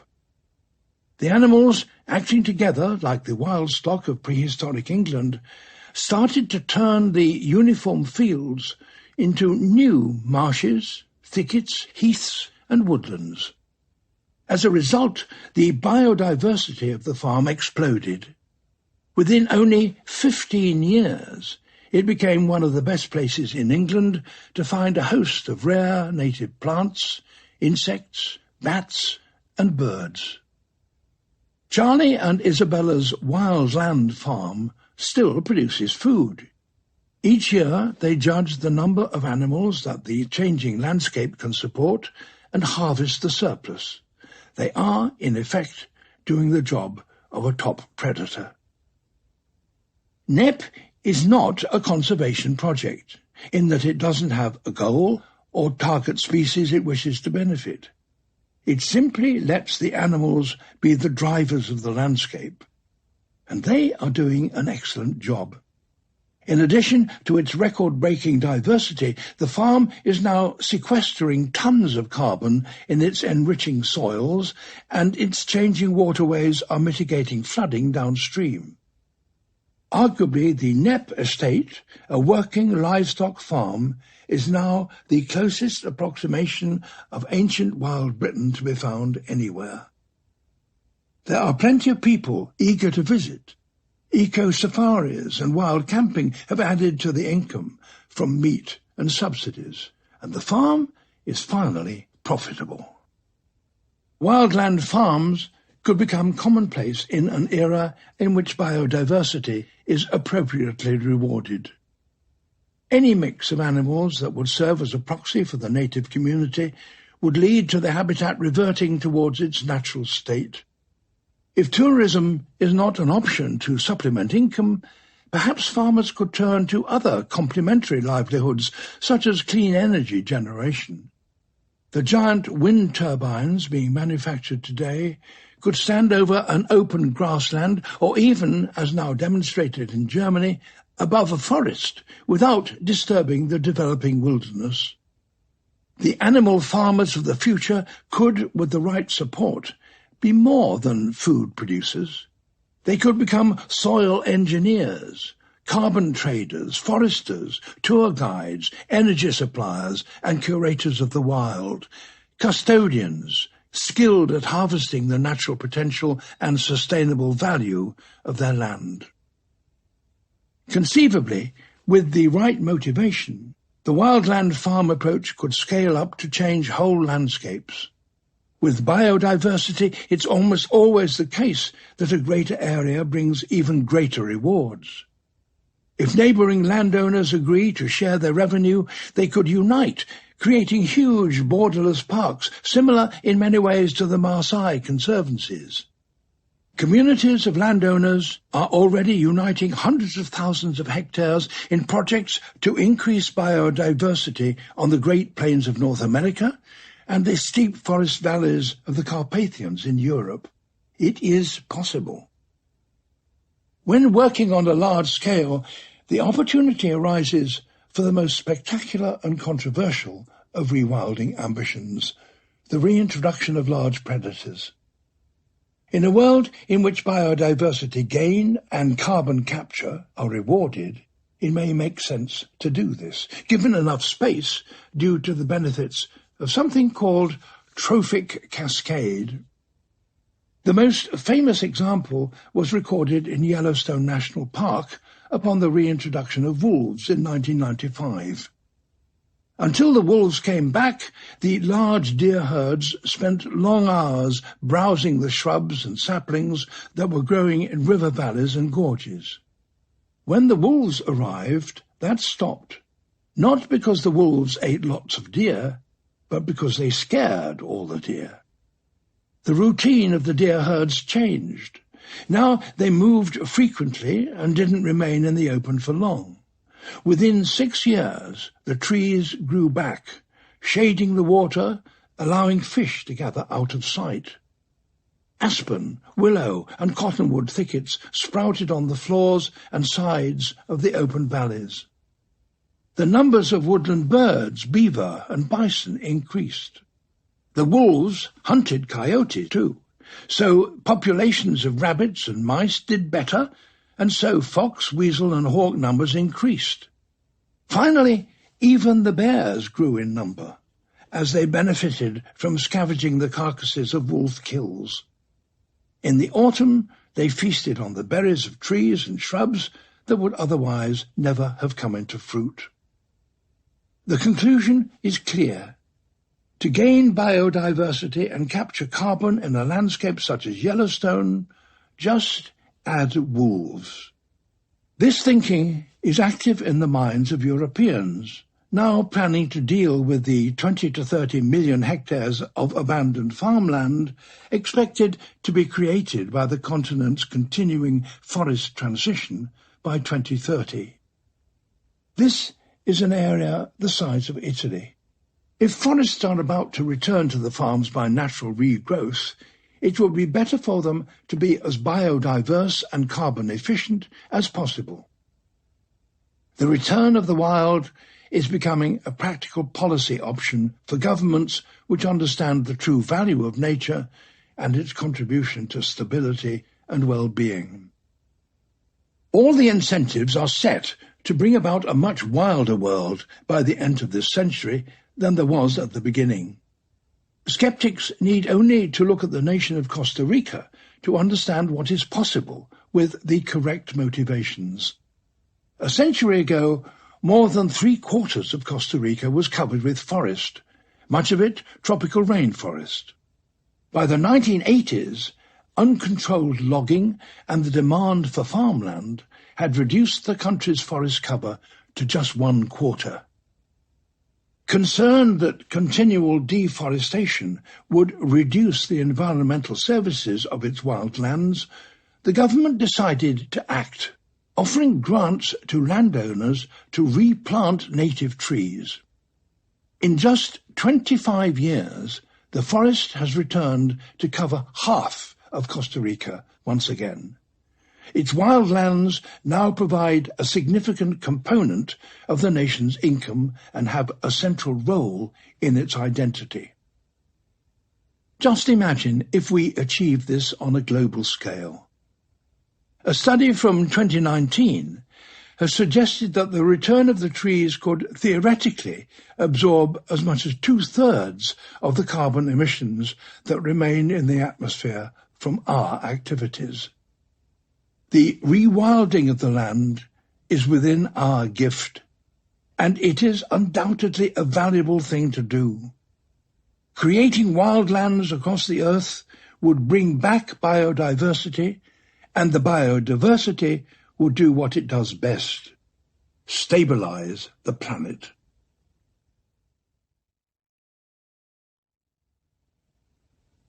Planning for peak human.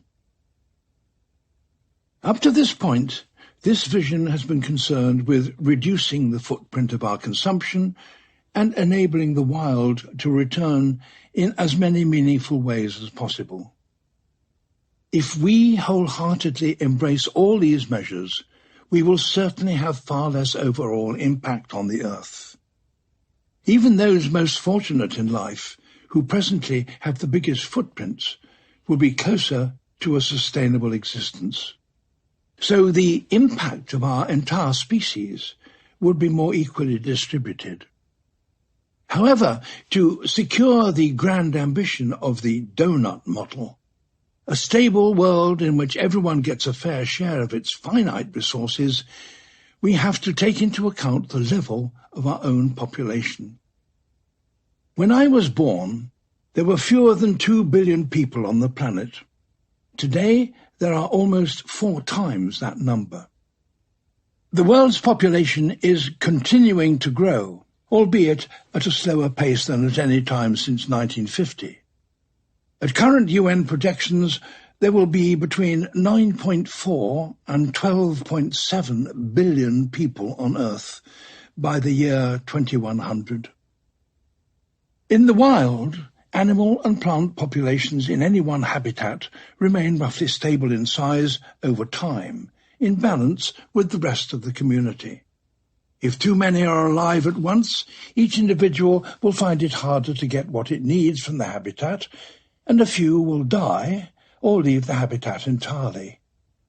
If too few are born, there will be more than enough to go round, so they will breed well and the species will reach its full potential once more. Increasing slightly, decreasing slightly, the population of each species oscillates about a number that the habitat can sustain indefinitely. This number, the carrying capacity of an environment for a particular species, represents the very essence of balance in nature. What is the human carrying capacity of the Earth? Despite reasoned proposals and fearful warnings from great thinkers throughout history, we've never yet met our natural ceiling. We always seem to invent or discover new ways of using the environment to provide more of the essentials: food, shelter, water, for ever more people. Indeed, it's more impressive than that. We effortlessly support far more than the essentials: schools, shops, entertainment, public institutions, even as we increase our population at an extraordinary speed. Is there nothing to stop us? The catastrophe unfolding around us surely suggests that there is. The loss of biodiversity, the changing climate, the pressure on the planetary boundaries, everything points to the conclusion that we are finally fast approaching the Earth's carrying capacity for humanity. Each year since 1987, an Earth Overshoot Day has been announced, an illustrative date in the calendar on which humankind's consumption for the year exceeds the Earth's capacity to regenerate those resources in that year. In 1987, we were overshooting the Earth's resources by the 23rd of October. In 2019, we were doing so by the 29th of July. Humankind now uses up the equivalent of 1.7 times what the Earth can regenerate in a single year. Whilst 60% of this figure is the result of our carbon emissions footprint, it gives a clear indication of how excessive our demand on nature has become. This overshoot is the nub of our unsustainability. We are distorting the Earth's carrying capacity by eating into the capital of its resources. The catastrophe ahead is what happens when the Earth calls in our overdraft. By reducing the impact of our consumption in all the ways outlined above, we will effectively raise the Earth's carrying capacity once again so that more of us can share the planet. But clearly, to give everyone the fair share they deserve and improve the lives of all, as the donut model demands, it's important that human population growth does level off. Happily, the evidence shows that improving the lives of everyone does exactly that. Democratic transition is a term used by geographers to describe the path that nations move along during their economic development. It has 4 stages, though many nations are currently yet to complete all 4. Progress through the transition is marked by changes in birth and death rates.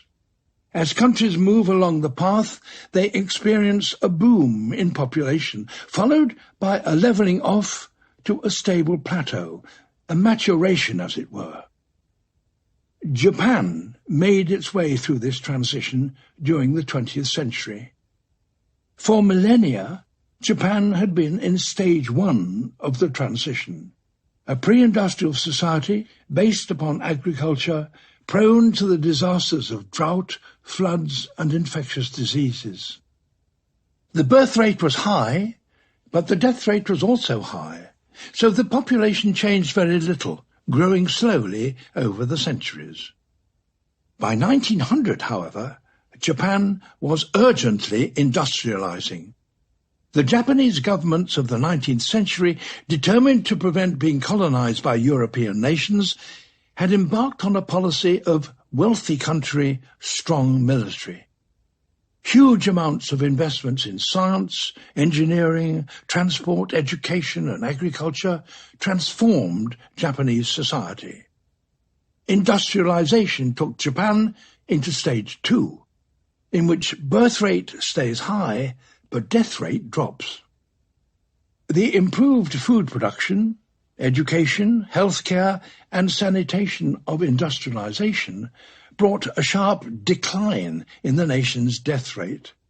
Since women were still having as many children as they always had, usually 4, 5, or 6, Japan's population started to balloon.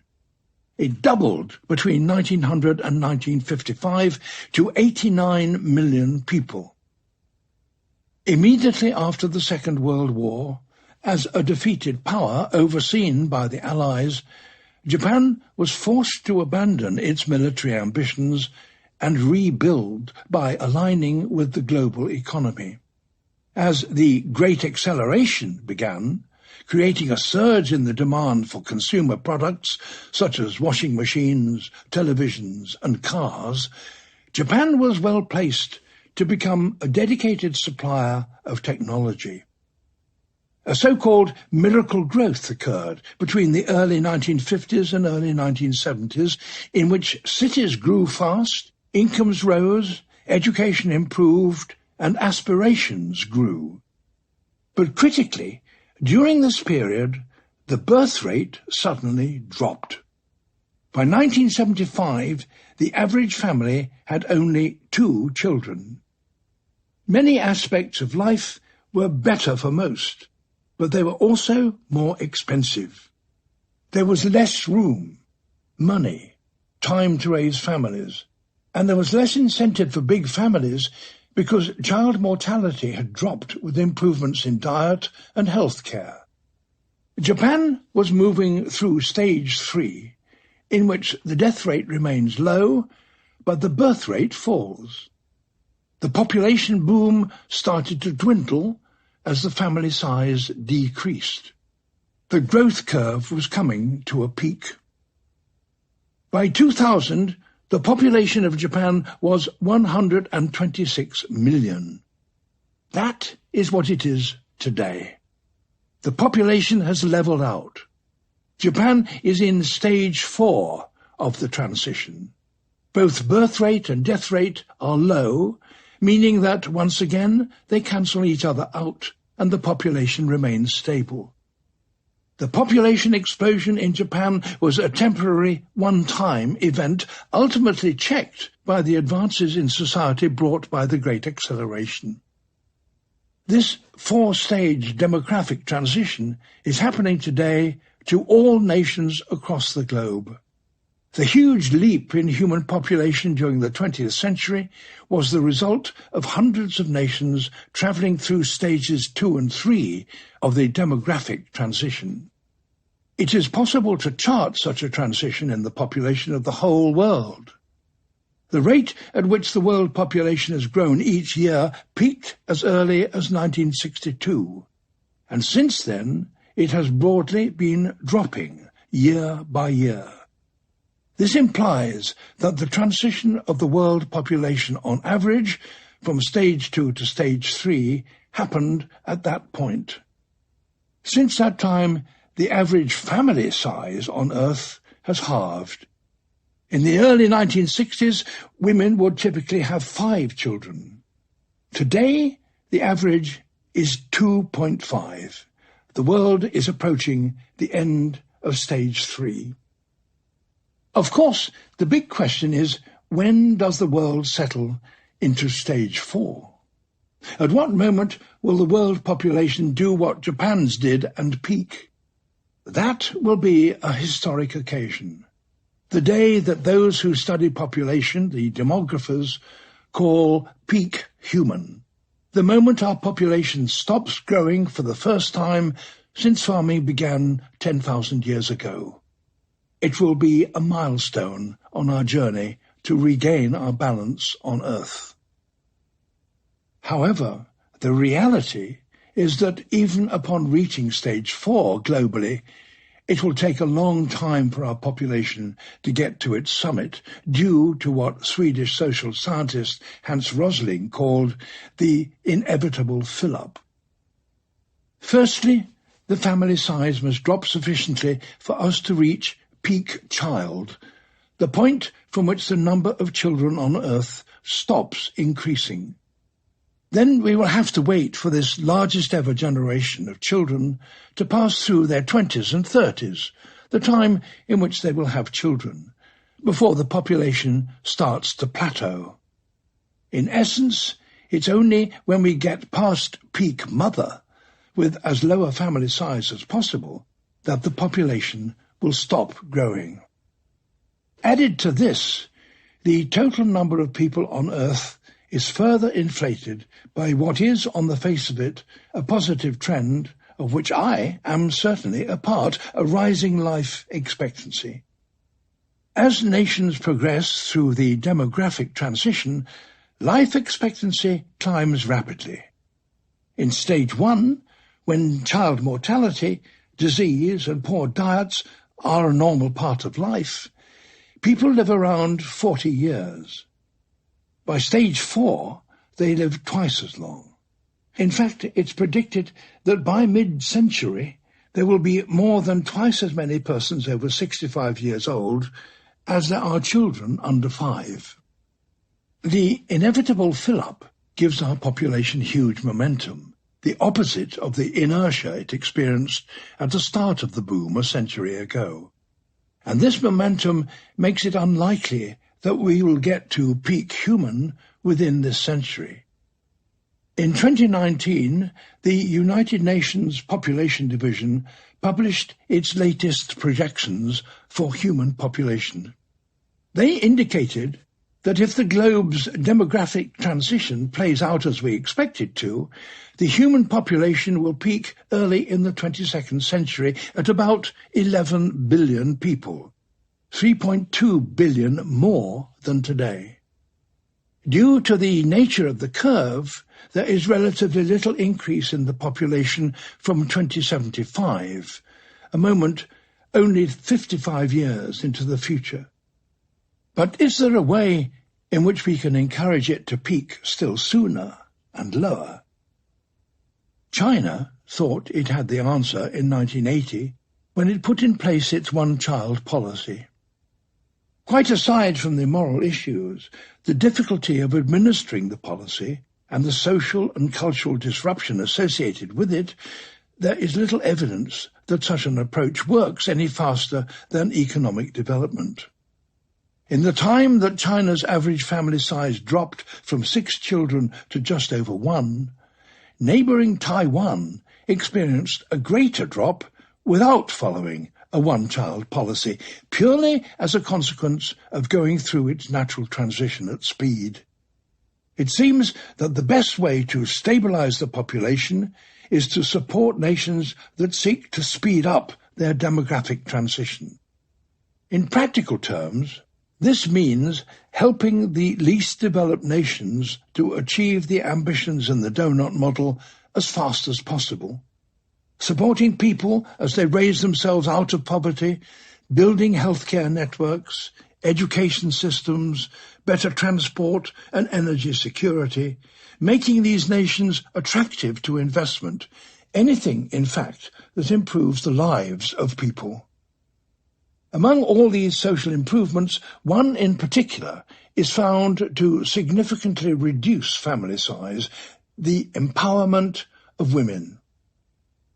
Wherever women have the vote, wherever girls stay in school for longer, wherever women are in charge of their own lives and not dictated to by men, wherever they have access to good health care and contraception, wherever they are free to take any job and their aspirations for life are raised, the birth rate falls. The reason for this is straightforward. Empowerment brings freedom of choice, and when life offers more options for women, their choice is often to have fewer children. The faster and more fully women are empowered, the quicker a nation will move through stage 3 and on to stage 4. This empowerment can take many forms. In parts of rural India, only 40% of girls attend school beyond the age of 14. The distance to a high school is often so great that teenage girls find they cannot get back and forth from school in the day and still have time to do the household tasks asked of them. Several state governments and charity projects have provided hundreds of thousands of free bicycles in response, and the freedom these provide has radically improved the attendance of girls. It is now common to see girls cycling in groups between the fields of rural India, able to finish their education. Research at Austria's Wittgenstein Centre has demonstrated how dramatically a strong multinational effort to raise the standards of education across the world would change the course of human population growth. In one of their forecasts, they calculated what would happen if education systems in the world's poorest nations improved as quickly in this century as they did in the fastest developing nations of the last century. At this fast-track level, peak human occurs as soon as 2060, at a level of 8.9 billion people. This is an astonishing revelation. By simply investing in social and education systems, we may be able to reduce the peak of the human population by more than 2 billion people and bring it about 50 years earlier. Even if there are some errors in the assumptions, this model, combined with real-world examples, surely gives us a clear path to assist the prospects of all humankind by eagerly improving the lives of those with greatest need. Raising people out of poverty and empowering women is the fastest way to bring this period of rapid population growth to an end. And why wouldn't we want to do these things? This is not just about the numbers of people on the planet. This is about committing to a fair and just future for all. Giving people a greater opportunity in life is surely what we would all want to do anyway. It's a wonderful win-win solution, and this is a repeating theme on the path to sustainability. The things we have to do to rewild the world tend to be things that we ought to be doing regardless. When we finally achieve peak human, it will be a significant event. Yet it is not necessarily the end of the journey. There is some evidence that the demographic transition has a stage 5. Japan's population is now in decline. The forecast is that by the 2060s, it will reach 100 million people, about the same number as there was in Japan in the 1960s. As it declines, Japan's population will also age. There will be an increasing proportion of older people. Economically, this poses a significant problem. A reducing working population will be asked to support an increasing number of elderly people. Indeed, this process has already started, and as one of the first countries in the world to tackle this 5th stage of transition, there is a great deal of soul-searching in Japan about what to do. The current imperative for endless growth in GDP tempts politicians to call for more babies, to provide more future workers, or demand that retired Japanese go back to work to help the tax burden of those in their middle age.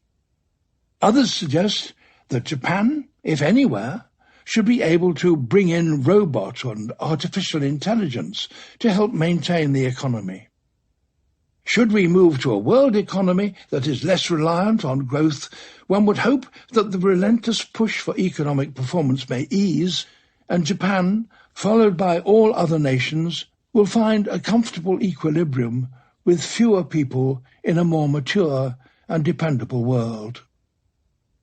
By working hard now to improve as many people's lives as much as possible, the most optimistic models suggest that human population may return to the level it is today by the end of this century. After that, perhaps our population will continue to reduce at a gentle rate, the global society demanding less from our world and helping to meet its needs with technological solutions, much as it has always done. However, we have a very long and formidable journey to make to get to that point without catastrophe.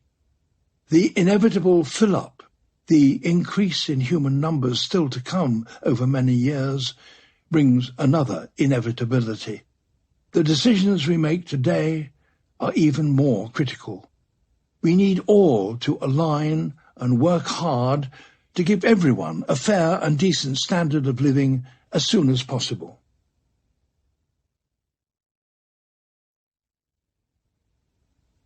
Achieving more balanced lives.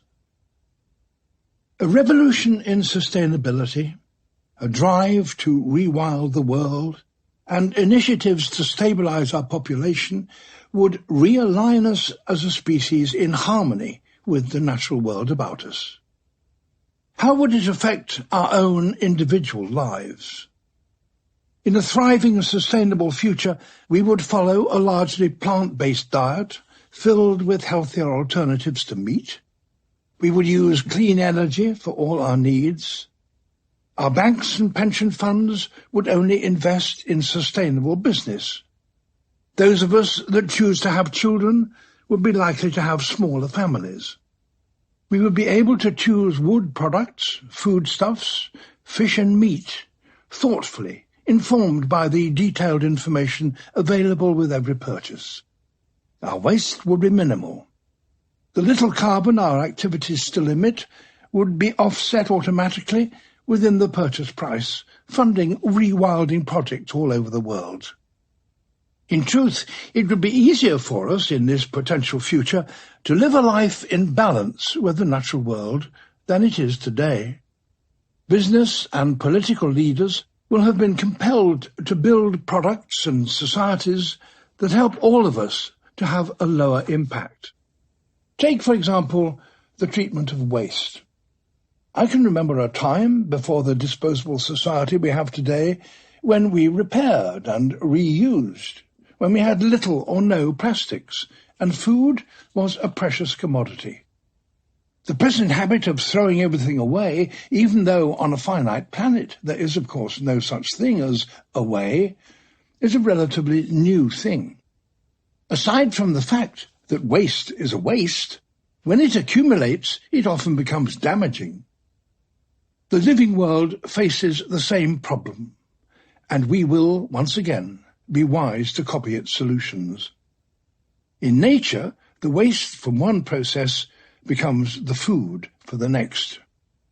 All materials are reused in cycles involving many different species, and almost everything is ultimately biodegradable.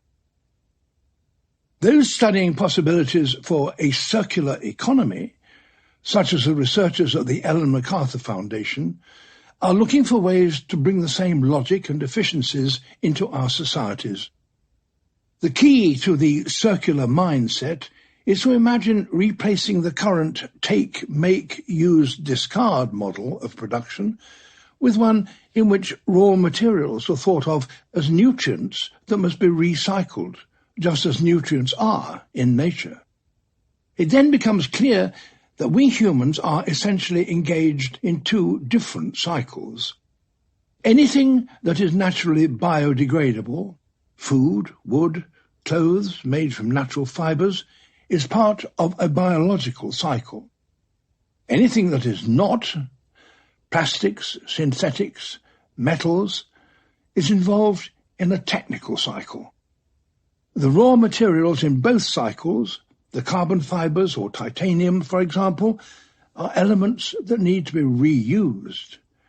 The cleverness comes in designing ways to do so. In the biological cycle, food waste is the key component. As we've seen, food production at present entails deforestation, the use of fertilizers and pesticides, and the use of fossil fuels in its transportation. Food is also expensive, and many people around the world still struggle to afford a healthy diet. And yet, globally, we lose and waste 1/3 of all the food we produce. In poorer countries with less infrastructure, the bulk of the waste occurs before it gets to the shops due to harvest losses, damage, and poor storage. In wealthier countries, it mainly occurs after harvest.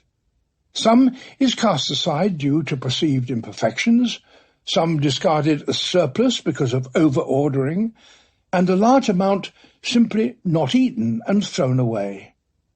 In a more sensible world, infrastructure and storage would be improved. Businesses might feed the waste to livestock or send it to insect farms that breed flies for fish and animal food. They might use the more fibrous waste, such as nutshells, as bioenergy fuel in combination with wood scraps from the timber industry to create heat and electricity. In doing such things, they could capture the escaping carbon and store it.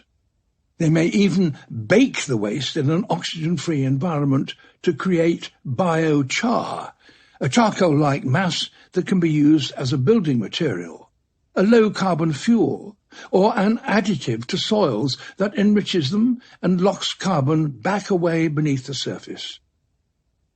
In the technical cycle, many of these circular efficiencies come from coordinating the design of products. The companies making items from plastics, synthetics, and metals could build them to last rather than to work for only a few years. They could build components in such a way that they're easily removed, disassembled, reformed, and updated. Manufacturing would have to become far more standardized so that components could be made by multiple providers and swapped. All product lines would have to have a plan for the clever sourcing and onward destinations of all the elements involved. Some believe that the cyclical approach would drive new relationships between customers and companies, such that customers merely rent washing machines and televisions from a manufacturer, as they do phone handsets today, though with a far greater emphasis on mending and recycling. In both cycles, any materials or chemicals that cannot be recycled or that are inherently dangerous to the environment would be removed from the economy over time. Chief among these are the man-made hydrofluorocarbons, HFCs, currently residing in the world's refrigerators and air conditioners. If these were released from machines at the end of their life, they would add the equivalent of 100 gigatons of carbon dioxide to the atmosphere in greenhouse gases. An international agreement in 2016 has already paved the way for their safe transformation into chemicals that do not cause global warming. The circular ambition is to create a world that has no pollution.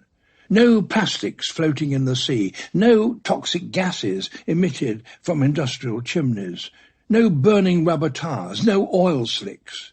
It would be a world that might even undo the wastefulness of today. Our landfill sites could become open-cast mines for companies paid handsomely to dig out nutrients for the circular economy. The microplastics circling in gyres in the ocean could be retrieved and combined to build ocean farmsteads. By changing our approach to the use of our resources, a growing number of people believe that humanity could eradicate waste and come to mimic nature's cyclical approach. What of the places in which we carry out our lives? By 2050, 68% of the world population is predicted to live in cities. At one time, cities were regarded by environmentalists as the scourge of the planet. Clogged with energy-guzzling traffic and pollution, their inhabitants' endless need for products and materials, creating a dirty footprint across the world. But they have come to appreciate that, due to the high densities of people in cities, the urban environment holds great potential for sustainability. City planners are learning to make their cities friendly to pedestrians and cyclists. They can build in efficient, low-carbon public transport. Some cities, like Copenhagen, are installing systems of centralized district heating, which draws its heat energy from geothermal plants or the waste produced in the city itself. The big, expensive buildings at the heart of a city can be required to meet high standards of insulation and energy efficiency. All of this means that a city dweller's carbon emissions are now often significantly lower than those of someone living in the countryside. There is a huge incentive for the world's great cities to go much further. In a global market, city mayors understand that they are in competition with cities all over the world for the best talent. One of the most effective ways to attract people to a city is to make it as green and pleasant as possible.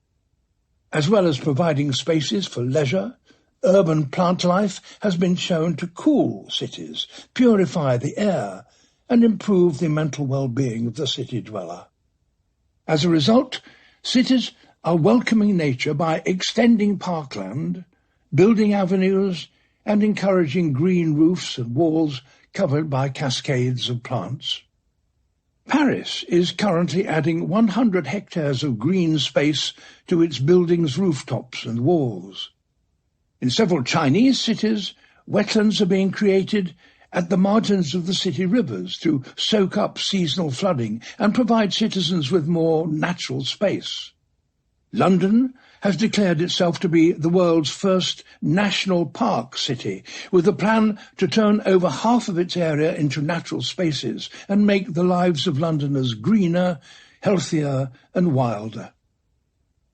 The city-state of Singapore is intent on transforming itself into a city within a garden.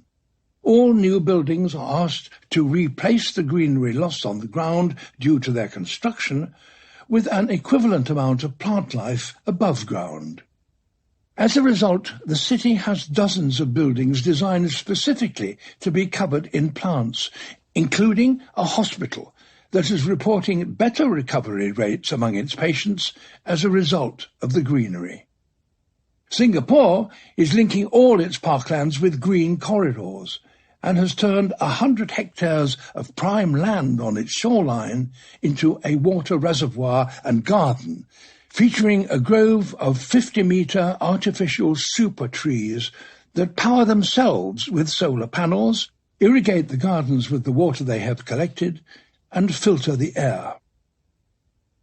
Biologist Janine Benyus, co-founder of the Biomimicry Institute, wishing to promote the new green approach to city planning, has set all cities a challenge. She suggests that since a city occupies space that was once natural habitat, it should at least equal that habitat in terms of the environmental services it once provided. The solar energy it generated, the fertility it added to its soils, the volume of air it cleaned, the water it produced, the carbon it captured, and the biodiversity it hosted. Architects appear keen to take on her challenge. The best sustainable buildings being built today are net generators of renewable energy. They purify the air around them, treat their own wastewater, create soil from sewage, and offer permanent homes for an abundance of animals and plants. In the future, it may be possible for cities to give back rather than just take. Give and take. That is the essence of what balance is all about.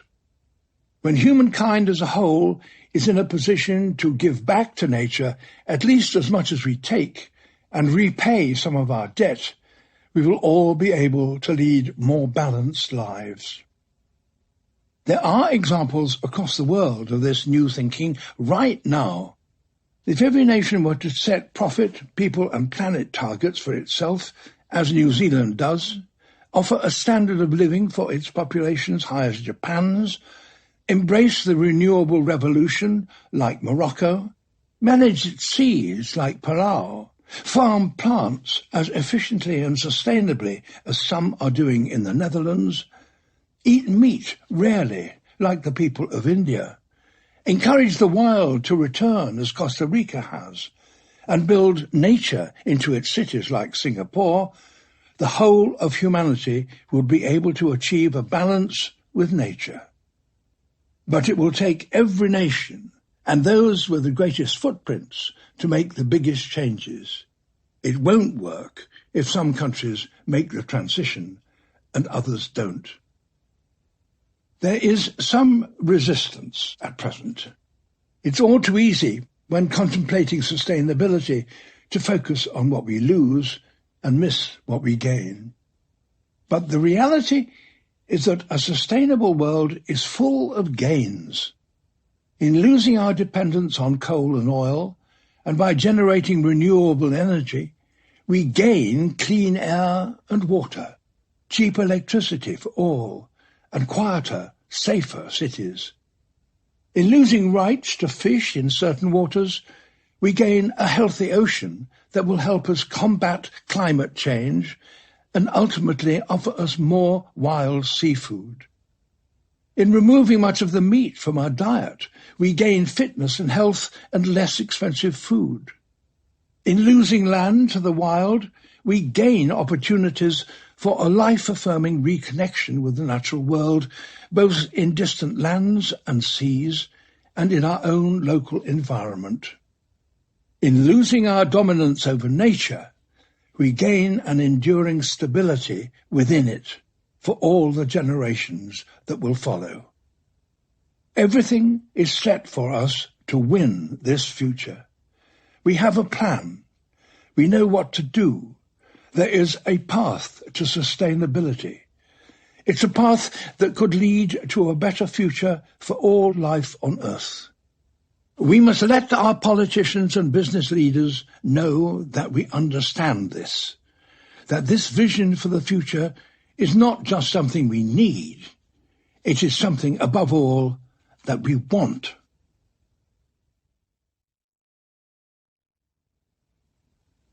Conclusion. Our greatest opportunity. I was born in another time. I don't mean this metaphorically, but literally. I arrived in this world during a period geologists call the Holocene, and I will leave it, as will every one of us alive today, in the Anthropocene, the time of humans. The term Anthropocene was proposed in 2016 by a group of eminent geologists. Dividing the Earth's history into named periods has long been geological practice. Each is recognized by characteristics that distinguish the rocks of that particular age from all others. The absence of some fossil species that had flourished earlier, and the appearance of new ones. That will certainly be the case in the rocks that are forming today. Not only will they contain fewer species than the rocks that preceded them, but they will contain markers that are completely new. Fragments of plastic, plutonium from nuclear activity, and a worldwide distribution of the bones of domesticated chickens.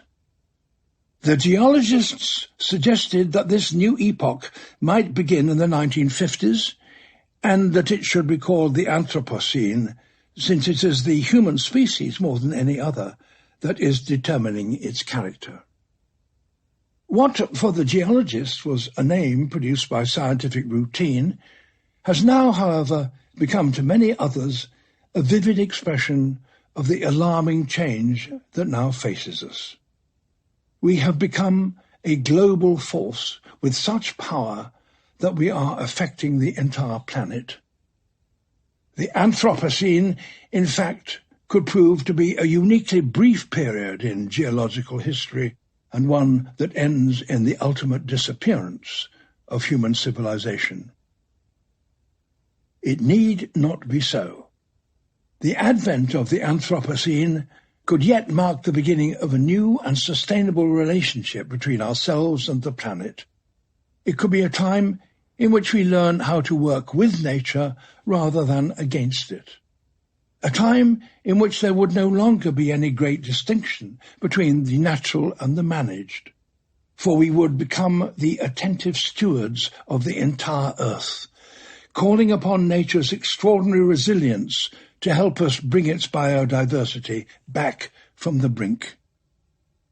In the end, the question of which version of the Anthropocene is about to unfold is up to us. Human beings may be ingenious, but they're also quarrelsome. Our history books have been dominated by stories of wars, of struggles for dominance between nations. But we cannot continue in this way. The dangers that now face the earth are global and can only be dealt with if nations sink their differences and unite to act globally. There are, in fact, precedents for our managing to do so.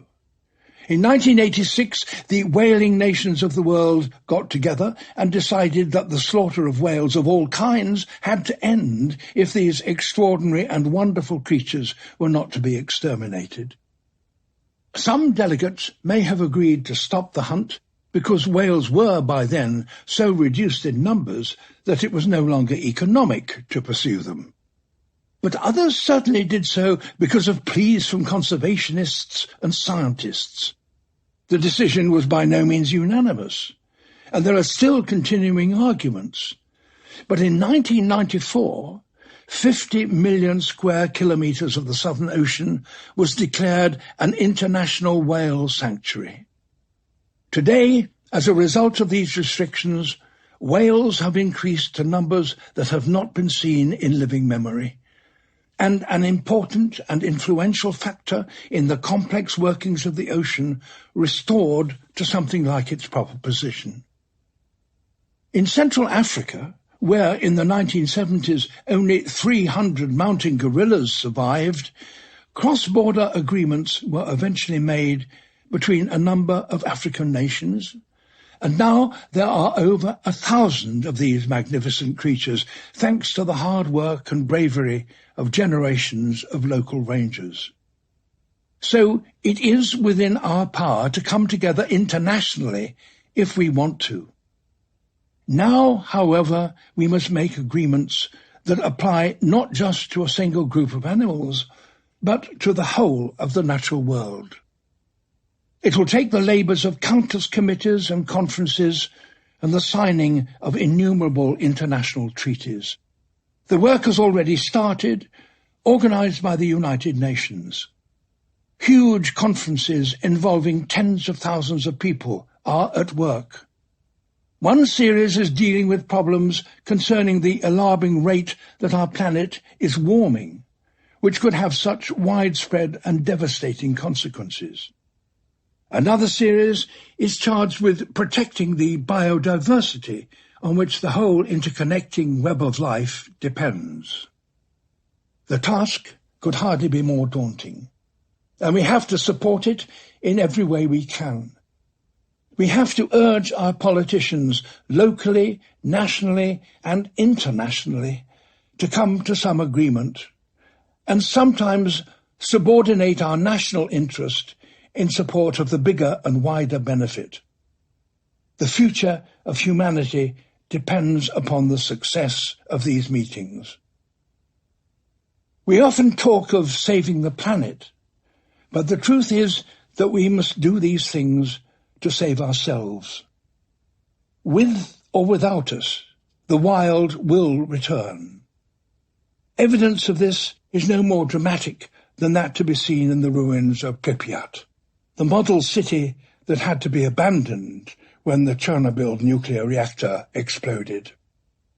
When you step outside the dark and empty corridors of one of its deserted apartment blocks, you're greeted by a most surprising sight.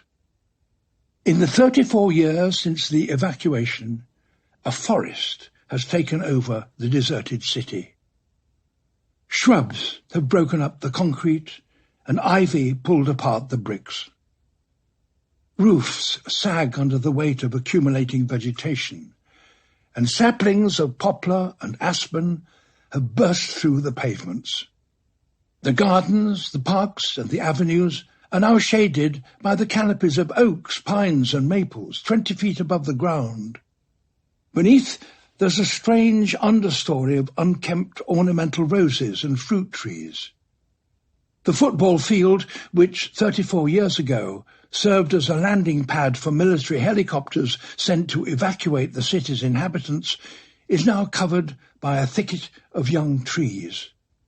The wild has reclaimed its territory. The land, including the town and the ruined reactor, has now been designated a sanctuary for animals that are rare elsewhere. Biologists have placed camera traps at the windows of the town and recorded images of thriving populations of foxes, elk, deer, wild boar, bison, brown bear and raccoon dogs. Some years ago, a few individuals of the nearly extinct Przewalski's horse were released there, and their numbers are now increasing. Even wolves have colonized the area, safe from the guns of hunters. It seems that, however grave our mistakes, nature will be able to overcome them given the chance. The living world has survived mass extinction several times before, but we humans cannot assume that we will do the same. We have come as far as we have because we are the cleverest creatures to have ever lived on Earth. But if we are to continue to exist, we will require more than intelligence. We will require wisdom. Homo sapiens, the wise human being, must now learn from its mistakes and live up to its name. We who are alive today have the formidable task of making sure that our species does so. We must not give up hope. We have all the tools we need, the thoughts and ideas of billions of remarkable minds, and the immeasurable energies of nature to help us in our work. And we have one more thing, an ability, perhaps unique among the living creatures on the planet, to imagine a future and work towards achieving it. We can yet make amends, manage our impact, change the direction of our development, and once again become a species in harmony with nature. All we require is the will. The next few decades represent a final opportunity to build a stable home for ourselves and restore the rich, healthy, and wonderful world that we inherited from our distant ancestors. Our future on the planet, the only place as far as we know where life of any kind exists, is at stake.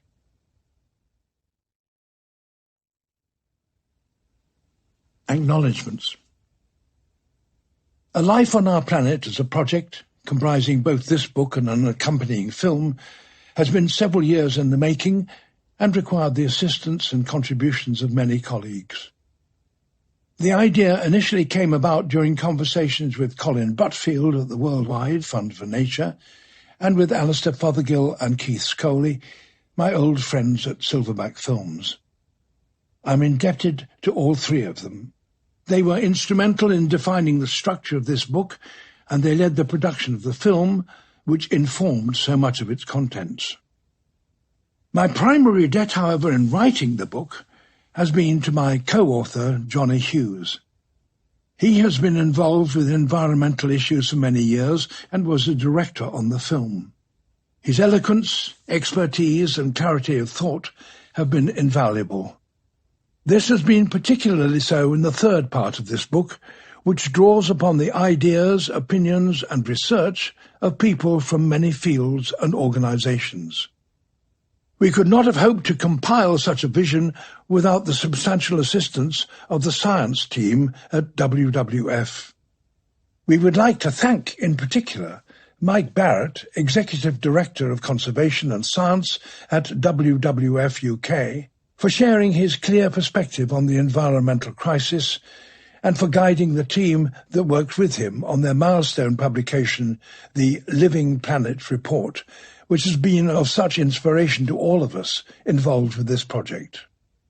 Our thanks also go to Mark Wright, Science Director at WWF, who has put in many long hours ensuring that the arguments presented across the whole project are rooted in real-world examples and good scientific research. This collaboration with WWF introduced us to many inspiring communicators and researchers, too numerous to list here.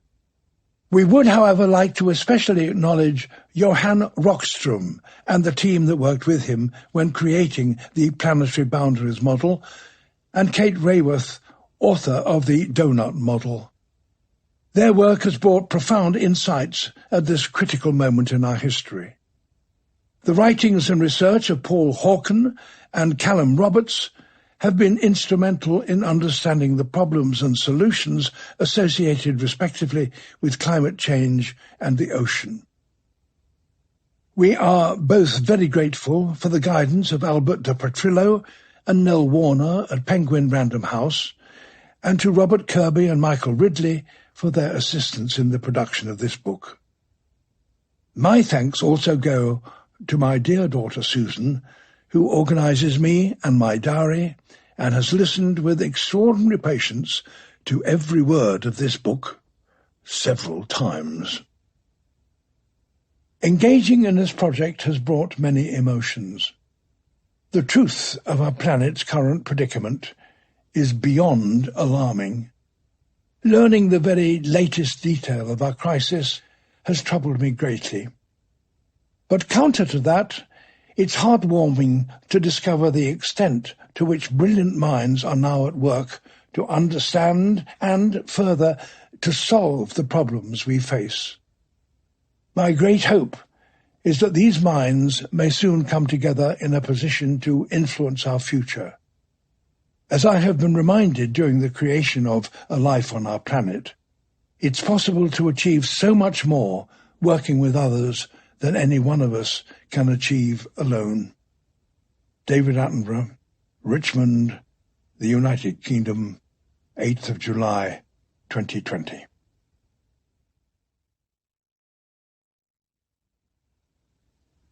Glossary. Alt proteins, alternative proteins. A general term that covers plant-based and food technology alternatives to regular animal protein. For example, proteins derived from grains, legumes, nuts, seeds, algae, insects, microorganisms, or indeed clean meat. Since these proteins do not involve large-scale livestock or fish production, the expectation is that their production will have a much smaller environmental footprint. In addition, they will have fewer animal welfare issues. Aquaculture, fish farming. The breeding, rearing and harvesting of fish, shellfish, algae and other organisms in water environments. There are two main categories, marine and freshwater. Anthropocene, a proposed geological age, or more technically epoch, viewed as the period during which human activity has been the dominant influence on climate and the environment. There is ongoing debate as to when the Anthropocene would begin, but many suggest the 1950s, since it would coincide with the presence in future rocks of an abundance of plastics and radioactive isotopes from nuclear weapons testing. Blockchain, a digital ledger that can record transactions between parties in a reliable way, stored on several computers across a peer-to-peer network, both making it efficient and reducing the potential for error and corruption. It was initially developed to enable cryptocurrencies like Bitcoin to operate efficiently, but the same technology can be used to trace supply chains and hence can verify whether a product such as timber or tuna meat has come from a sustainable source. Biodiversity, biological diversity. A term that attempts to sum up the variety of life in the world. It's a function of the number of species, all the different kinds of animals, plants, fungi, and even microorganisms like bacteria, and the number or abundance that exists of each of these species. In more abstract terms, the planet's biodiversity encapsulates not only millions of species and billions of individuals, but the trillions of different characteristics that those individuals have. The greater the biodiversity, the more the biosphere is able to deal with change, maintain balance, and support life. Biochar, a charcoal-like material that can be made from waste organic matter by baking it in a low or zero-oxygen environment. It's under investigation as a viable approach to carbon capture and storage. It can be used as a building material or bioenergy fuel, or to enrich soils and help them to retain water. Bioenergy, biomass energy. Renewable energy made available from materials derived from the living world. Fuels which are burned or digested for bioenergy include wood and fast-growing crops such as corn, soy, miscanthus and sugarcane. Biomass can be burned to generate electricity or converted into biofuel for transport fuels. Conservancy. Simply an area that aims to protect the natural habitat, but in the context of this book, it refers to a protected area managed by the local community in a sustainable and economically viable manner. Carbon budget, global. The cumulative amount of carbon dioxide emissions estimated to limit global surface temperatures to a certain level. Delay in cutting global emissions will use up the carbon budget faster and increases the risks of more global warming. Carbon capture and storage, CCS. The process of capturing carbon dioxide, usually from a large point source such as a factory or a power station, transporting it to an underground storage site and depositing it for permanent storage so that it doesn't enter the atmosphere. CCS on a modern industrial site can reduce carbon dioxide emissions by up to 90%, but increases operational energy use and costs. If combined with bioenergy generation, known as BECCS, or with direct air capture, DACCS, which scrubs carbon dioxide from ambient air, the CCS can theoretically remove carbon dioxide from the atmosphere, creating so-called negative emissions. These technologies, however, are in the research and development stage. Nature-based solutions offer a natural form of CCS, technically carbon dioxide removal, that in addition increase biodiversity. Carbon offset. A reduction in emissions of greenhouse gases aimed to compensate for or balance ongoing emissions elsewhere that cannot be avoided. Offsetting is done via the purchase of carbon credits or units, which are measured in tons of carbon dioxide equivalent, CO2e. Governments and large companies might choose to offset to comply with their obligations if it's cheaper than reducing domestically.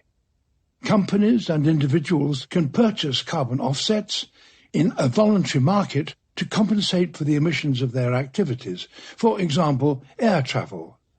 Here, the money spent on offsets typically funds development of renewables, bioenergy, or reforestation. Offsetting should only be done as part of a broader emissions reduction strategy, and in the long term is not a complete solution. Carbon tax. A tax levied on the burning of carbon-based fuels, coal, oil, gas, to have polluters pay for the climate damage caused by the greenhouse gas emissions of their activities. It's proven to be an effective driver of emissions reductions in many sectors. Carrying capacity. The maximum population size of a biological species then can be sustained in a specific environment given the food, habitat, water, and other resources available. Clean meat, cultured meat. Meat for consumption produced as a cell culture of animal cells rather than from the slaughter of animals.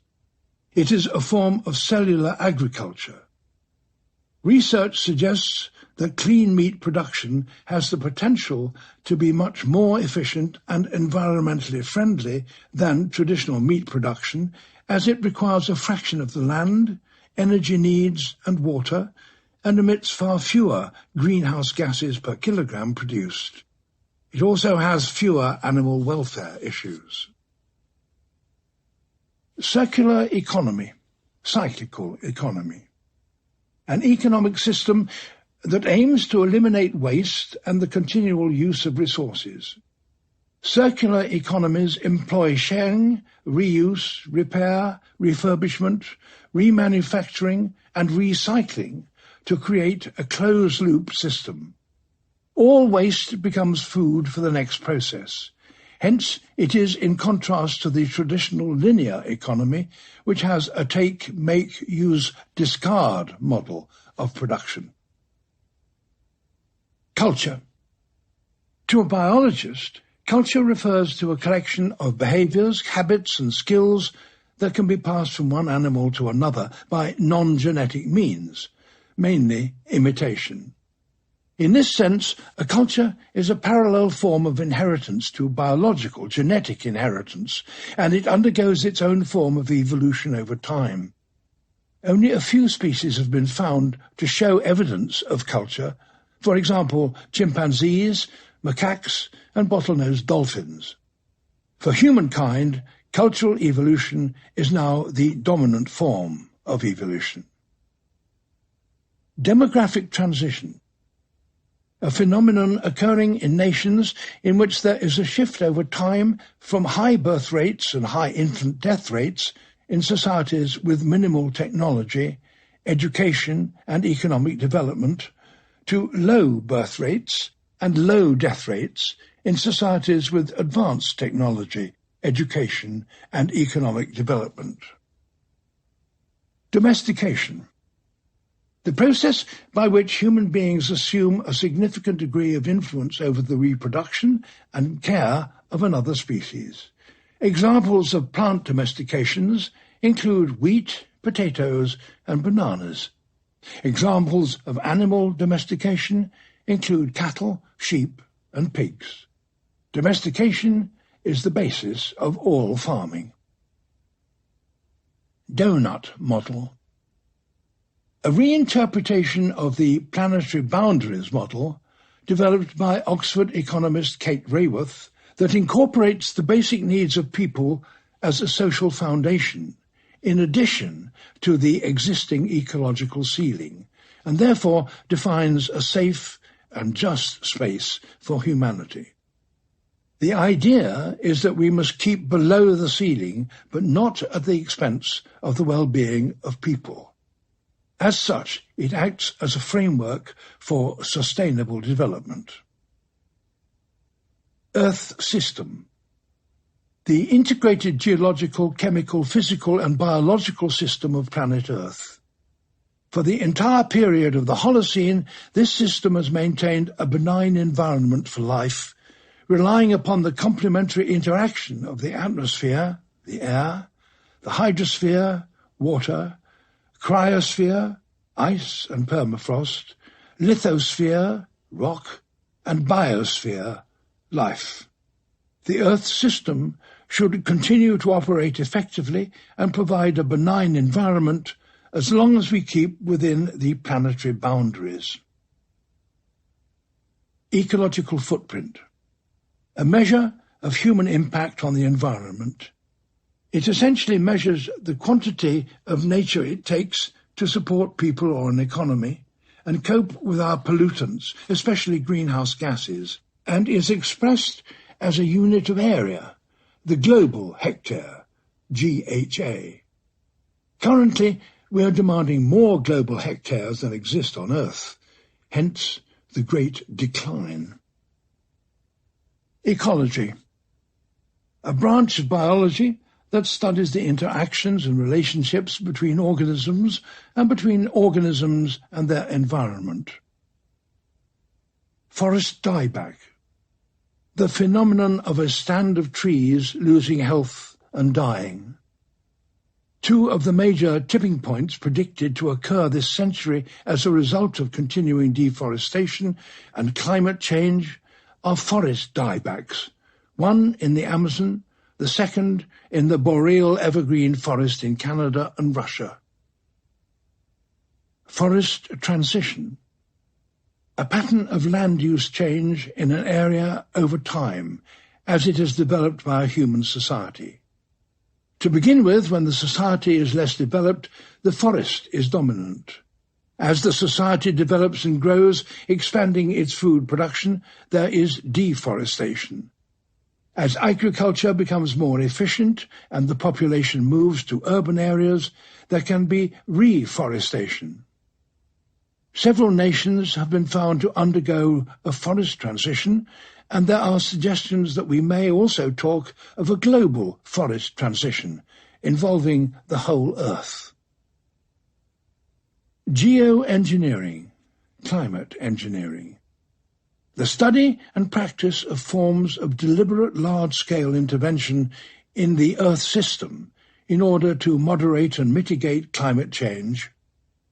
Some methods hope to boost the Earth's capacity to remove greenhouse gases from the environment. For example, the fertilization of the ocean with iron to raise phytoplankton productivity and increase carbon dioxide uptake in the surface waters. Other methods include solar radiation management, where, for example, aerosols are added to the stratosphere in the hope of reflecting more sunlight back out to space and thereby reducing global warming. Geoengineering is often criticized as untested and potentially very damaging to the environment and ourselves. Great acceleration. The dramatic simultaneous surge in growth rate across a large range of measures of human activity, first recorded in the mid-20th century and continuing to this day. The demands for resources and production of pollutants during the period of the Great Acceleration is the direct cause of much of the environmental degradation we see today. Great decline. The dramatic, simultaneous decline in a large range of environmental measures across the world, including biodiversity and climate stability, from the latter half of the 20th century and continuing to this day. The decline is expected to escalate during this century upon reaching a series of tipping points and result in the radical destabilization of the Earth system. Green growth. A path of economic growth that uses resources in a sustainable manner. It's used to provide an alternative concept to traditional economic growth, which typically does not account for environmental damage. Greenhouse gases, GHGs. Gases that alter solar radiation and lead to the greenhouse effect, which creates a blanket that keeps the Earth at a higher ambient temperature. The primary greenhouse gases in Earth's atmosphere are water vapor, carbon dioxide, methane, nitrous oxide, and ozone. Human activity has led to increased atmospheric concentration of some GHGs, such as carbon dioxide, methane, and nitrous oxide, which traps more heat and leads to climate change. Gross domestic product, GDP. A measure of productivity that summarizes all the values of goods and services produced by a nation or sector over a given period. While it can be used as a measure of the productivity of a nation, GDP is widely criticized for not representing equality, well-being, or environmental impact. Simon Kuznets, who developed GDP, warned that it should not be used as a measure of the welfare of a nation. Holocene, a geological epoch beginning about 11,700 years ago after the last glacial period. It has been a strikingly stable period of history and corresponds with a rapid growth in humankind brought about by the invention of agriculture. Hunter-gatherer, a culture in which a human society collects its food from the wild. It was the culture of all humans for 90% of our history until farming was invented at the start of the Holocene. Hydroponics, a method of growing plants without soil by using a nutrient solution dissolved in water. It has various advantages. Chiefly, hydroponics requires much less water to grow plants. Lag phase, an initial phase on a growth curve in which there is little net growth due to some restricting factor or factors. Log phase, a phase on a growth curve characterized by logarithmic or exponential growth. Marine protected areas, MPAs. Protected areas of seas or ocean that restrict human activity to some degree, such as limiting fishing practices, seasons, or catches. No fish or no take zones ban fishing of all kinds entirely. Currently, there are over 17,000 MPAs worldwide, representing just over 7% of the ocean. Mass extinction.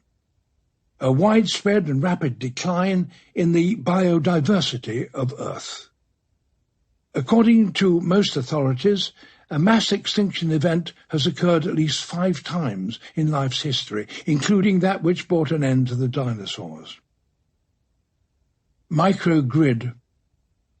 A microgrid is a localized group of electricity sources that can operate in association with or remote from a regional grid. Because they work together to supply electricity, they cope better with surges in demand than solo generators. They're becoming more common now that distributed generation of electricity using renewables is becoming more affordable. Nature-based solution. The use of nature to jointly tackle social and environmental issues, especially climate change, water security, food security, pollution, and disaster risk. Examples include planting mangroves to prevent coastal erosion, MPAs to increase fishing catch, greening cities to reduce air temperature, building wetlands to prevent floodings, and reforestation to act as a natural carbon capture and storage facility. Nature-based solutions are often relatively cost-effective and have the significant benefit of increasing biodiversity. Ocean acidification. The ongoing decrease in the pH of the ocean caused by the uptake of carbon dioxide from the atmosphere. Seawater is slightly alkaline, so ocean acidification initially refers to a move to neutral conditions. As it continues, the acidification damages much of the life in the ocean. When it's occurred previously in Earth's history, it has been accompanied by a mass extinction event and a long-lasting decline in the efficiency of the Earth system. Ocean forestry. A proposal for a nature-based solution to climate change in which seaweed forests are grown and farmed. As they grow, they act as a carbon capture and storage system, and the seaweed produced can be used for bioenergy, food, or permanently disposed of to remove the carbon from the atmosphere. Overfishing. The removal of a species of fish from a body of water at a rate that the species cannot replenish, resulting in those species becoming underpopulated in that area. In 2020, the Food and Agriculture Organization of the United Nations reported that 1/3 of world fish stocks are overfished. Peak catch. The point in time at which the weight of fish landed stops increasing. We reached peak catch in the mid-1990s. After that point, there has been a slight decline in global catch. Peak child. The point at which the number of children, commonly regarded as those under 15, globally stops increasing. The UN currently predicts that peak child will happen towards the middle of the century. Peak farm. The point at which the area devoted to farmland stops increasing. The UN's Food and Agricultural Organization predicts that this will happen by about 2040. Peak human. The point at which the human population stops increasing. The UN's Population Division currently predicts that peak human will happen in the early 22nd century at about 11 billion people. However, by lifting people out of poverty and empowering women, it's forecast that we could reach peak human as soon as 2060 at just 8.9 billion people. Peak oil. The point in time at which global production of oil is at its maximum, after which oil extraction will decline. Permafrost. Ground, often below the surface, that remains continually frozen. Permafrost on land is most extensive in the tundra and Arctic regions of Russia, Canada, Alaska, and Greenland. As the globe warms, the permafrost is predicted to thaw, releasing methane, a powerful greenhouse gas, into the atmosphere, thus entering a positive feedback loop in which more permafrost then thaws, leading to a tipping point and runaway global warming. Perpetual growth. The assumption that underpins our current economic model that gross domestic product will continue to increase year on year forever. In reality, many developed economies have very low increases in GDP each year, between 0 and 2%, but that is, of course, still growth. Phytoplankton. The photosynthesizing organisms in the microscopic but widespread plankton community living in the surface waters of the ocean. Phytoplankton are the basis of many marine food chains. Planetary boundaries. A concept developed by Earth system scientists Johan Rockström and Will Steffen in order to define a safe operating space for humanity.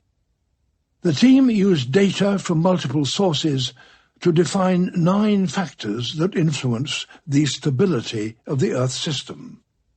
They calculated the degree to which current human activity is impacting upon those factors and established thresholds that, if crossed, may lead to a potentially catastrophic change. The 9 factors are biodiversity loss, climate change, chemical pollution, ozone depletion, atmospheric aerosols, ocean acidification, nitrogen and phosphorus use, freshwater consumption, and land use change, from wild space to fields or plantations. Of these 9, the team have identified 2, climate change and biodiversity loss, as the core boundaries, in that they are both affected by all the other boundaries and could alone, if crossed, bring about the destabilization of the planet. They advise that currently humankind has crossed 4 boundaries: climate change, biodiversity loss, land use change, and the use of nitrogen and phosphorus. They therefore report that the Earth system is already in an unstable state. Plant-based diet. A diet that consists mostly or entirely of foods from plants with few or no animal products. A plant-based diet is more sustainable than contemporary diets containing many animal products, since it, on average, takes up less land, energy and water to produce, and leads to the emission of fewer greenhouse gases. REDD+, R-E-D-D+, a UN initiative that stands for Reducing Emissions from Deforestation and Forest Degradation, and the role of conservation, sustainable management of forests, and the enhancement of forest carbon stocks in developing countries. REDD+ attempts to create financial value for carbon stored in standing forests, creating more incentives for retaining the forest, with the ambition of reducing deforestation and forest degradation in developing countries. Regenerative farming. A conservation and rehabilitation approach to agriculture, focusing on increasing the natural health of soils. It's a reaction against industrial farming, which typically decreases soil health over time and requires supplements of fertilizers and pesticides. Regenerative farming techniques lead to soils with increased organic content, carbon capture and storage capability, and soil biodiversity. Reforestation.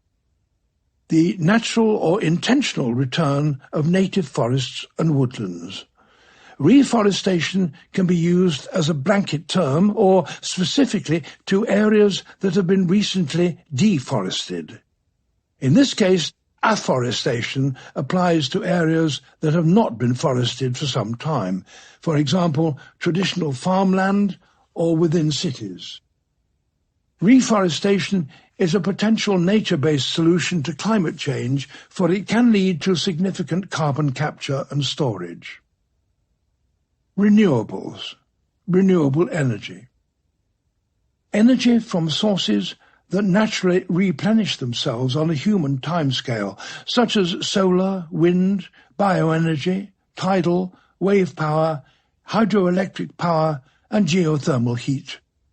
Renewables are typically lower or zero carbon replacements for fossil fuels. Rewild. The process of restoring and expanding biodiverse spaces, communities, and systems. Rewilding is often large-scale, seeking to reinstate natural processes and, where appropriate, missing species. In some cases, proxy species may be used to perform a similar role to missing species within the recovering community. In this book, the term rewild is used in its broadest sense, meaning the ambition to restore nature across the earth, reversing biodiversity loss by ensuring that humankind as a whole becomes more sustainable. Thus, climate change mitigation is regarded as a necessary component of rewilding the world. Shifting baseline syndrome. The tendency for the concept of what is normal or natural to change over time due to the experience of subsequent generations. In this book, it's a term used to describe our own capacity to forget over the generations how biodiverse a natural environment should be. Silvopasture. One of a number of regenerative agricultural techniques, silvopasture is the practice of raising domesticated animals alongside trees or within woodlands and forests. It can significantly increase the health and yield of the animals, since they are sheltered by the trees and are able to browse as well as graze. Spillover effect. The phenomenon of improvements in the biodiversity of one area benefiting the biodiversity of neighbouring areas. Specifically, a spillover effect is experienced in the waters surrounding MPAs, in which fish stocks recovering in the MPA spill over into the neighbouring areas, increasing fishing catch. Sustainability. Literally, the ability for something to continue forever. In the context of this book, it refers to the capacity for humankind and the biosphere to coexist permanently. To be sustainable, humankind must establish a life on our planet that exists within the planetary boundaries. Sustainability revolution. A predicted coming industrial revolution in which the driver is a wave of innovation focused upon sustainability. It will feature renewables, low-impact transport, a zero-waste circular economy, carbon capture and storage, nature-based solutions, alt proteins, clean meat, regenerative agriculture, vertical farming, and so on. It promises an opportunity for green growth and an aspirational future. Tipping point. A threshold that, when exceeded, can lead to an abrupt, large, often self-amplifying and potentially irreversible change in the Earth system. Trophic cascade. An effect in an ecosystem in which change in one level in a food chain, known as a trophic level, triggers multiple knock-on effects within others. In history, as we removed top predators, there will have been trophic cascades that radically altered ecosystems and hence whole landscapes and seascapes. For example, in removing wolves, deer populations are able to increase, preventing natural reforestation. By returning top predators as we rewild, we can bring about trophic cascades that reinstate natural biodiversity, as demonstrated by the reintroduction of the wolf in Yellowstone National Park. Urban farming. The production of food and other agricultural products in and around urban areas. Urban farming is often highly sustainable in that it uses land already occupied by humankind, reduces transportation, and employs methods such as hydroponics and renewables to produce food. Vertical farming. The practice of producing food in vertically stacked layers, often in a controlled environment, and using hydroponics or aquaponics. It's often a highly sustainable approach to farming certain types of plants, in that it produces more food from less land and can operate without fertilizers or pesticides. Wildland farm.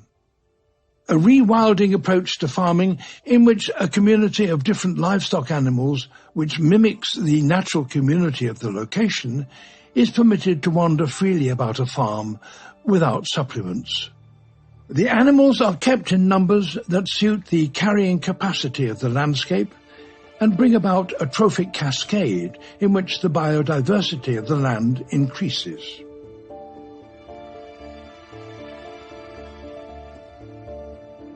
This has been a Hachette audio production of A Life on Our Planet. My Witness Statement and a Vision for the Future. Written by Sir David Attenborough with Johnny Hughes.